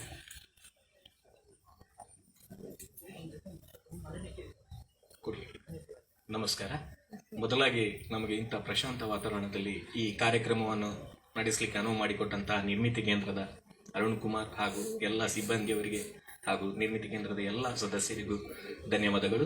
ಹಾಗೆಯೇ ಪಳ್ಳದರ್ಕ ಕೇಶವ ಭಟ್ ಮೆಮೋರಿಯಲ್ ಟ್ರಸ್ಟ್ನ ಎಲ್ಲ ಪದಾಧಿಕಾರಿಗಳಿಗೆ ನಮ್ಮ ಹೃದಯಾಂತರದ ಧನ್ಯವಾದಗಳು. ತದನಂತರ ಸುವಾಸಂ ಉಡುಪಿಯ ಎಲ್ಲ ಸದಸ್ಯರುಗಳಿಗೆ ಪದಾಧಿಕಾರಿಗಳಿಗೆ ಧನ್ಯವಾದಗಳು. ಹಾಗೆ ಸಾರ್ವಜನಿಕ ಸಂಪರ್ಕ ಪರಿಷತ್ ಉಡುಪಿ ಇವರಿಗೂ ನಮ್ಮ ಅನಂತ ಧನ್ಯವಾದಗಳು. ಅಧ್ಯಕ್ಷರು ಎಲ್ರಿಗೂ ಸ್ಮರಣಿಕೆಯನ್ನ ಕೊಡಬೇಕಂತ ಕೇಳ್ಕೊಳ್ತಾ ಇದ್ದೇನೆ. ಉಪಸ್ಥಿತರಿರುವಂತಹ ಎಲ್ಲ ಗಣ್ಯರಿಗೆ,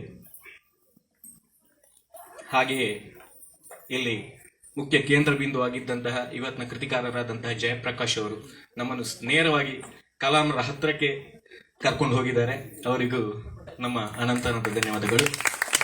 ಹಾಗೆ ನಮಗೆ ಸಹಕಾರ ನೀಡಿದಂತಹ ಕನ್ನಡ ಸಂಸ್ಕೃತಿ ಇಲಾಖೆ ಇದರ ಕುಮಾರ್ ಬೆಕ್ಕೇರಿ ಅವರಿಗೆ ಅನಂತ ಧನ್ಯವಾದಗಳು. ಹಾಗೆಯೇ ಸುಹಾಸಂನ ಶಾಂಟ್ರಾಜ್ ಐತಾಳ್ ಇವರಿಗೂ ಕೂಡ ಧನ್ಯವಾದಗಳು. ಹಾಗೂ ಕೃತಿಯ ಪರಿಚಯವನ್ನು ಮಾಡಿದಂತಹ ನಿತ್ಯಾನಂದ ಪಟ್ರೆ, ಉದಯವಾಣಿಯ ನಿತ್ಯಾನಂದ ಪಟ್ರೆ ಅವರಿಗೂ ಕೂಡ ಧನ್ಯವಾದಗಳು. ಅಧ್ಯಕ್ಷತೆಯನ್ನು ವಹಿಸಿಕೊಂಡಂತಹ ವಿಶ್ವನಾಥ್ ಶಣೆ ಇವರಿಗೂ ಕೂಡ ಧನ್ಯವಾದಗಳು. ಹಾಗೂ ಅಧ್ಯಕ್ಷರಾದಂತಹ ಪ್ರೊಫೆಸರ್ ಶಂಕರ್ ಇವರಿಗೂ ಧನ್ಯವಾದಗಳು. ಹಾಗೆ ಮುಂದೆ ವೀಣಾವಾದನದ ಕಾರ್ಯಕ್ರಮವನ್ನು ನೀಡಲಿರುವಂತಹ ರಸದೌತಣವನ್ನೇ ಬಡಿಸಲಿದ್ದಾರೆ ಖ್ಯಾತ ಕಲಾವಿದೆ ವೀಣಾವಾದನದ ಶ್ರೀಮತಿ ಭಾವನಾ ಬಿ ಆಚಾರ್, ಹಾಗೂ ಅವರಿಗೆ ಪಕ್ಕವಾದ್ಯದಲ್ಲಿ ಬಾಲಚಂದ್ರ ಆಚಾರ್ ಅವರು ಕೂಡ ಸಹಕರಿಸಲಿದ್ದಾರೆ. ಅವರಿಗೂ ಕೂಡ ಧನ್ಯವಾದ ಅಂತಗಳು. ಹಾಗೆಯೇ ಎಲ್ಲರೂ ಬಂದಂತ ಇಲ್ಲಿಗೆ ಬಂದು ನಮ್ಮೊಂದಿಗೆ ಸಹಕರಿಸಿದಂತ ನಿಮ್ಮೆಲ್ಲರಿಗೂ ಧನ್ಯವಾದಗಳು. ಮಾಧ್ಯಮ ಮಿತ್ರರಿಗೆ ಕೂಡ ಧನ್ಯವಾದಗಳು. ವಂದನೆ. 3:45 ಗಂಟೆ ಕಾರ್ಯಕ್ರಮ, 8 ಗಂಟೆ ಮುಗೀತದೆ. ದಯವಿಟ್ಟು ಎಲ್ಲ ಕೂತ್ಕೊಂಡು ವೀಣಾವಾದವನ್ನು ಕೇಳಬೇಕು. ಬಹಳಷ್ಟು ಹಿರಿಯ ವ್ಯಕ್ತಿಗಳು ಬಂದಿದ್ದೀರಿ. ತಮ್ಮನ್ನೆಲ್ಲ ಗುರುತಿಸಲಿಕ್ಕೆ ಸಾಧ್ಯವಾಗಲಿಲ್ಲ. ಬಂದಂತಹ ಎಲ್ಲರಿಗೂ ನಮ್ಮ ಎಲ್ಲ ಸಂಸ್ಥೆಗಳ ಪರವಾಗಿ ಹೃದಯಪೂರ್ವಕವಾದಂತಹ ವಂದನೆಗಳನ್ನು ಈ ಸಂದರ್ಭದಲ್ಲಿ ತಿಳಿಸ್ತಾ ಇದ್ದೇವೆ ಸರ್.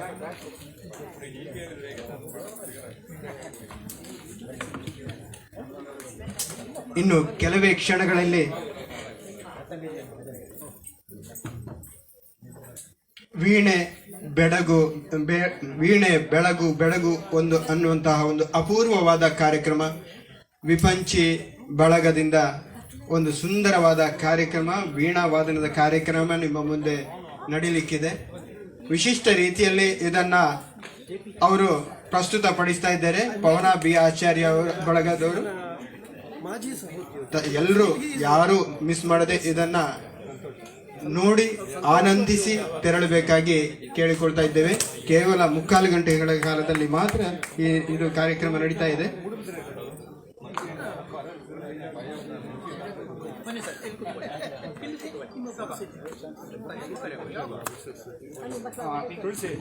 ಈ ಸಂದರ್ಭದಲ್ಲಿ ನಮ್ಮ ಜೊತೆಗಿರುವಂತಹ ರಾಮಕೃಷ್ಣ ಚಡಗ ಅವರು ಆಗಲೇ ನಿಮಗೆಲ್ಲ ತಿಳಿಸಿದ್ದೇವೆ. ರಾಮಕೃಷ್ಣ ಚಡಗ ಅವರು ಕಲಾಂ ರವರ ಬಹಳ ಆತ್ಮೀಯರು. ಅವರು ನಮ್ಮ ಜೊತೆ ಇದ್ದಾರೆ. ಅವರು ಅವರ ಅನುಭವಧಾರೆಯನ್ನ ನಮ್ಮೊಟ್ಟಿಗೆ ಒಂದಷ್ಟು ಹೊತ್ತು ಹಂಚಿಕೊಳ್ಳಿಕ್ಕಿದ್ದಾರೆ. ಅವರ ಪರಿಚಯವನ್ನ ನಮ್ಮ ಯುವ ಬಳಗದ ಸದಸ್ಯೆ ನಮ್ರತಾ ಅವರು ಹೇಳಬೇಕಾಗಿ ಅವರ ಪರಿಚಯವನ್ನು ಮಾಡಿಕೊಡಬೇಕಾಗಿ ಕೇಳಿಕೊಳ್ತಾ ಇದ್ದೇನೆ. ಎಲ್ಲರಿಗೂ ನಮಸ್ಕಾರ. ಇವತ್ತು ನಮ್ಮೊಂದಿಗೆ ಪ್ರೊಫೆಸರ್ ರಾಮಕೃಷ್ಣ ಚಡಗ ಅವರು ಇದ್ದಾರೆ. ನಾನು ಈ ಸಂದರ್ಭದಲ್ಲಿ ಅವರ ಒಂದು ಪರಿಚಯ ಕೊಡಲು ಇಚ್ಛಿಸುತ್ತೇನೆ. Good evening. We have with us Professor Ramakrishna Chadaga. I take this opportunity to welcome him and introduce you all. Professor Chadaga is a postgraduate in aerospace engineering from IIT Madras and management from Kerala. He worked for 33 years at the Vikram Sarabhai Space Center, ISRO, and retired as the project director and head of HRD. He is selected as one of the 5 astronauts of ISRO in 1985 from among 5,000 scientists and engineers. He worked with the stalwarts of ISRO like Vikram Sarabhai, Satish Dhawan, U.R. Rao, Kasturi Rangan and APJ Abdul Kalam. After retirement from ISRO, he worked as a professor at SIT Tumkur, NMA MIT Nitte, TACME Manipal, was the Dean of Alvas Institute of Management and Director of MIM Manipal. He is associated with the ISTD since 1985 and assumed various positions such as Secretary, Chairman and NC member from 2-3 terms at Trivandrum. He conducted numerous executive and management development programs at various public and private sector organizations under the banner of ISTD. He is the fellow of the Institution of Engineers, ISTE, Aeronautical and Astronomical Society of India, and life member of various professional and cultural bodies such as ISTD, NIPM, NIQR, Indo-French Technical Society, Spikes McKay, etc. He was the former president of Rotary Club of Nitte and was selected as PHF by Rotary International in 2006. He served in the BOS and BOE of VTU, Manipal, Bangalore and Kerala universities. His hobbies include spirituality, gardening, reading, music and collecting antiques. I take this pleasure of welcoming you to the program, sir.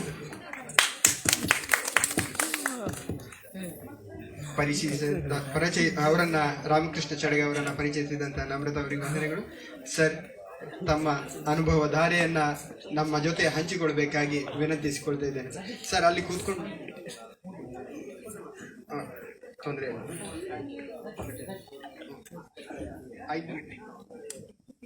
ಎಲ್ಲರಿಗೂ ನಮಸ್ಕಾರ. ನಾನು I am an intruder in the last minute. ಮೊನ್ನೆ ಒಂದು 2-3 ದಿವಸ ಹಿಂದೆ ಈ Pavana Acharya, she is our family friend and our husband doctor Achar, he is also a very close friend. They have invited me here to share some of my experiences with Kalam. ನಾನು ಹೇಳೋದು ಕಲಾಂ ಇದ್ದ ವಿಷಯ ಅಂದರೆ ಅವರ ಪೂರ್ವಾಶ್ರಮ. ಅವರು ಪ್ರೆಸಿಡೆಂಟ್ ಆದ್ರ ಮೇಲೆ ಅವರು ಇಸ್ರೋದಲ್ಲಿ ಇರುವಾಗ ಅದಕ್ಕಿಂತ ಮುಂಚೆ ಅವರೊಟ್ಟಿಗೆ ನನ್ನ ಒಡನಾಟ, ನನ್ನ experience, that's what I am going to cover. ಆವಾಗ ನಾವು ಕಲಾಂನ ಅಷ್ಟು ದೊಡ್ಡ ಜನ ಅಂತ ನೋಡಲಿಲ್ಲ, ಯಾಕಂದ್ರೆ ಅವರು ಆವಾಗ he was one among us. ನಾವು ನೋಡಿದ ಕಲಾಂ ಹಾಗೆ ಇದ್ರು. 1964 ನಾನು ಮೆಡ್ರಾಸ್ ಇನ್ಸ್ಟಿಟ್ಯೂಟ್ ಆಫ್ ಟೆಕ್ನಾಲಜಿಯಲ್ಲಿ ಸ್ಟೂಡೆಂಟ್ ಆಗಿದ್ದೆ. ಏರೋನಾಟಿಕಲ್ ಅಸೋಸಿಯೇಷನ್ ಸೆಕ್ರೆಟರಿ ಆಗಿದ್ದೆ ಆವಾಗ ಫಸ್ಟ್ ಇಯರ್ನಲ್ಲಿ. ಆವಾಗ ಹೇಳಿದ್ದಾರೆ ಕಲಾಂನ ನೀವು ಕರಿಬೇಕು ಇಲ್ಲಿ. ಅವರು ಆವಾಗ aeronautical development establishment ADE Bangalore, ಅದು ಗಿರಿನಗರ್ ಹಿಂದೆ ಆ ಕಡೆ ಇದೆ, ಅಲ್ಲಿ ಹೋಗಿ ಅವರನ್ನು ಕರಿಬೇಕು, ಒಂದು ಪ್ರೋಗ್ರಾಮ್ ಅವ್ರು ಮಾಡಬೇಕು ಅಂತ ಹೇಳಿ. ಆವಾಗ ನಾನು ಹೋಗಿದ್ದೆ ಆ್ಯಸ್ ಅ ಸ್ಟೂಡೆಂಟ್. ನಾನು ಆವಾಗ first year student, engineering BSc ಆಗಿ DMIT ಮಾಡ್ತಾ ಇದ್ದೇನೆ ಫಸ್ಟ್ ಇಯರ್ ಮೆಡ್ರಾಸಲ್ಲಿ. ಸೊ ಅವರನ್ನು ಮೀಟ್ ಆದೆ, ಅವರ ಅಪಾಯಿಂಟ್ಮೆಂಟ್ ಫೋನಲ್ಲೆಲ್ಲ ಮಾತಾಡಿ ಅವರನ್ನು ಅಪಾಯಿಂಟ್ಮೆಂಟ್ ಮಾಡಿ ADEಗೆ ಹೋಗಿದ್ದೆ. ಆವಾಗ he has prepared what is known as A Hoover craft for the first time in India. Of course Hoover crafts are available abroad, but ಇಲ್ಲಿ ಇಂಡಿಯಾದಲ್ಲಿ ಅವರು ಒಂದು ಮಾಡೆಲ್ ಮಾಡಿದ್ರು, ಅದು ವರ್ಕ್ ಆಗ್ತಾ ಇತ್ತು, ಅದನ್ನೆಲ್ಲ ತೋರಿಸಿದ್ರು. Then I told him why I came and requested him that he should come and talk. ನನ್ನ ಫಸ್ಟ್ ಇಂಪ್ರೆಷನ್ ಕಲಾಂ ಆವಾಗ ಅವರು ಈ ಸ್ಟೈಲು ಉದ್ದ ಕೂಲು ಹಾಗೇನಿರಲಿಲ್ಲ. He look very normal person with always wearing half t-shirt alla ordinary shirt, not tucked out, and he is like typical Madrasi Tamil accent. He used to speak English. I was not impressed, frankly telling, because ಎಲ್ಲರೂ ಅವ್ರ ಬಗ್ಗೆ ಇಷ್ಟು ಹೇಳಿದ್ದಾರೆ ನನಗೆ. But 1964 ಕತೆ ನಾನು ಹೇಳ್ತಾ ಇದ್ದೇನೆ, ನನಗೆ ಅಷ್ಟು ಇಂಪ್ರೆಷನ್ ಆಗಲಿಲ್ಲ. ಅದಕ್ಕೊಂದು ಇನ್ನೊಂದು ರೀಸನ್ ಉಂಟು. ಅವರನ್ನು ಮೀಟ್ ಆಗೋ ಮುಂಚೆ I went and met another great person, a great man called Satish Dhawan. He was also supposed, ಆವಾಗ ಇಂಡಿಯನ್ ಇನ್ಸ್ಟಿಟ್ಯೂಟ್ ಆಫ್ ಸೈನ್ಸ್ ಅಲ್ಲಿ ಡೈರೆಕ್ಟರ್ ಆಗಿದ್ರು, and also the head of the department of aeronautics department. ನಾನು aeronautics student ಆಗಿದ್ದೆ. ಅವರು ಆವಾಗ ಅಲ್ಲಿ ಒಂದು India's first supersonic tunnel 1 inch by 3 inch supersonic tunnel design ಮಾಡಿದ್ರು. And he was my hero, and I was so impressed with Satish Dhawan. He was a very handsome person, always with military type of shirt with the flaps here and tucked in and nicely on the navel belt, and very very smart with white hair. He must be around 60-62 at that time. I'm talking about 1964, and I was damn impressed with him because I heard so much about him and I met him for the first time. Maybe because of that Kalam didn't impress me at that time. I'm sorry that I have to say because I am telling my first-hand experiences. So what I am going to tell you may be shocking to you, some of you, because I am not going to praise Kalam so much. I am not derogating him, but my experiences with Kalam. But he was a very simple man, and he came as promised to Madras Institute of Technology after 1 month and gave a lecture, and it was very much appreciated. Adadar Nantra, I forgot about Kalam because it was not that I should remember him at that time, because we have been meeting so many people. And then in 1967, I completed my engineering, went to IIT Kanpur for doing research. And in those days, aeronautics people were not getting jobs, and if at all we get jobs, we have to get into government jobs. And I got an offer from ISRO. Our ISRO sa irlilla adu. It was called Space Science and Technology Center, which was an offshoot of Tumba Equatorial Rocket Launching Station. ಅಲ್ಲಿ ಒಂದು ನಮಗೆ scientist engineer SB ಅಂತ, that is the first grade engineer job ನಮಗೆ ಬಂದಿತ್ತು. So everybody advised me that you can do research afterwards also, but government job you will not get, so you should join. So ಅಲ್ಲಿ ಹೋಗಿ join ಆಯಿತು. I remember the day I joined Vikram Sarabhai Space Science and Technology Center, which is an offshoot of TERLS, Tumba Equatorial Rocket Launching Station. ಆವಾಗ ಅಲ್ಲಿ ಬೇರೆ ಬೇರೆ ದೇಶದಿಂದ ರಾಕೆಟ್ಗಳನ್ನು ತಂದು ತುಂಬಾ ಇಕ್ವಿಟೋರಿಯಲ್ ರಾಕೆಟ್ ಲಾಂಚಿಂಗ್ ಸ್ಟೇಷನ್ ಟ್ರಿವಾಂಡ್ರಮಿಂದ 12 ಕಿಲೋಮೀಟರ್ ಹೊರಗೆ ಇದೆ, ಅಲ್ಲಿಂದ ಬಿಡ್ತಾ ಇದ್ರು. Specially from America Nike Apache, from Russia M100 ಇಂಥ ರಾಕೆಟ್ಸ್ ತಂದು ಬಿಡ್ತಾ ಇದ್ರು. ಅದನ್ನೆಲ್ಲ ಮಾಡ್ತಾ ಇರುವವರು ಕಲಾಂ ಇದ್ರು. ಅವಾಗ Kalam and Aravamudan, these are the 2 people who are doing it. Eswar Das ಇವರೆಲ್ಲ ಇದ್ರು. I remember the day I join, it is in November 21, 1967. This is a very special day because that was the day on which India's first rocket, a 3 inches, that is 75 millimeter diameter rocket, which is about 1 meter in length, which is called Rohini 75 rocket, was launched, and it was successful, and it was a very thrilling moment. I witnessed that, and they introduced all of us to Kalam and all. Kalam was involved in that. He is not the only one who has done it, but he was involved. So again he recognized me and he said, "Hi, how are you?" I was surprised because he met me once in 1964, and I am seeing him after 3.5 years. I'm a small guy, but I remember him. So how are you and all, he inquired. So I was really surprised, and he was already a big man in Space Science and Technology Center. He was I think at least 3 grades ahead of me in the organization. By the way, he was also my senior in the Madras Institute of Technology by about 10 batches. I belongs to 16th batch and he belongs to 6th batch of DMIT from Madras. So we have an affinity because being from the same institute and that too from the same discipline of aeronautics, we had affinities. So that is how I became very close. I was staying in some lodge in those days, initially 67, and later in 69 we moved to a new hostel being built by one Mr. Kolapan of Trivandrum Medicals. He has built a beautiful new hostel called Indra Bhavan. Kalam also occupied one room there, and I was his neighbor in room number 101, and Kalam room number was 100. From 68 onwards up to 69 end, I was there as his neighbor, and every day morning I used to listen he playing veena. And my roommate, one Mr. Sriram, is a very chain smoker of cigars, and I wonder now why I didn't get cancer, because so much of cigar smoke was there in the rooms. Kalam used to complain, and being senior person, when Kalam was around, he used to not smoke. These are all the incidents. And with Kalam we used to go, because most of us are bachelors in those days, 68, 69, we were all bachelors, and we used to go to the various places where we have to eat, because daytime we were eating in the institute where we had good meals, etc. And he was not my boss. He was my senior. He was working with, after that he was working with fiber reinforced plastic division as head with Satya and others.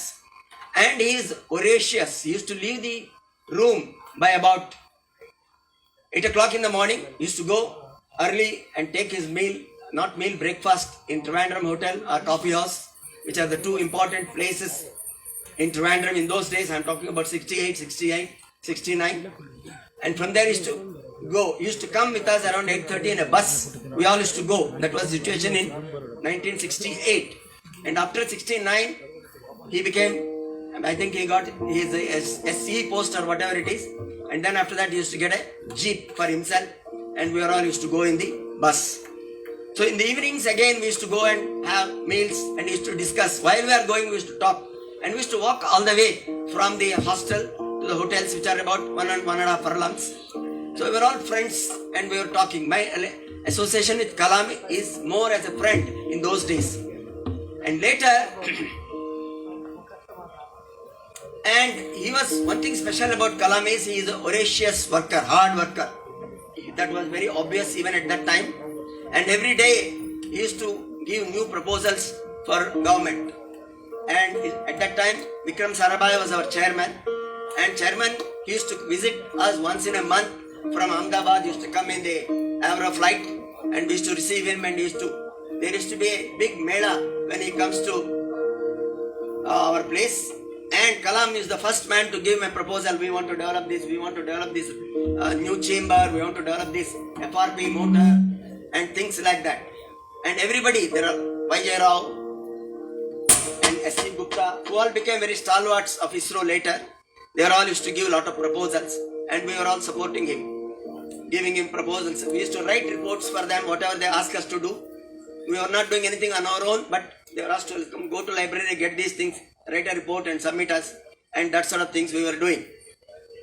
And in 1971, as you all know, Sarabhai died in a mysterious way in the Kovalam Hotel, and there was a rumor that there was a conspiracy to eliminate him because he was making very good progress. That's what some papers have said, but we don't know the truth, whatever it is. It is always known his predecessor, Homi Bhabha, was also mysteriously died in the Air India flight. So there was conspiracy theories behind the death of both Homi Bhabha and our Sarabhai.